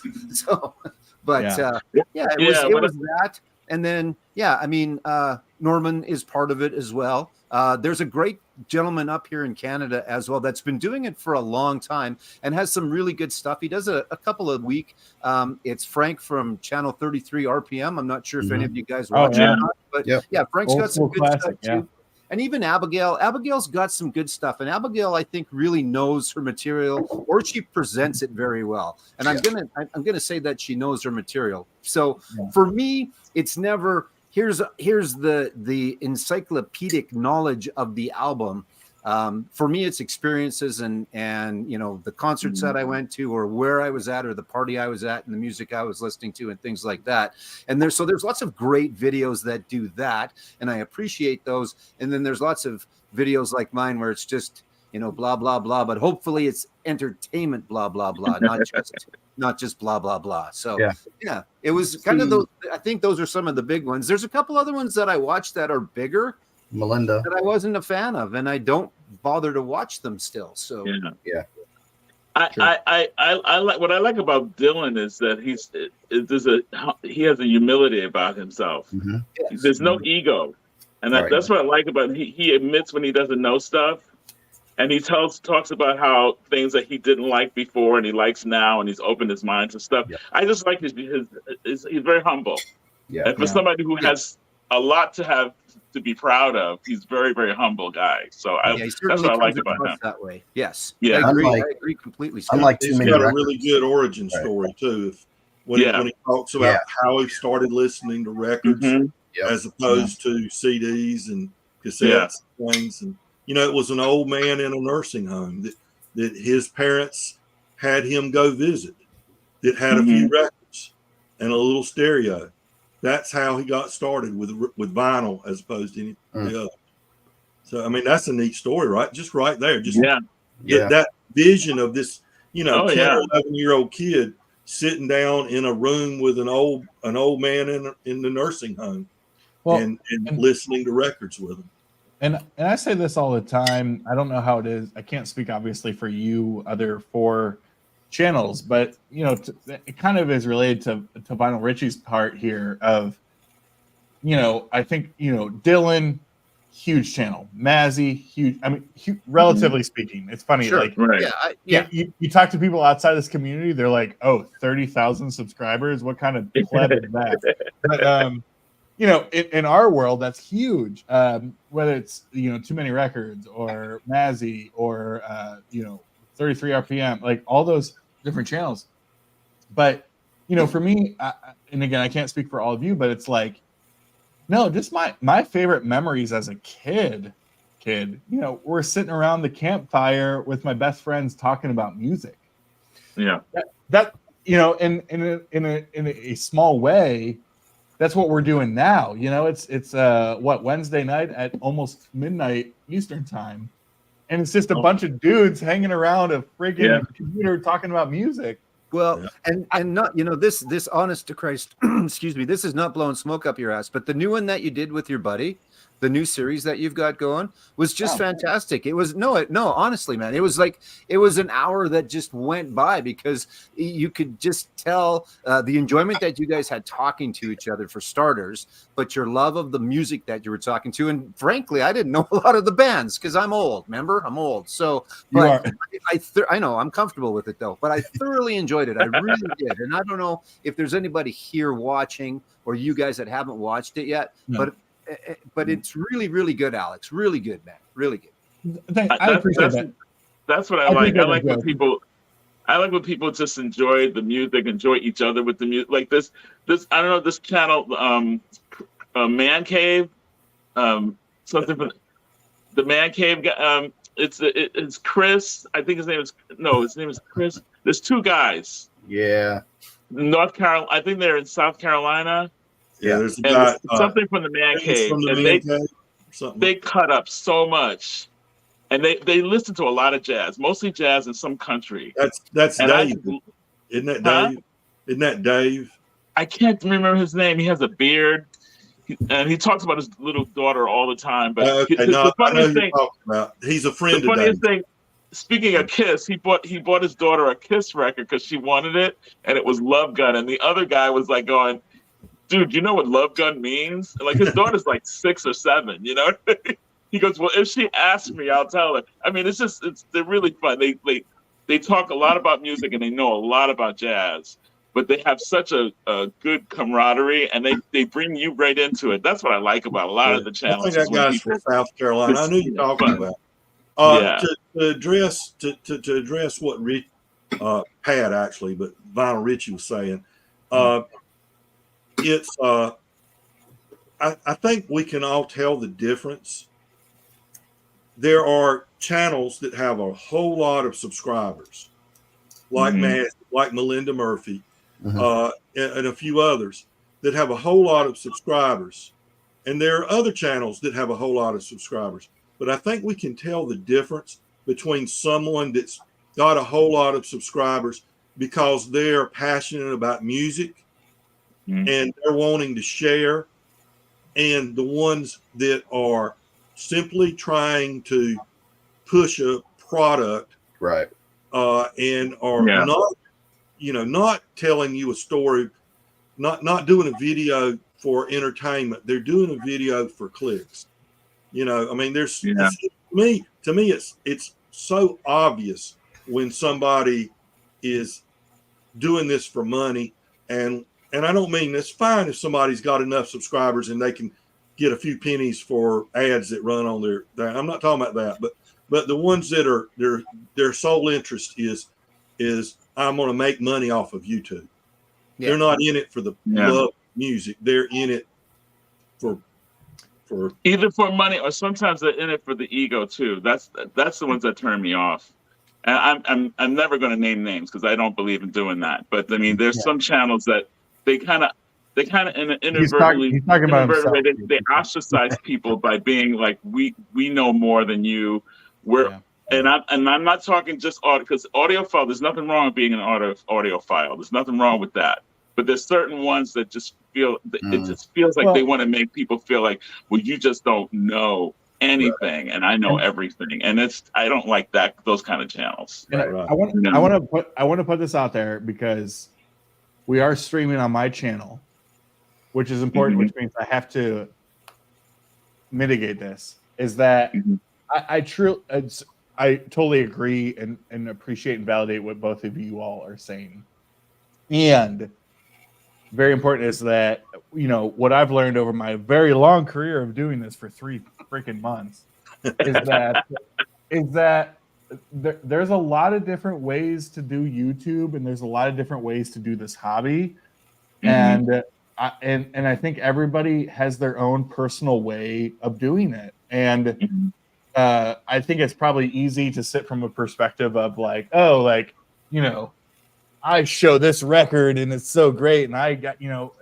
versus, you know, what somebody else might show, and, you know, oh, that person looks like they make a lot of money and they just, you know, are buying every new UHQR known to mankind. And, you know, it's like there's all these different things, and to me, it's like any hobby or any niche community, different people have different ways of doing things. Oh yeah, and I am not in a position to tell them one way or the other whether that's right or wrong, or anything like that. And I'm not saying that Right. I'm not saying that that's what you're implying, but I have learned, you know, because there have been people that I've been, you know, turned off by, essentially, of like, I don't know about that. And then it's like, well, no, like they're coming from a very different perspective than I am. That doesn't mean it's wrong or better. It just means it's different. And that's okay too. Well, those personalities you're just gonna be attracted I mean, to. like I said, I'm not really that much of an audiophile person, and I don't have anything. I think that's a really cool thing to do. I think there's a place for that, and it's valid like anything else. It's all valid, but it's just the way you present it. That's the thing. That's how I see it. You know, I mean, you can be a great audiophile and present it well. You know, and Darcy's got it right. Right. I mean, we would never. I always say this, and this is with all due respect to the major channels out there, because it has nothing to do with that. But like, I think a lot of us would say that what you hear on the radio every day, 12 times a day, is not. We would say, oh, that's not the best representation of music, right? We're into soul, we're into blues, we're into Americana, we're into jazz, we're into all these different areas. And I think also with that, we have to recognize too that quote unquote YouTube or VC fame, I hate to call it that, but popularity is a part of that, right? It's a regression. It's a regression to the mean. That sometimes it's like, just because it has nothing to do with the amount of subscribers or monetization or the comments or all that kind of stuff. Everybody's into it for a different reason, but I've always wanted to be clear that to me, it's about this. It's about, you know, the relationships. It's about sitting here shooting the shit or whatever about music and all that kind of stuff. But I'm also not going to judge, you know, Mazzy's or Melinda's or Frank's or, you know, because like they're doing something amazing. They're pulling all these people together and they're killing it. And they're just being themselves. They're being themselves, like Scott was saying. They're doing it. Those people you named, though, are doing it because they have a passion. Yeah. It's the passion and it's the personality. If it's like if you knew the person in real life and they had that personality, you wouldn't want to be around them. You just don't jive with it. I don't know if you can see this here, Elliot, but this is I just looked at my pint glass here full of PBR, a classic local craft beer. From the old, I don't know if I told you before, I lived in Charlotte for 3 years. So this is from the Sycamore Brewing Company. Okay. Out of Charlotte, North Carolina. All right.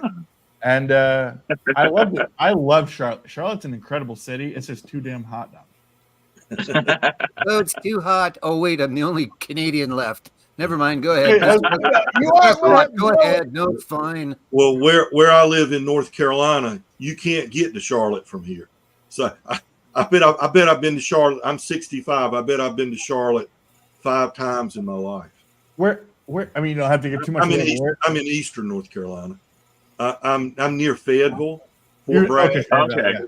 Yeah, but I mean, there's just no easy way. Literally, it's a little easier now, but there's no straight shot. What 85 goes from Charlotte to what, Durham and Raleigh. Yeah, you'd have to go up into Raleigh. You'd have to get on 40, then get on 85, and then go around, or you'd have to go. We're boring people to death, so I won't go all directions. But there's another route you can go that goes along the North Carolina, South Carolina border in. But yeah, Charlotte in North Carolina, there are distinct regions that don't interact that much. Eastern North Carolina really doesn't interact that much with the Charlotte area. Yeah. We used to make, the joke used to be Charlotte's not in North Carolina. Well, it's 20 miles to South Carolina. Yeah. I used to drive. Rock Hill, South Carolina was a half hour away from me. And in Rock Hill, when I was young, you could drink out liquor at 18, and you couldn't in North Carolina. Well, they used to sell these the little bottles of. That's the only way you could buy it in South Carolina is those little airplane bottles or hotel bottles. You know, and you'd buy that and they'd mix you a drink. Not that I was doing it. I've only been to Asheville. I go to Asheville like every year. That's like the Berkeley of North Carolina. Yeah. The most beer, if you're a beer person, the most breweries per capita in the country is Asheville. Uh-huh. Yeah. I have a question for John, if I may, Alex. For sure. I have never seen Billy Joel. He's on my list still. Am I going to get a chance to see him if I don't travel to New York to see him?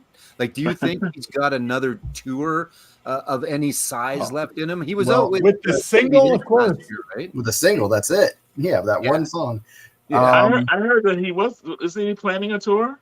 No. I think what he's doing, because he'll be here in Tampa next month. But I think what he's doing, what he's been doing, like his homestead is Madison Square Garden. And then he goes, okay, I'm going to go play over here with Stevie Nicks. I'm going to go over here. Okay. And play. He's kind of just choosing these random shows. Limited. It's not like he wants to sleep in his own bed as much as possible. Yeah, he's going to fly in. He's going to do the show. I can't blame him one bit. Yeah, so I like think that's what he did the Hollywood Bowl, a couple years ago, right? He did 3 nights at the Hollywood Bowl, and then I think he was actually in Minneapolis with Stevie Nicks last year, and I probably should have just made that, but that's what it seems he's doing. It's not like when I saw Elvis Costello, we were the second show of the tour, and he was working his way down and back up Florida. Dylan's going to be the same thing in March. He's working his way here. I think he already did Canada, Sam's area, now, but Virginia. Yeah. So, but Billy Joel just seems to be going, all right, we're going to do this one. And he's doing big stadiums. And that's all right, though. Yeah. That's good. I don't see a tour coming. I'm so jealous you went to see Elvis, man. Oh, I was so, and he came out in a kilt, man. The man came out in a kilt. I love him, man. I've seen him so many times. I love him. Yeah. Elliot, he had a kilt on. Yeah. Video to come. I have video of it. I got to do the video. Wow. Yeah. I think I was a senior in high school when Elvis died. We were sitting at on Wildlife Road. Not that Elvis. Wrong Elvis. Elvis Presley. I'm talking about the real, the original Elvis. Number one, the real Costello. The real Elvis. We were sitting on Wildlife Road smoking something. Me and 2 or 3 buddies, and 1977, senior in high school, and we hear on the radio that Elvis has died, and the guy that was driving reached into the glove box and he pulled out 2 tickets, and they were tickets to the Fayetteville Cumberland County Memorial Auditorium Elvis show that was coming up, in a few weeks. Wow. He had gone to Fayetteville the day before or that day and bought the tickets for his mom and dad. Oh, we were wow. about to go see Elvis for his mom and dad. And so he had those tickets in his car when we heard that Elvis had died. Now, my question has always been, and Joe, you're our resident international, patron, here. Sure. How big was Elvis internationally? I mean, was he a purely American thing, or was Elvis big? No, he was. Everywhere. I can't speak for anything but Canada, but he was big here. Now, again, kind of at the start of me and the end of him, unfortunately. So I really can't speak to him. But my mom, Elliot, okay? Yeah. Okay. But yeah, my mom was a huge fan, and he was a big deal here too. Yeah. I think after death he became really, really. I mean, I think he was already international, but I think after his death, even more so. Because when I was in Japan, in 1988, and I'm telling you, in Hiroshima, in Harajuku area, in Tokyo, the kids, they would come dressed up like Elvis and lip sync. They would do kind of like a Elvis karaoke in the streets. They were all looking like, they were all into Elvis. Elvis was everything, and rockabilly as well. Rockabilly was very hot in '88 over in Japan. So they were obsessed. Yeah. Alex, I think someone should start doing a show about going to concerts. You're right, Joe. Someone should do that. Yeah. Yeah.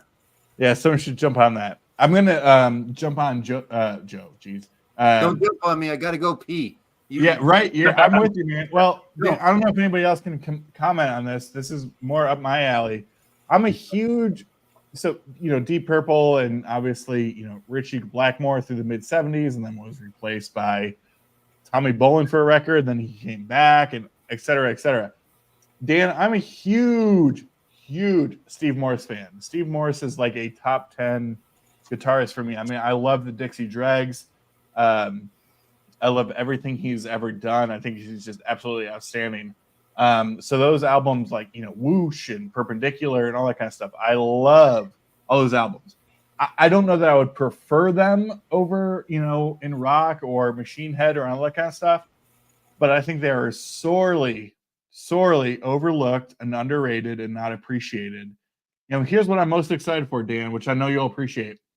Steve Morse is going on tour, reuniting with the Dixie Dregs. They're touring this year, and Jordan Rudess is playing keyboards with them. Jordan Rudess, of course, just has done everything ever, but hugely, I mean, he's been the keyboardist in Dream Theater since 1999. He's played with everybody, an outstanding keyboard player. I'm so excited for that tour. If it comes anywhere within 3 hours of me, I'm going to that. So, yeah.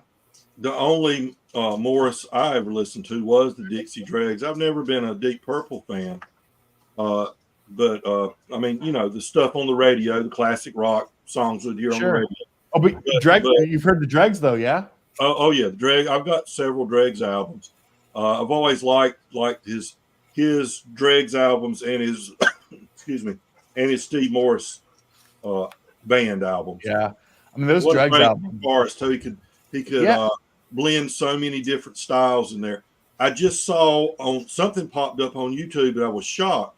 It was they were calling them the Dregs. Then they wanted to drop the Dixie because it confused fans. They thought it was supposed to be Southern rock or something. Yeah, they were the Dregs, and Mark O'Connor, the fiddler, violinist, and mandolin player, primarily an acoustic artist. He was in the Dregs. I understand from that he was in the Dregs for about a year and a half. So he's had such a varied career. But it was the Dick Clark show. They were doing the Dick Clark show, and of course they couldn't do it live. They were doing it, mimicking, the over recording, acting like they're playing. Well, and figure that. I mean, so the people. I mean, Dixie Dregs are not a household name. So Dixie Dregs, came into notoriety. They never blew up. They were never that kind of band. But they were what got sort of labeled as, they're instrumental, progressive, but they were like a country bluegrass chicken picking band. I mean, Zydeco, maybe. I mean, they were. Yeah, I mean, they're obviously they were just fusing. They were fusing everything together. Yes, they were fusing everything. But what's crazy? So their drummer was Rod Morgenstein, who, obviously this is a very clear, transition. You go from the Dixie Dregs to Winger. Because Rod Morgenstein ended up joining Winger. I mean, he's still in Winger. An insane drummer. You got to make a living, man. You got to make a living. You got to. Absolutely. But I love the Dregs. I mean, was that Night of the Living Dregs? Is just that's a great record. I love that. That's my favorite of theirs. Huge Steve Morse fan. Yeah. And then he went on to become the longest tenured lead guitarist in Deep Purple, didn't he not? Don't know. I only know Machine Head from my brother. I listened to this one just the other day. It's one I got, and it's kind of maligned as far as Deep Purple fans go, but I have no problem with this album. I thought it was. I remember it, but I thought it was great. I listened to it a couple of days ago, and I think it holds up well. That's a 80s album, right? Exactly. I'm not sure, but it would have been mid 80s Purple. So I remember seeing that album cover a lot in the music stores back then. I will look it up for you. Instead of Googling, I'm going to look on the album, look on the physical media for the year There we that the go. album. If you love it. Yeah, I have Machine Head also. That's my go-to. I just got in rock a little while ago, so yeah, there's some great Deep Purple. 1984. Okay, there you go. Yep. Yeah. Yeah. Are you going to see Dylan, John? Yeah, I'm gonna go get tickets. I think they go on sale tomorrow for Patriots or Patreons. So I might buy a membership, like one of the cheaper ones, just to get the tickets earlier. Yeah, you can do like a $200 payment for annual. So I might do that, but yeah, I need to go see him. I haven't seen him, and you've seen him before, though, have you? No, never seen him. Oh, really? Yeah, that's why I saw him in the 80s. I went kicking and screaming. I didn't want to go, and my friend says, "I'm buying you a ticket. We're going." I was like, "Oh, at the Beacon Theater in New York." Yeah. And the only reason I decided to go was because the opening act was Tony Childs, and she was brand new, and I was really in love with her. And I said, "I'm just going to feign a headache and leave." I never left. I stayed for the whole thing. I stayed for the last encore. Bob Dylan was on fire that night. Yeah. Unbelievable show. Yeah. Are you gonna go to this one? You gonna try to go, or?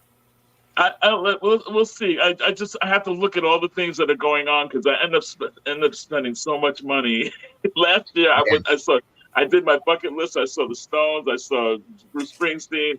I was spending so much money. I was like, oh my God. So I'm kind of doing that this year. Yeah, I'm catching up because I hadn't gone to concerts, especially during COVID, but I haven't gone to concerts for a long time. I just got tired of paying overpriced stuff and everything. Yeah. But these are crazy expensive, so I'm gonna go. Yeah, it's a lot of stuff is Yeah. Since this came up, we're gonna talk about it really quick. Look, they both have the same album. I feel like a loser. That's I don't have that one. I can't go grab those. This is the one. They're all great, but this is the one. Do you have this one? Now, here's what's funny. Here's what's good, though. Elliot, this is what kills me. Is because, I mean, they're a fusion of all these things, but they're on Capricorn. Yeah. I mean, they're on the country. Well, country, I mean, they had, I think, obviously, Allman Brothers were on Capricorn, and then Captain Beyond was on Capricorn, too. But that's a huge one. Yeah, you showed But there's a stereotype about Capricorn. It's to be Southern rock, but it was a pretty versatile label, actually. But. For sure, yeah. So, yeah, Dregs on Earth. I mean, what a great cover that is, huh? Yeah, that's the best cover. And see, and this is still Dixie Dregs in '77. Yep. And then in '81, they dropped the Dixie part. Or at least on this album. They dropped Dixie, and it's just the Dregs. Yeah, I got Industry Standard. I don't have that one that you got. Yeah. Industry went over to Arista. Unsung Heroes. Now, and then, Steve Morse, who has positioned himself as one of the greatest sort of virtuoso guitarists. This is his debut introduction. I mean, look at that, right? I mean, yeah, there you go. Yeah, I've got that album too, but I don't want to go digging for that one. I was hoping it would still be with the Dregs, but it's under Morris. But he's just one of those guys, right? Like, what year was that? What year was the introduction? It was it's 70s. This was 84. 84, yeah. Yeah. Now, I didn't grab the records, but one of my favorite projects was Steve Moore's later career, because he ended up joining God Purple in early 90s. Because I mean, he was there for almost 30 years. One of my favorite side projects that he was in was a band called the Flying Colors, a progressive rock supergroup. This was Steve Morse. This was Neil Morse. From Spock's Beard. This was Mike Portnoy from Dream Theater. This was Dave LaRue, who was in the Dixie Dregs, also played with John Petrucci's band, so forth and so on. But I mean, Steve Moore, he went to music school. He was a music instructor. I mean, he was someone who was teaching classes. This guy is an insane guitar player. I mean, I think a lot of the band, didn't they meet in the music department at University of Miami? One more time, sorry, Elliot. I think several members of the band met and started playing together in meeting at the music department of the University of Miami. Was it Miami or like I don't know if it was like a Berkeley situation or what, but I think it was Miami, University of Miami. I think University of Miami's got a good music department. Yeah, but I think they were all, at least one or two of them knew each other before college. It had worked together some before that, if I'm not mistaken. I could be mistaken on that. You know, for those who don't know Dan always drops. Dan's kind of both sides of the spectrum. He either drops really clever, hilarious joke questions, or he drops like big philosophical questions you really got to think about. But the album you really wanted when you were younger, and it took a long time to get it, and I'll get it either by purchase it or maybe one that took a long time to get into. Maybe one that was a little bit outside of your style. It took a long time to get into, but I could show you one. I'll go get it. It's frustrating because it's a record I've been looking for forever, and then when I found it, then I saw it everywhere. You know, that's how it works. Oh, yeah, that's like when you buy a car. That's like when you buy a car. Suddenly you see that car everywhere. I was just going to say, Elliot, 100%. You never see that car, and then you not only see that make, you see it in the same damn color. Yeah, exactly. Yeah. Mine was Thriller because my parents would not. We went through the big Christian phase in the 80s. No secular music, all Christian music, and I wanted Thriller so bad. I could not get Thriller. So I finally got a copy and kind of snuck it in my room and kept it hidden like a secret little treasure. Yeah. Boy, if they only knew. Sounds like you sound like Questlove. You ever heard that story about Questlove? I read his book. Uh-huh. He said that Prince's Sign of the Times, he was not allowed to have that for the same reason in his house. So he kept it at his friend's house. Yeah. He would play it at his friend's house, but he bought it. He never had it in his own house with his family because his parents were very against that kind of stuff. Yep. But he couldn't have Prince in the house. Went through so that. And he loved that Sign of the Times. So we're okay. Ooh. I'll tell a story after you get through. What's that? What's that, Scott? It's a Latin rock band. Oh wow! Called Barabbas, and I don't know if you remember that they had a big hit that was also a hit for the flute player Herbie Mann, Hijack. Hijack your love. It was really big in the 70s. Okay. And looked for this thing forever, couldn't find it anywhere. What a cover, man! They're kind of like they're just kind of like a sort of like a Santana type band. That's the kind of stuff that they do, you know. But they had a big hit with Hijack, and I looked for this for years. Couldn't find it. Finally found it somewhere, some record store. Right after I bought it, I started, digging. I found like 3 or 4 copies elsewhere. Everywhere. Cheaper. Yep. I'm like, what the freak, you know? I looked for this for years. Yeah. To piggyback off what John right there, is that John? What John said about what my family are Methodists, so we're real tolerant, so we get to listen to all the secular music. But it reminded me of when I was about 12 or 13, and my brother had a record called by Doug Clark and the Hot Nuts, which was a frat party band out of Durham. It was real popular, and they did a lot of records. And they supposedly the band in Animal House, I forget the name of that band. They were kind of modeled. Harold Melvin and Doug Clark and the Hot Nuts. But their albums were real risque in that they would play a song or two, and then between songs and halfway through a song, they would stop and they would tell a dirty joke. Now, that's a dirty joke in 1973, not a dirty joke in 2024. Otis Day and the Nights. Otis Day and the Nights, yeah. There you go. Otis Day and the Nights, yeah. So my mom and dad found Robert Cray was in that, yeah.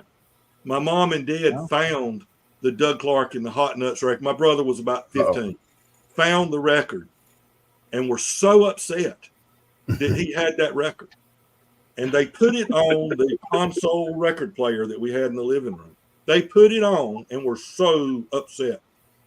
After about 4 or 5 minutes of these one-liners, suddenly they couldn't quit, and you could see this grin coming off both my mom and dad's face, and they just started laughing. Oh, that's awesome.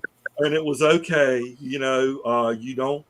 I think we'll keep this now, but you didn't get punished or anything for it. You don't get it back. We're going to listen to it, but you don't get it. Yeah, You can't have it. It's that moderate method. It's that moderate method. Just we ain't gonna come down too hard on you. Yeah, there's a video I've wanted to do for a while. We went through the phase. Even we had this preacher come to our church for a month every Sunday, and he would teach us the sins of rock and roll, and he would show us all the backwards masking and all the evils. And the parents are like, "Oh, that's horrible," and we're all taking notes. Like, what band is that? And we're like, "Okay, we got to check those guys out." It's completely backfired on them. Always that way, yeah. But on the fourth night, at the end, everybody was encouraged to bring their albums and burn them in the field next to the church. Wow.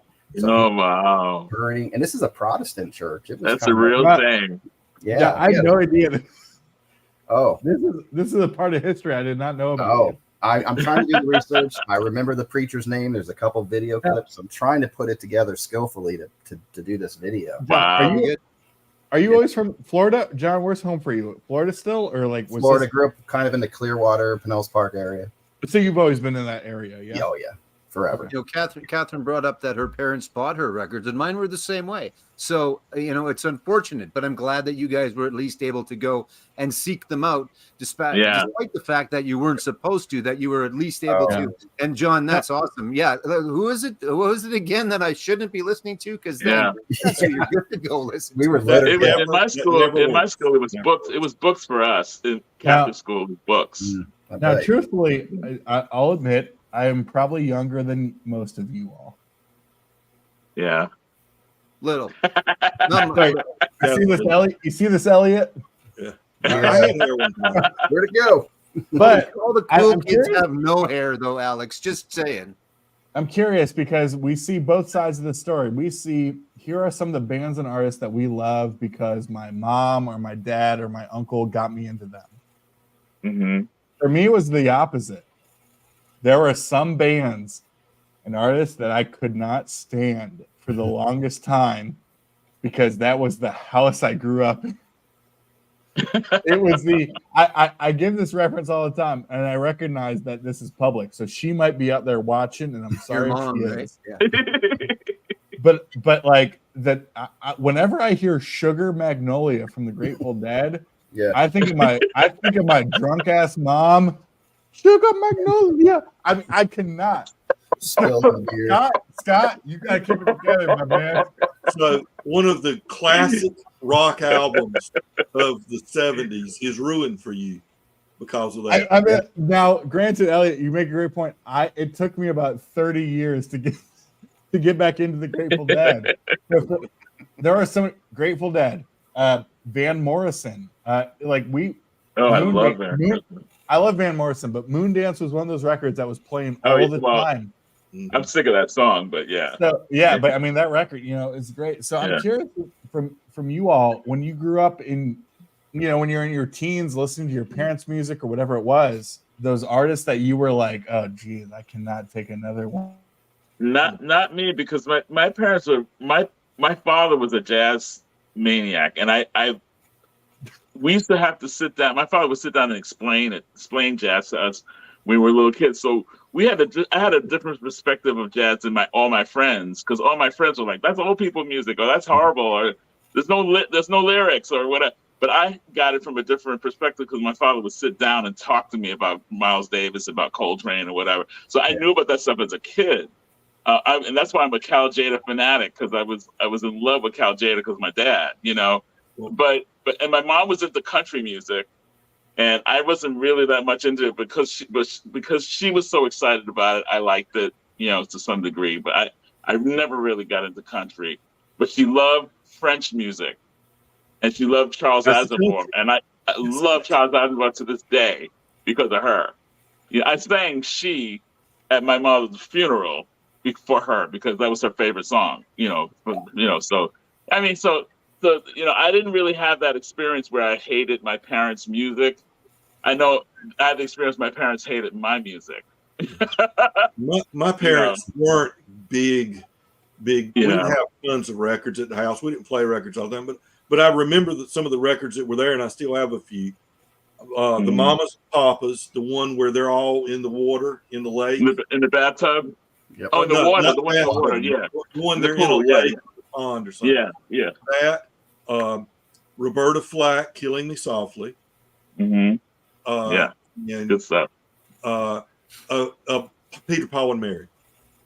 And they bought us the Monkees records and the Beatles records when we were little, because when the Beatles hit, I was 5-6 years old, and so they bought us 45s of the Beatles, and a couple years later they bought us Monkees record albums and stuff like that. So they never pushed theirs, and I don't really remember records playing in my house.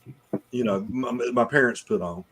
I can remember one time thinking I was all that, having my mom sit down and listen to a John Prine record with me. Oh boy! And me explain all the inner secret meanings to the lyrics. And I think I was all hot shit. And Mom sitting there very patiently listening to me and going, "Oh, okay, it's dear." Yeah. I just remember my father opening the door of my bedroom one time and going, "What?" and shaking his head when I was listening to the first B-52s album. He just thought I lost my freaking mind.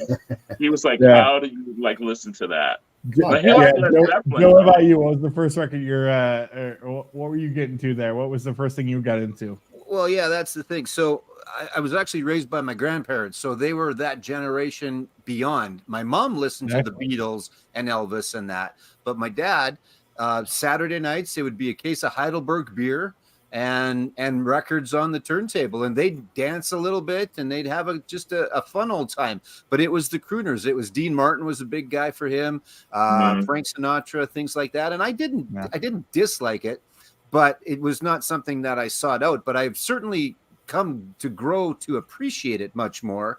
So imagine the parents that are listening to Dean Martin and company, and I'm downstairs playing Kiss, Rock and Roll Over and Destroyer. So there was with my little tennis racket air guitar, having a good old time. So they didn't hate it. They didn't make me turn it off. But it would have been tough, I think, to be upstairs listening to what I was listening to downstairs. Yeah. Now, it's Joe, always good to have at least 2 stories in your house. Yeah. Now, Joe, I gotta ask: was Kiss the first? Were they your first love? Yeah. I mean, was Kiss the first one for you? Yeah, they were up there for sure. There was them. There was also April Wine, which is a Canadian band that I'm not sure if anybody's too familiar with, but April they Wine. were Everybody big in the United States. Yeah. No, everybody knows April Wine. Nobody can name an April Wine song. Right. That's right. Yeah. So yeah, they were big. And yeah, I mean, there was a couple other artists. Like there's the Gordon Lightfoots of the world and things like that. And that didn't if that came across as disparaging, that wasn't it, because I'm a fan. No. But we had and you probably know this as well. It was by law the radio stations had to play a certain amount of Canadian music. Yep. And I don't think that's the case anymore. Because there's lots more and they just play it because they want to. But before they used to have to play. So we got Gordon Lightfoot about every 4th song. So there was a lot of those bands that I heard a lot of and enjoyed. But yeah, Kiss was probably the one. Where'd you go? Did you guys go away? No, you're there still. No, we're here. Yeah, I hit the keyboard.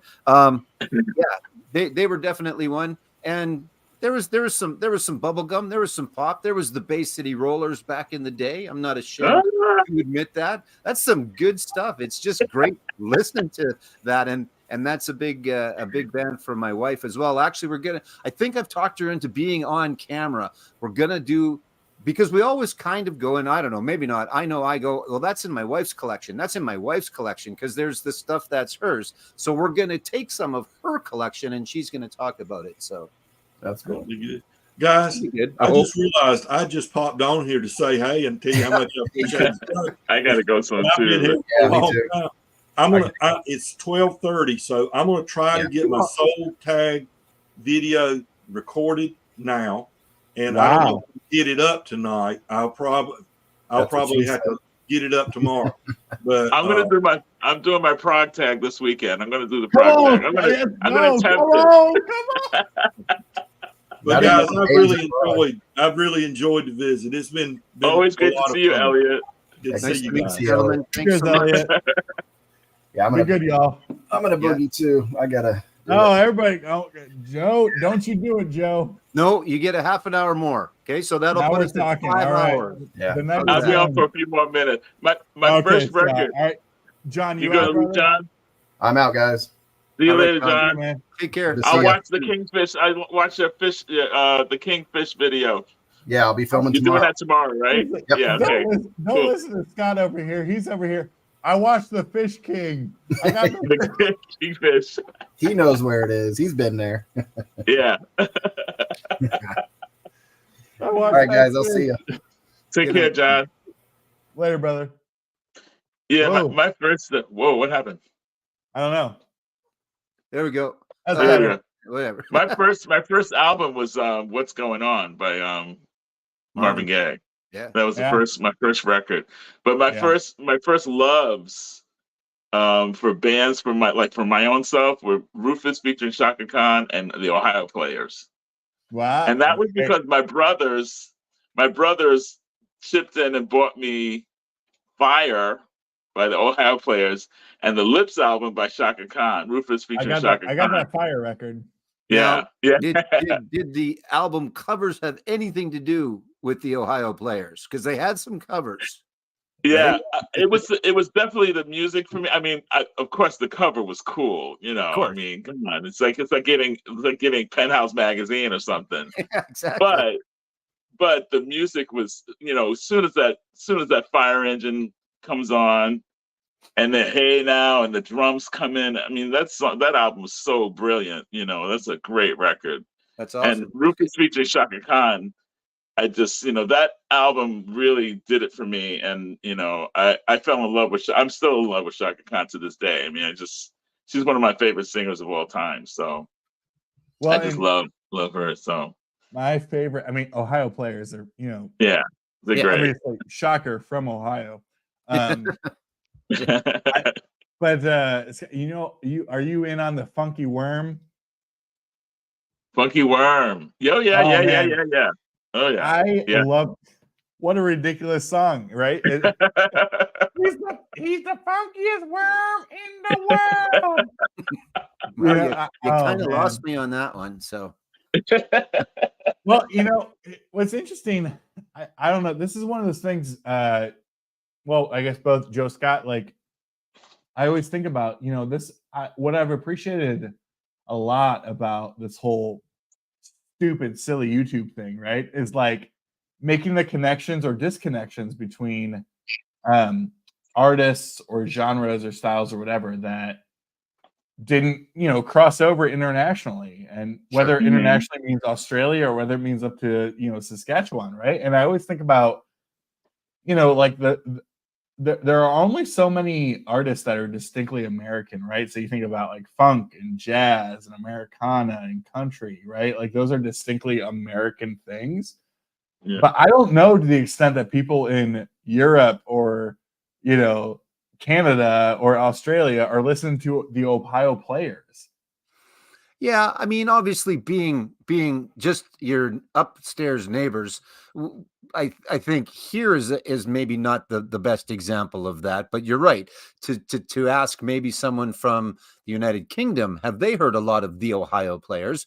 That you probably get a completely different answer. Again, I have. I had some friends that listened to them, so that helped my case as well. So.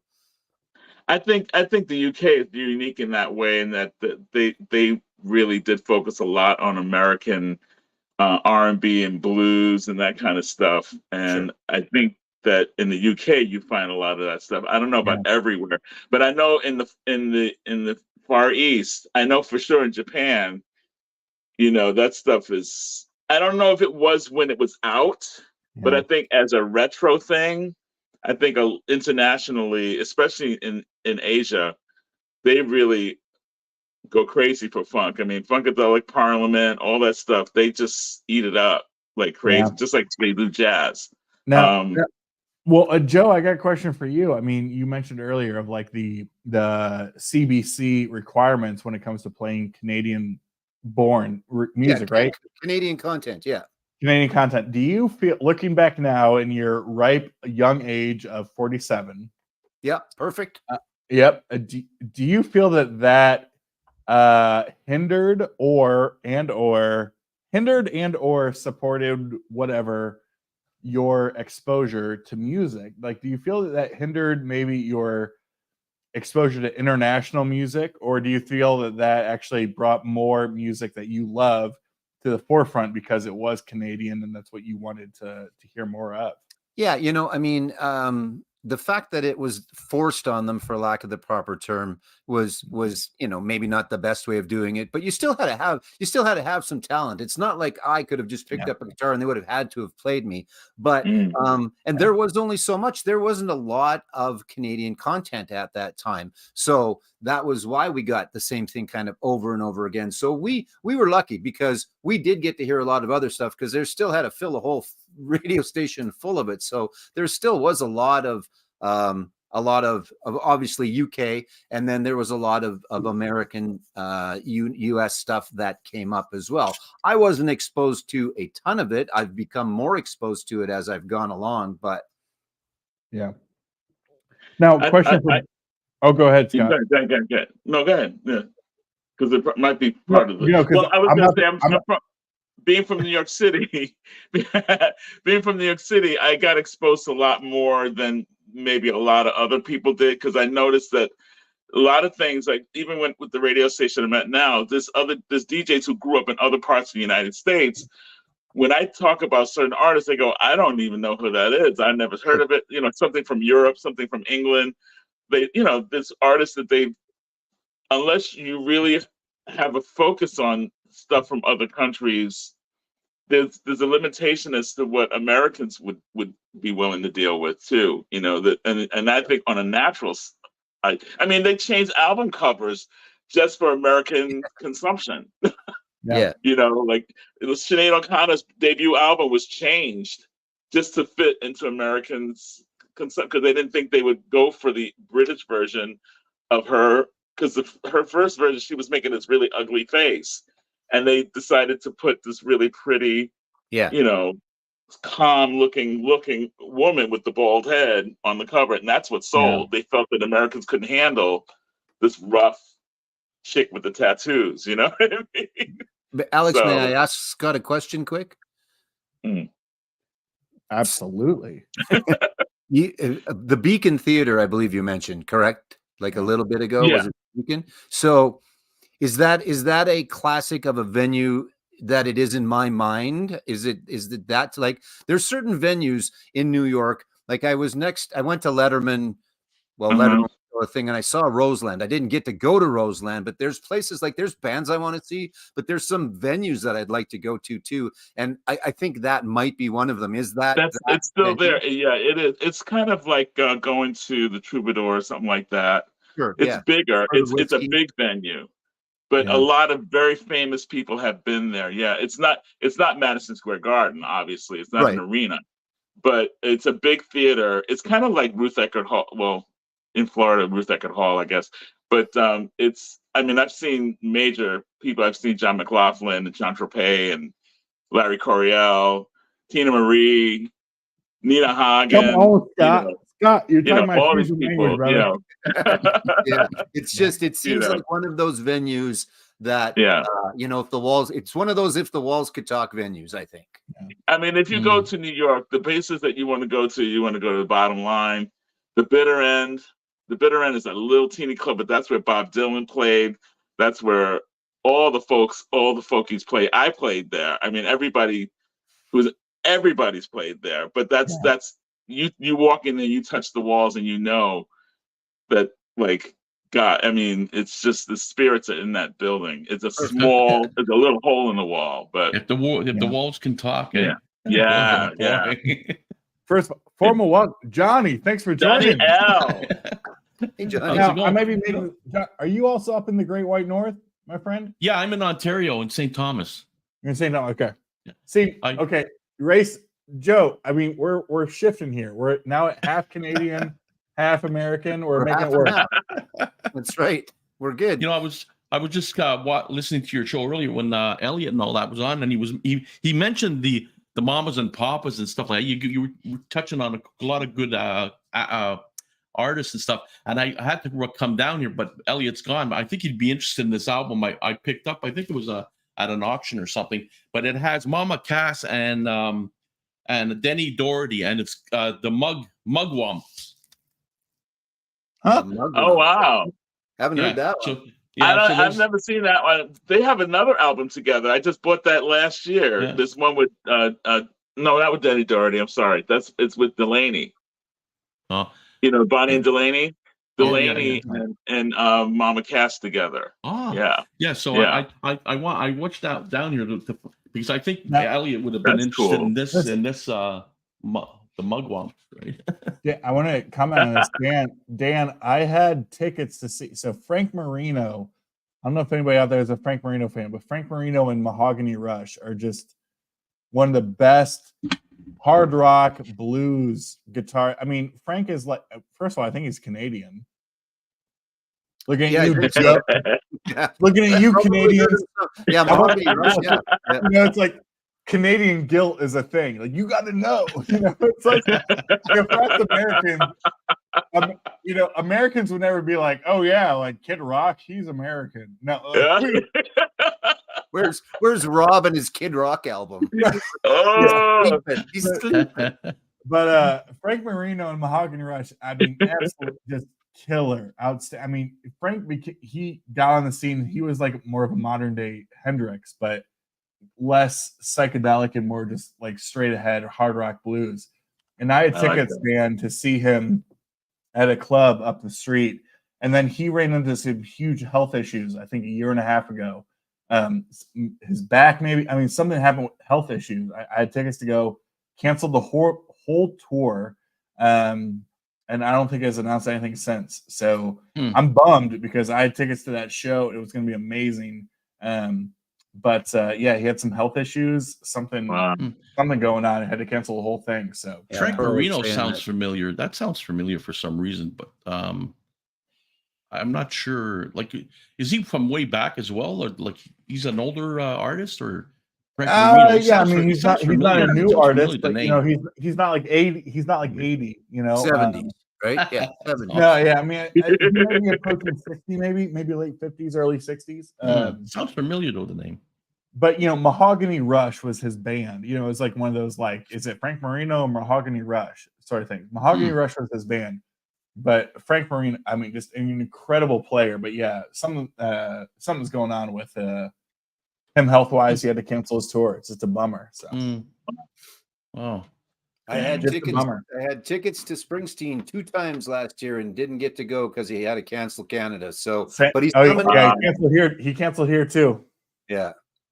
I hadn't ever seen him, and I saw a lot of good stuff last year, but he was the one I was most looking forward to because he was the one that I've listened to the longest that I haven't seen yet. But let's hope for November. He's supposed to. If he comes back, definitely go. I mean, it's an emotional. Yeah, it's an emotional ride. It's just Saskatoon or Regina, Racer. Neither, actually. It was going to be in Edmonton, and then I was also going to Winnipeg. So Edmonton and Winnipeg. We didn't get him in Saskatchewan at all. So, How far are you from Edmonton and Winnipeg? Winnipeg's probably 6 if you're going the speed limit, and Edmonton's probably 8 or 9 if you're going the speed limit. So, and do you drive? Are you racer? Yeah, I don't necessarily go the speed limit, but I get there in 3 hours. Yeah, you know, and I think I've said this to you before. I'm at the point now that if I want to go see someone, I'm going to go see them. I didn't get a chance to travel a lot before, and we got some decent names, and we got a lot of Canadian stuff, but we didn't get big names at all. But so now is my chance, and I'm just going to go see. That's why I was asking if I think I'm going to get a chance to see Billy Joel, and I might just have to. I wanted to go to Madison Square Gardens because that's where you go see Billy Joel. I think, right? It's like that's his place, but I don't think that's going to happen. So, because he's either done or he's close to done. Now, I just made this connection or whatever, but I mean, Joe, Scott, I mean, both DJs or past DJs, right? Yeah, I mean, you got the radio connection. I don't know if you made this connection. Yeah. Yeah. It's great. You know, Johnny. Yeah. Johnny does. Yeah, I'm a DJ in a doo-wop cafe. So I didn't know that, Johnny. That's I play a lot of doo-wop. We play a lot of street corner harmony and doo-wop. But we do play some early R&B and stuff like James Brown soul, and we have a DJ on there that specifically plays soul music on before I go on is Paul the Soul Posse. Paul the Sheriff, something like that, the Soul Posse or something, and he plays just soul and good stuff too. Before I go on, right? So it's not. We try to keep it 80% or more. Street corner harmony, and because that's what the doo-wop cafe was formed, right?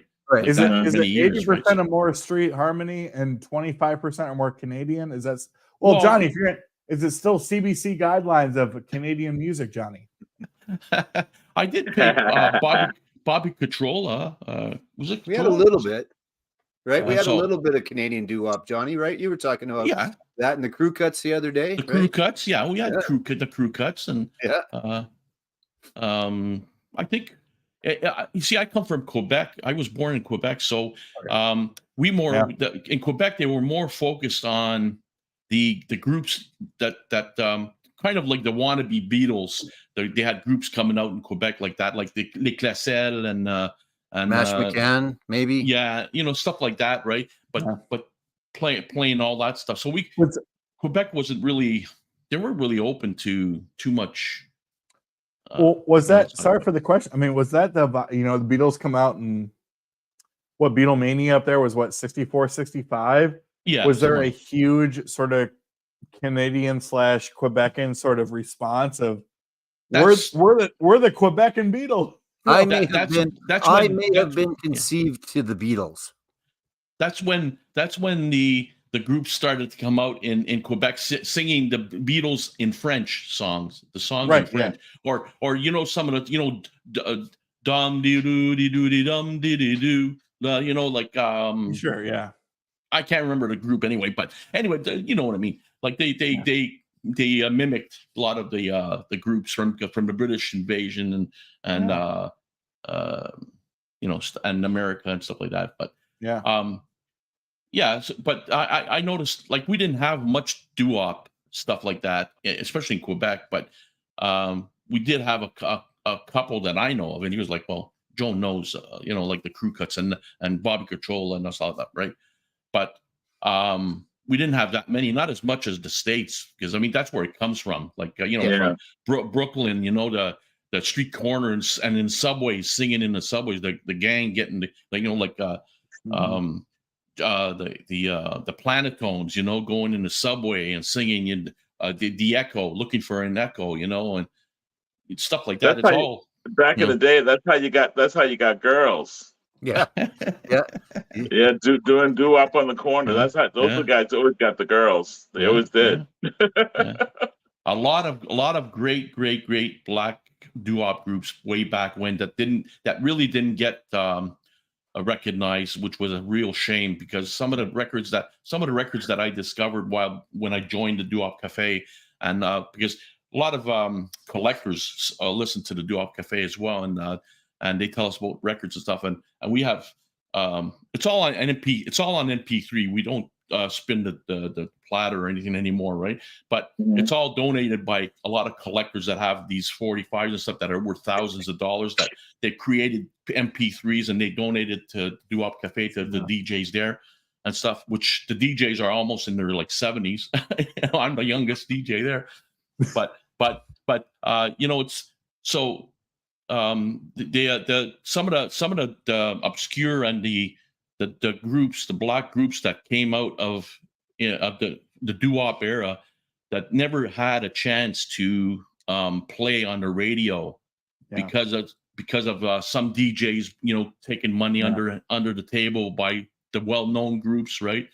But you wouldn't believe some of the good DJ, artists There's that tons. Well, Yeah, and I'm curious of like again the comparison to the States versus Canada and what that looked like, right? Of like depending on the station, right? Like to what extent did being a DJ in that time period, playing that quote unquote that type of music, right? Like, was that something that was celebrated? Was that something that was frowned upon, right? If you're talking about, you're talking about doo-wop or any of those different types of music, was that something that was celebrated or was it more frowned upon? Or like what? Well, I guess I'm asking like what role did sort of race play in? Yeah, race stuff, right? Race played a big role in it. If you were a black group that had no money, right, which a lot of them didn't have any money to cut records or anything, you wouldn't be able to make it back then in like an Alan Freed environment or these DJs, right? Because they were some of them were caught taking payola from the well-known groups to put their records on, right? And a lot of the black groups, race had a lot to do with it as well, right? And like some black groups did make it, like the Cadillacs and all that. They made it on the radio type thing. Yeah, but I'm talking about some of the more obscure black groups, Now they never had a chance, and they were excellent. They were absolutely excellent. The harmonies, blowing out of them. Right? Now I want to make sure I got my history right here. So Scott, you're in Florida now, but you were born and raised in New York? Born and raised in New York. I was born in the Bronx. Okay. And I lived in the Bronx till I was in my 20s, and then I lived in Manhattan until the 90s. Yeah. Very cool. And then I moved to Florida. So you've been to Florida, 30-some years now? Yeah. Mm-hmm. Cool. And Joe, I mean, you have obviously a DJ history. You've talked about that a while from DJ, or obviously whatever your history is too. What I'm sitting here and I was like, I'm struggling because I'm like, God, there are like 3 of these whole ass DJs. Meanwhile, I'm just some guy who drinks a shit ton of beer, overweight as hell, bad facial hair. Don't get it twisted. It was never my job. I mean, this is a volunteer thing that I do. Yeah. Of course. I do it for the love of it. Well, Scott, I don't need. There's no money in what you do. No. Yeah, I don't make money doing it. This is for the love of music and I was always a performer. My thing in music, I was always a performer. So that was how I made money. Not as a DJ. Never as a DJ. Joe, I am a club DJ, yes, but not a radio DJ. Yeah. Yeah. I mean, I'm curious for all of you, but Joe, I'm curious for you too. But I mean, how did you get into your role as? I mean, you got background in radio and all that kind of stuff. I can't tell if you're frozen or if you're just. No, I'm here. It's okay. Being from Canada, we're always frozen unless it's August 5th. If you see us on August 5th, we're okay. That's when we start to thaw. That's when we start to thaw out. It was in high school. It was a thing. Again, the love of music came from mom and dad. It was a different type of music, but the love of music and the bass for it came from mom and dad. And it's just something I took right out of high school. Went to WABC broadcasting school, which was basically, here's my $2,000, get me a job, was kind of what it was. I mean, there was some theory to it and a little bit, and you did news one day. Sorry to interrupt, Joe, but you went to radio school. Yeah. There is such a thing. In fact, it's still going. Actually, there's still kids can still sign up and pay their money, and they'll teach them how to talk. Upward, don't go upward inflection, because that's a question you have to have downward inflection. And one day you would do news, and then you do production, and you do commercials the next day, and it was pretty good. So, and then it just didn't pay with the shit. So I stopped doing it and I started working in the club, like God said. And then in 2000, I think it was 2003, 2004. I can't remember. It was about that. but it was back in the early days of the internet. There was a station called 9412 out of Madison, Wisconsin. It was an online radio station. And I started doing that as a volunteer thing, just to kill some time and have some fun. So that was actually pretty good. I did that for a little while. And yeah, it's it just all comes back to the music. And it's, you either have the music conversation in somebody's house, or you have it on the radio and you talk about it, right? You know, the one guy complained about the fact that I babble, but that was one of the things, or one of the core things, is that make sure it's a conversation. So I could just say, here's this record and I like this record, and here's this next record and that, but it's the conversation part, like we're doing now. But you can do that on your own, and it's like you're having a conversation, even though it's not live. You still should be having that conversation. And I talk too much with my hands.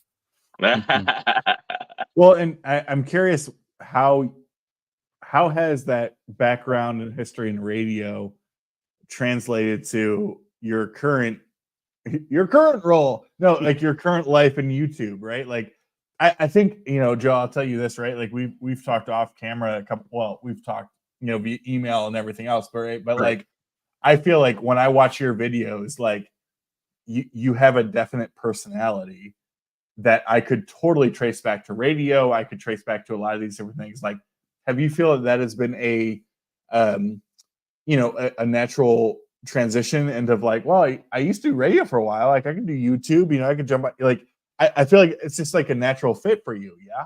Yeah, no, definitely. It came from that, and it came from doing some other live things as well. You know, I talked about announcing at the stock car tracks and being out in front of people in that. It's just comfortable. I had a TV show for a little while. So it's just doing this. It's just doing this. Plus, you know, when you and I have been on camera, and the folks that have been around, like Johnny and like Scott, it's been great. It's been very conversational. It's just like Scott said, his dad and his buddies sitting around. We just don't have the drinks. You have the drink. The rest of us don't have. Well, I don't know. I can't speak for everybody. I have a tea, I have a YouTube channel title that I have to live up to. That's right. And if I ever go sober, I have to change this. And an outstanding new logo too, I might add. Very nice. That was something else Sean did for you, right? Yeah. Sean's great. Yeah. I mean, my best friend since high school. Yeah. He's great. So did it hurt being a DJ before and doing this? No, it certainly helped. Definitely. So, yeah, I get that the question. Yeah, I would imagine it would help being in the radio business and transitioning into going into the YouTube thing, right? Where for me, when I started, I started in the Doo-Wop Cafe. I was absolutely friggin' petrified. I didn't know what I was doing. I still don't really. I'm not a pro at it, but it keeps people entertained, and we do have a listening audience. Not big, not as huge as Scott here, but well, who is? But we do have there is a group. There are people that are still like the doo-wop stuff and listening to the and stuff like that. Right? So but that's good. I was absolutely because I had no experience in radio. I had no experience in anything, right? So they were all encouraging me. You know, you can do it, John. You can do it, blah blah blah, right? So I ended up doing it. But boy, oh boy, did I mess up a couple of times, right? But you know, it's learning experience, right? So it's never messed up. No, it's never messed up. It's just I'd rather have someone mess up a little bit, whatever you're calling that, John. Yeah. And it's more natural. It's more real. Yeah. Like. When I do my videos, I always joke around that I don't edit, and I could pull out the shit that I get wrong because I get stuff wrong. I start going and I get stuff wrong. I said there was a guy that was dead. He's not dead. So, you know, but that's the thing. Just be honest and just make it a conversation like we're talking right now, right? Even if there's nobody else that you can see, there is always a set of ears that are listening and enjoying what you're doing. And that's really what it comes down to. And Scott, I think you can attest to that, right? Yeah. I think for me, again, doing the videos, I was a little subconscious at first because I was used to being on the radio with they don't see you, they hear you. I didn't care about it because it was my voice. But also I'm a performer, so I perform on stage. So there's a wall, there's like there's a separation there, and so with the camera, you're right there. So I felt a little bit more self-conscious at first. I had to get used to that because I was looking at myself. I'm like looking at myself as I'm filming it. And I'm like, whoa. Yeah. Whoa. Oh yeah. Me too. It's like, oh man, my teeth are yellow. What the hell? Yeah. Oh yeah. I go, let me wash my face and do it over again or something. Get the grease off my forehead. Or something. Tish, I didn't think I was that handsome or something like that. There you go. Perfect. So I was so ugly when I was born. Like the doctor smacked my mother. So like, it's kind of like Alex. Did you just have your last pee or your last beer, or is it a Listen, the night is young, Joe. I don't know. I can't answer that. I guess like I still got a little bit here. Is it just the four of us though? Is that the only and Zep? Really? Is that we got 14 viewers right now. Oh, so. Good. Sorry. But come on, Joe. Don't be done. What, Joe? Come on, Joe. There was times, I swear, speaking of my radio days, I was the overnight. That's where I started. And I was in a town of about 5,000. And we would actually simulcast with the other station the guy owned. And that only brought in about another 2,000. So overnight with the audience of about 7,000 people, if there was 14 people listening then, I would have been pleased. So 14 people hanging out with us now, that's great. Joe, I don't know. I started at 4 a.m. Yeah, but I have my channel is pretty high in demand. So once you see your viewer count go all the way down, then you know there's something wrong. I know. When I was at 3 a.m, I didn't know that. I didn't know if now you can actually watch and see your count, but you don't have to worry about it. Yeah. In fact, when I started at 4 a.m, most of the people that called me, those were the people listening, and I got you have a good relationship with them after a while because they called you every week. Yeah, you know what I mean? It's like, and they were usually people that were working in restaurants. They were prepping for their restaurants, or they were working at a nursing home. Yeah. Or something, they were working usually, and truck driver.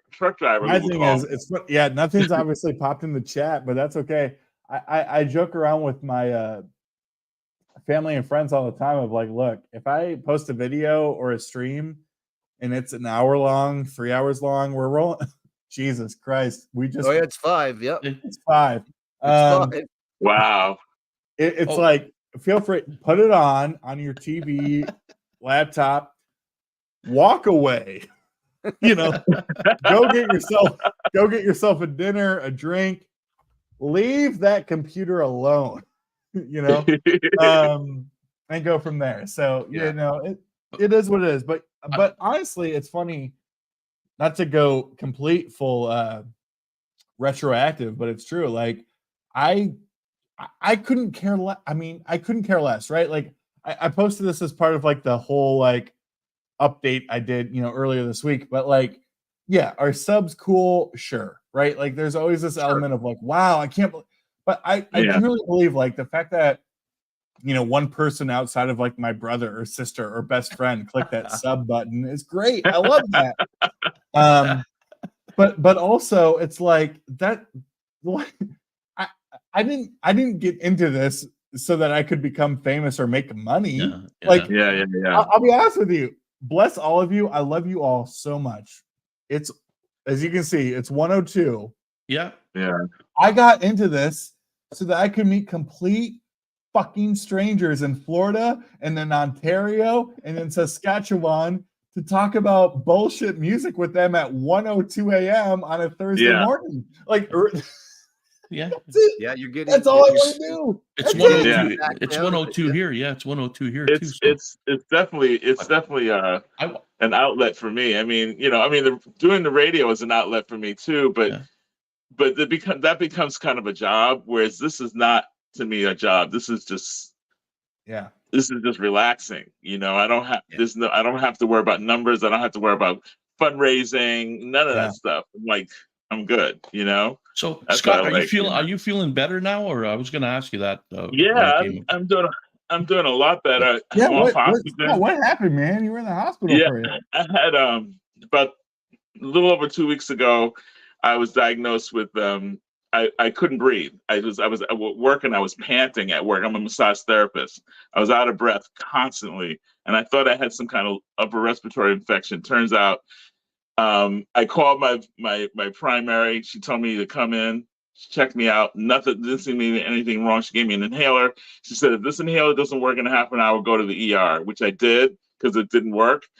And they put a pulse ox thing on my finger, and they took me straight up because they told me that they took a CT scan of my body, and they saw that I had blood clots in my lungs. Jesus I Christ. had pulmonary I could have died. Like, if I kept working, I could have died in my treatment room. Holy That's crap. it was that close. So, but I'm not 100% better, but I'm definitely almost there. I'm off oxygen.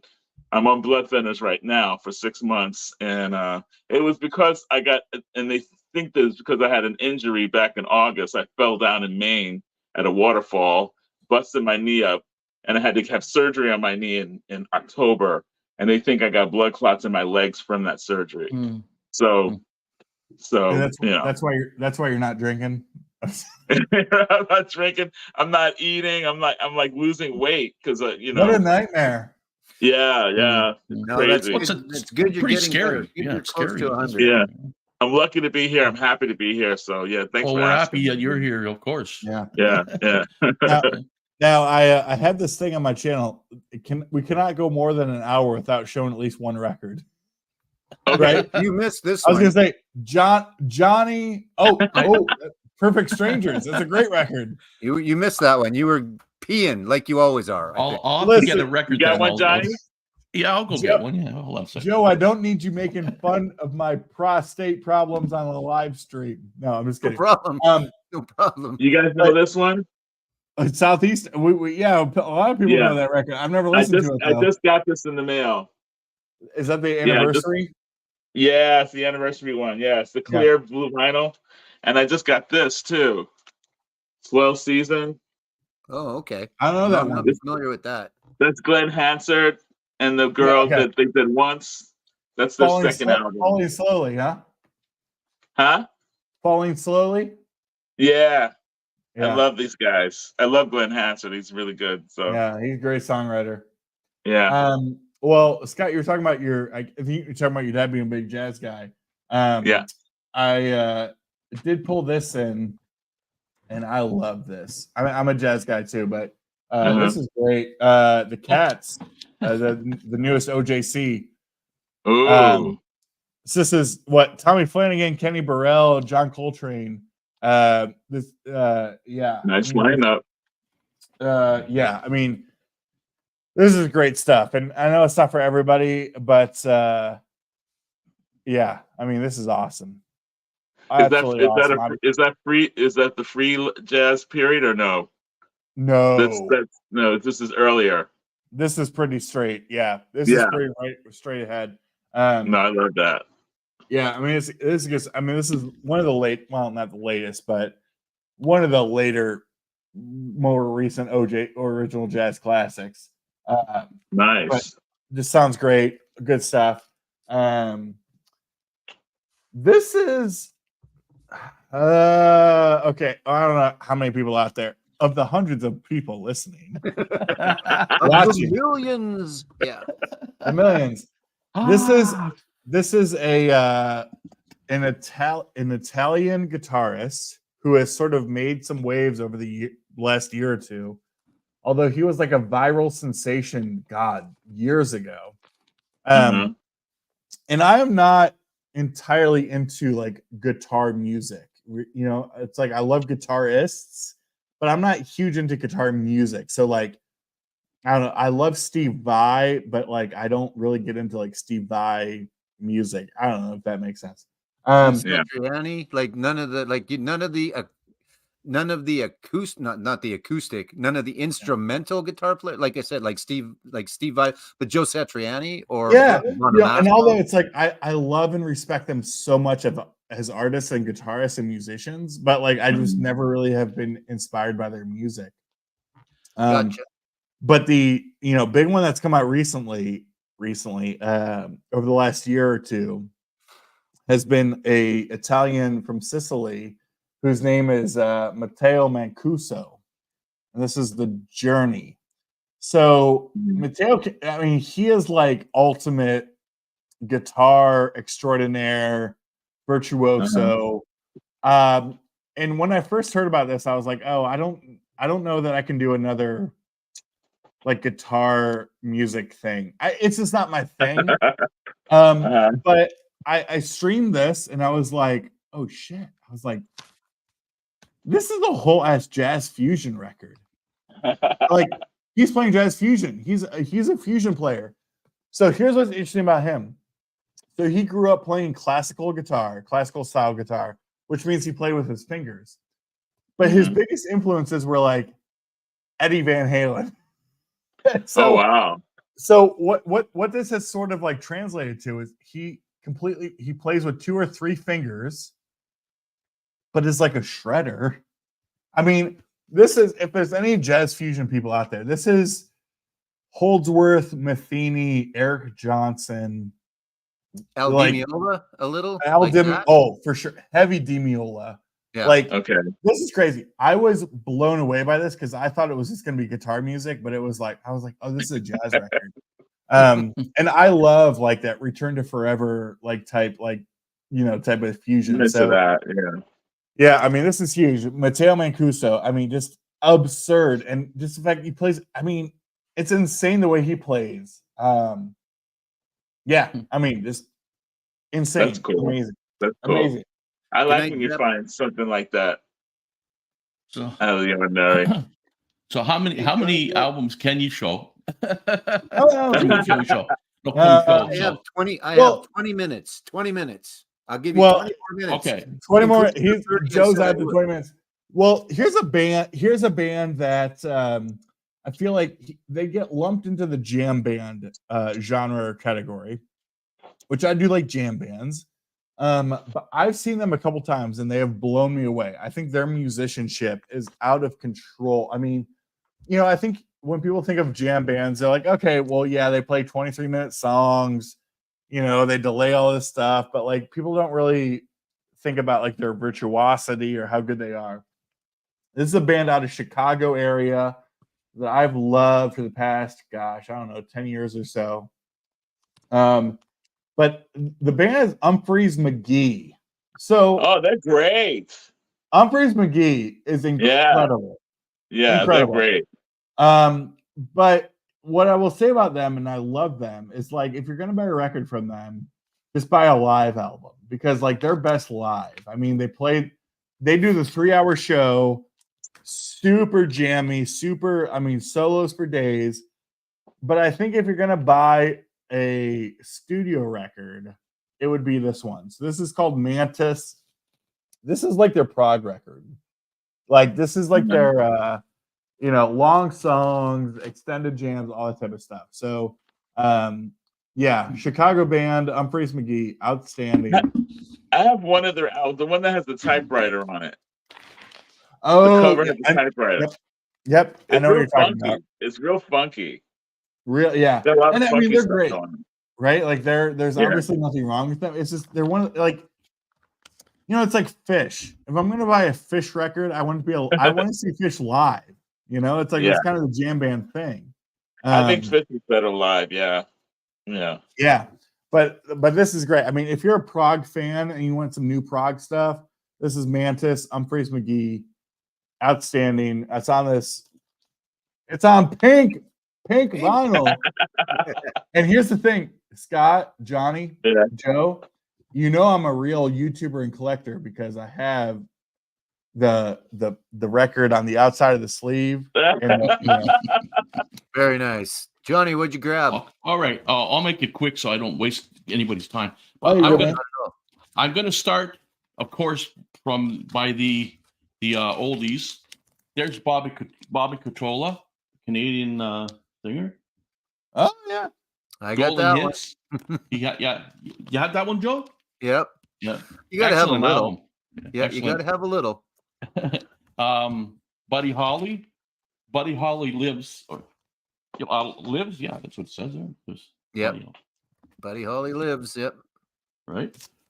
I picked up a couple of these, the Ronettes. Oh, very nice. Ronettes. Yeah, it has very nice. It has all the hits on here. Phil Spector was an excellent. He may have been cuckoo after a while, but he was an excellent producer and stuff. We've had that discussion before. Yes, we can separate the person they became with the music that they made. Kind of. He kills people, but he produces a great record. The Crystals. Nice. Right. And he imprisoned Ronnie Spector. Exactly. Right. He imprisoned her. Crazy. George Harrison, all those years ago. It's on. This one's on the Black Horse label, I guess it was called. Dark Horse. Wait, what? Dark Horse. Sorry, yeah. Johnny. What record is that? It's what is that? It's George Harrison. Right? All those years ago. It's all those years ago. Was it? Yeah. Oh, like a 12-inch Hump or like a 12-inch or what? It's a 12, but it's only 3 minutes and 42 seconds. Wow. On the whole album. Yeah. It's weird. I'd never seen an album like that before in my life. Yeah. Oh, I got this one. Oh, you got the Road. How you like it? Nice. Oh, it's great. Yeah, I got to tell you a bit of. I'll show you this last album, and I'll tell you the story about the Alice Cooper thing. And I think you've seen the vinyl too. It's pretty cool, right? Yeah. What you got? Oh, yeah, nice. Very nice. Oh, that's beautiful. Yeah. The only Alice Cooper I ever had was Into the Outdoor. And and so this is the last one. That's Led Zeppelin, Scott. Oh no. From the inside. No, from the inside. From the inside. From the inside. From the inside. Sorry. Yeah. It's the one with the crazy house. Yeah. Yeah. So that's the last one I'll show you. Cannonball Adderley on that's a good. I have that one. That's good. Man. Now, I'll tell you the story about this. It's really weird. I kind of chuckle about it because it's kind of weird, right? Okay, so I get this Alice Cooper one, right?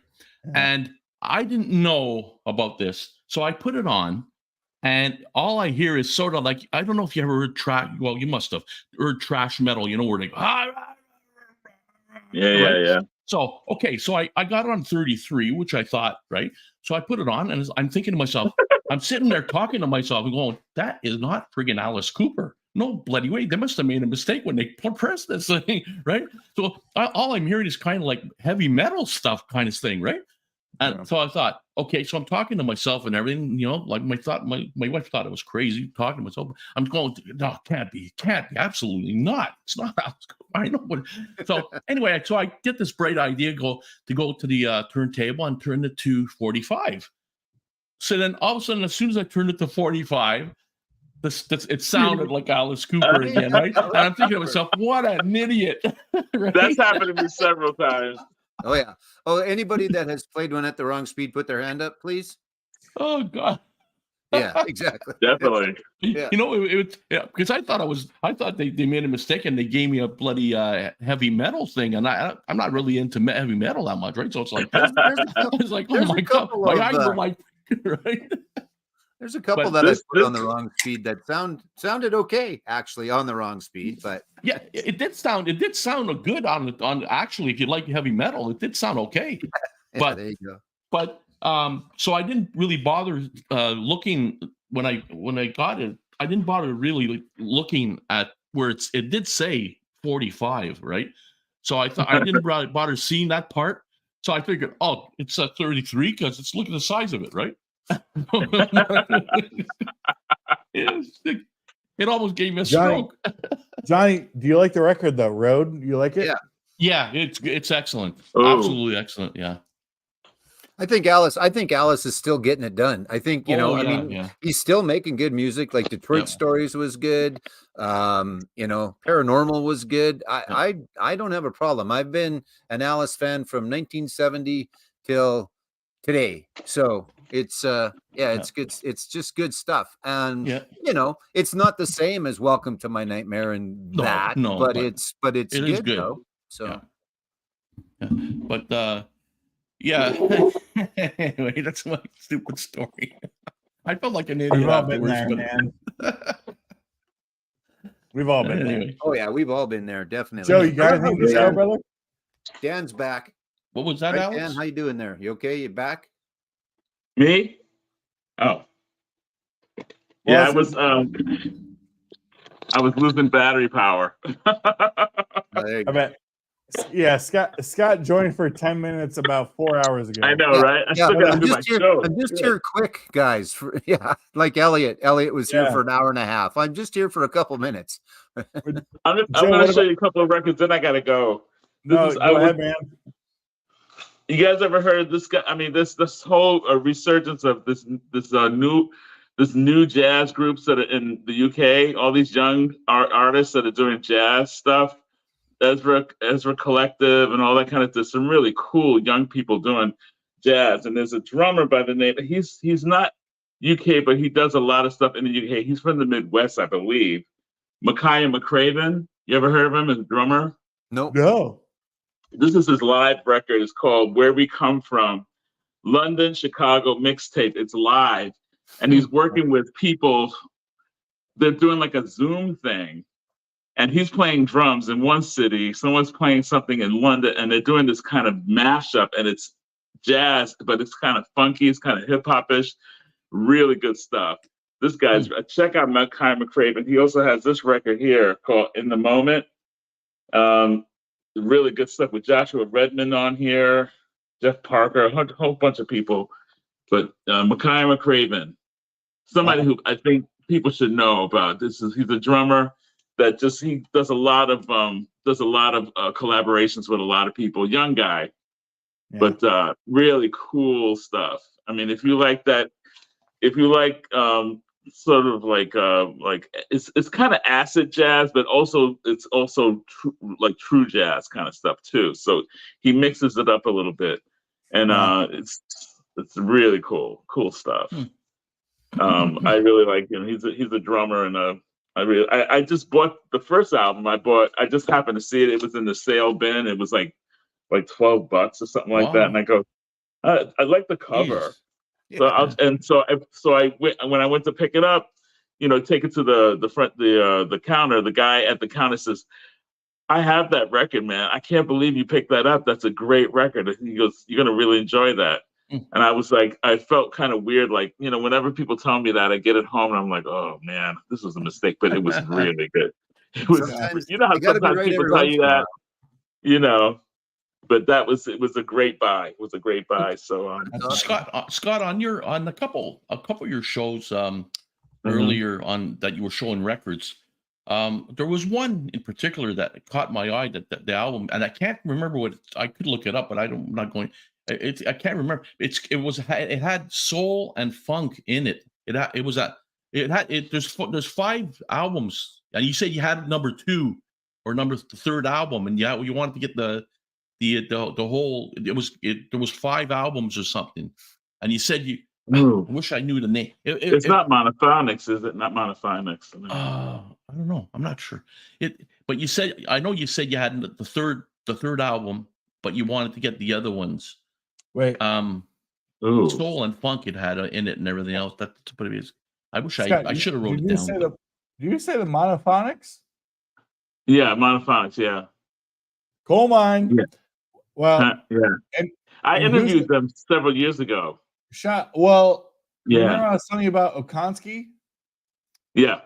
So I think I'm about freaking like 16 beers deep. But listen, Okonski, I think, is the pianist from the Monophonics. Oh, really? And so he, broke off to do a solo record and did a jazz trio record, and it blew me away. But that's why I know Monophonic, because they're a coal mine band, right? Yeah. And Kelly Finnegan's in the group. It's not Okonski, it's Kelly Finnegan. Kelly Finnegan has broken off and done a shit ton of stuff. Yeah. He's working with he just did a record with some singer. Oh God, is it Bridges? He did Leon something Bridges? I think he did something with Leon Bridges. It could be. I mean, Leon Bridges. I'm all in on Leon. But you're right. Monophonic. Oh no, there's a local guy here. There's a guy that I worked with actually before, like Alex Harris. Alex Harris is a local gospel / R&B soul singer who kind of reminds me a lot of Jackie Wilson. He's really, he's an amazing singer. I've worked with him a couple of times, and I've done a couple of Sunday gospel brunches with him. And this guy just finished recording with the Monophonics, and he's coming out with an album. Yeah, That's Alex Harris. So they'll probably be on that label. Yeah, I've heard. Yeah, Monophonic. Kelly Finnegan's the main one because he released a huge Christmas record this past year. And his stuff's great. So yeah, I mixed up a Konsky and Kelly Finnegan, but yeah. I'm surprised that they're not bigger. But I said, go ahead, John. Did they have 5 albums? I'm trying to think of the one you showed. I don't think they were the one. I don't think they were the ones because I have almost everything of theirs. You said you had the third one, and because there's 5 or something, and that had funk and soul music in it. The cover was like a lot of colors on the cover, like a lot of colors. You're talking about. Oh, I know what you're talking about. You're talking about A Common Heart. I think that's what you're talking about. A Common Heart. I just bought a new one by them. I bought their 3rd record, and I just bought the 4th one. Common Heart. They just came out with it. That's who it is. The Common Heart. Yeah, they kind of like if you guys are familiar with Nathaniel Rateliff and the Night Sweats. That kind of stuff, or Teddy Swims, or Chris Stapleton, that kind of stuff. He's got this really raspy, a growly type voice, but really good stuff. Really good, kind of like Joe Cocker, but a little bit more modern. Nice. Common Heart. Yeah, I think that's what it was. Okay, Alex. Yeah, could have been. Yeah. Go ahead. I don't know if I had anything.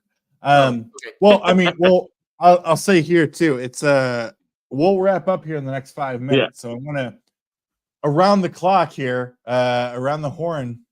This is what people do on live streams, right? You're supposed to talk about what you're doing, what's out there for the hundreds and hundreds and thousands of people out there watching. Well, it'll be the people that'll be still watching the replay 5.5 hours later. Like Joe, I made the upgrade to the StreamYard basic plan. I'm paying $25 a month. I don't know what that is in kilometers for you Canadians. But yeah, we'll go around the horn. Joe, we'll start with you. What's happening at Racer Joe and or Racer Records, and let's go from there. Yeah, well, there's one that I did yesterday actually, and it happened to be video number 50, and it was not meant to be anything specific as far as the number. It just happened to be, but it's one that I did about a buddy. He passed away a couple of years ago, and his wife gave me all his records, and they're still here, and I still have them. And I happened to come across where they were a couple of days ago, so I did one about that, and that was kind of good. So if you haven't seen that one, I'd like some people to watch that one, just in memory of my buddy Phil. And then, and I've got a couple. I have too many friggin' videos. You know that, Alex. But I've got another one that just posted 27 minutes ago. It's the top 10 bands from where you live. So all of mine are from Saskatchewan. So, I love that. Scott, do one. If you can do it, if it's your own city, great. If you have to go out to your province, great. If you have to go out to your country, great. Because, there's smaller countries, but so there's that one. That's this is another one of your challenges. Yeah, whatever you want to call them. I love that. Ooh, top 10 bands from Ohio. So mine are all from Saskatchewan. I couldn't do it from Regina, but I could do it from Saskatchewan. So and then the Fast 5 thing, that's always out there. So that's what's going on Racer Records, and then there's some live stuff coming up in February. We'll leave it at that. Yeah. Yeah. Cool. Scott? Well, first of all, I'm going to be doing your tag, Alex, on this weekend. I'm going to focus on that. Yeah, I'm going to do your tag, the frog tag. But I'm also considering doing a video that I said I was going to considering doing about this my favorite soul song, which is now I can't think about it right now. I'm so tired. It's you're kind of something about a fool. I forget it. Anyway, it's a song that I'm going to play that was done by Isaac Hayes. It was originally done by Aretha Franklin, but Isaac Hayes did it. Done by Patti LaBelle and the Bluebells, Elvis Costello. It's been done by so many people, and I think I want to do a needle drop. I think it's called Some Kind of Fool. Whatever it is, I'm doing a video on that one song, and I thought it'd be kind of cool to listen to different versions of that song and what makes that song such a freaking soulful. It's my favorite song, and I think it makes anybody who sings it sound so soulful. Elvis Costello sounds so soulful, you know. So I'm soulful looking forward to that. Song, so. Yeah. That's awesome. You know, and I got my show tomorrow. Lots of birthdays tomorrow, so I'm going to be doing. So you're okay. You're back on the radio. Okay, that's. Yeah, I started last week. Oh. Yeah, I missed. I know. I missed a couple of your shows, so. Yeah. I don't want to be. Don't want to be seem like a stalker either. You know. No, never. At first, I kept on, texting you and stuff like that. And I don't want to. The more the merrier. At least I know somebody's out there, man. Yeah, exactly. Yeah. Cool. Johnny, what about you, man? You got anything coming up? I don't know. Originally, I wasn't gonna put anything out on this channel that I have or nothing like it. But then Rachel kind of pushed me a little bit and said, "Come on, you got to do some tags." So I ended up doing like a whole pile of tags at your Prague one, and it's like I'm going to end up screwing this up. I said to myself, but I'll do it anyway. Man. You'd be great. And so then I ended up putting some needle drops on some some old records, 45s and stuff like that, and I got carried away with that. And Rachel says, "You put too many on at one time, right?" because somebody was mentioned that because it's supposed to be ringing somebody's bell or some stupid thing like that. I don't know what it does, but it does something anyway. So I thought, notification. Yeah, so I thought, okay, I'll cool that, but. I'm thinking I'm going to be waiting until I get my album. I got a doo-wop album coming.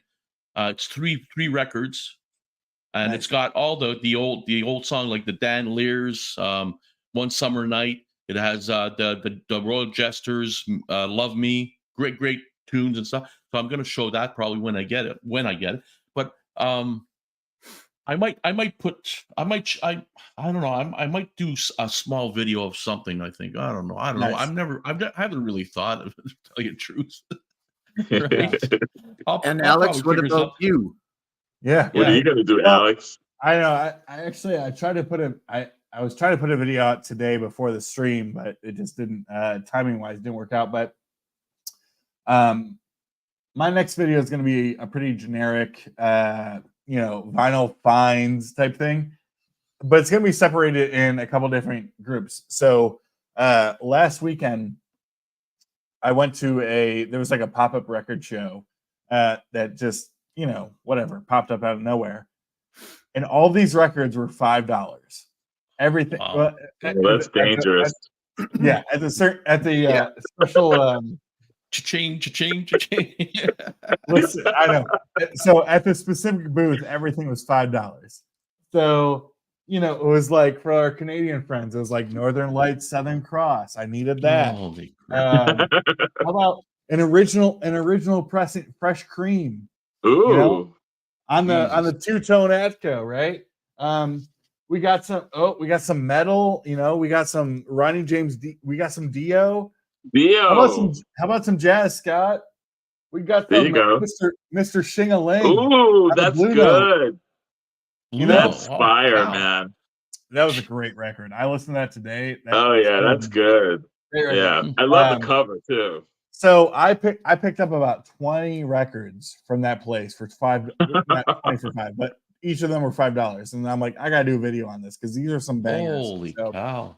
I'll try to get that Thursday or Friday. But well, hey, I appreciate you all joining, man. This was awesome. Thanks for asking me to come up. It's really great. Thank you. I had a really good time. Thanks for letting me. Yeah, thanks for Scott, letting Connie, me, it's great connecting with you too. I'm going to say in person over video. Thanks for letting me push my way in. Yeah, absolutely, Joe. It's always a pleasure, man. We'll do this again. Now that I've Let's hang had with you, Joe. now that I have very much so, guys. Yeah. Now that I have the upgraded StreamYard, I'll be able to do this all the time. You're hitting the big times. Hit the big times. You all are always welcome, and we'll catch up soon. For those All who right. have had the misfortune of watching us over the past 6 hours, cheers.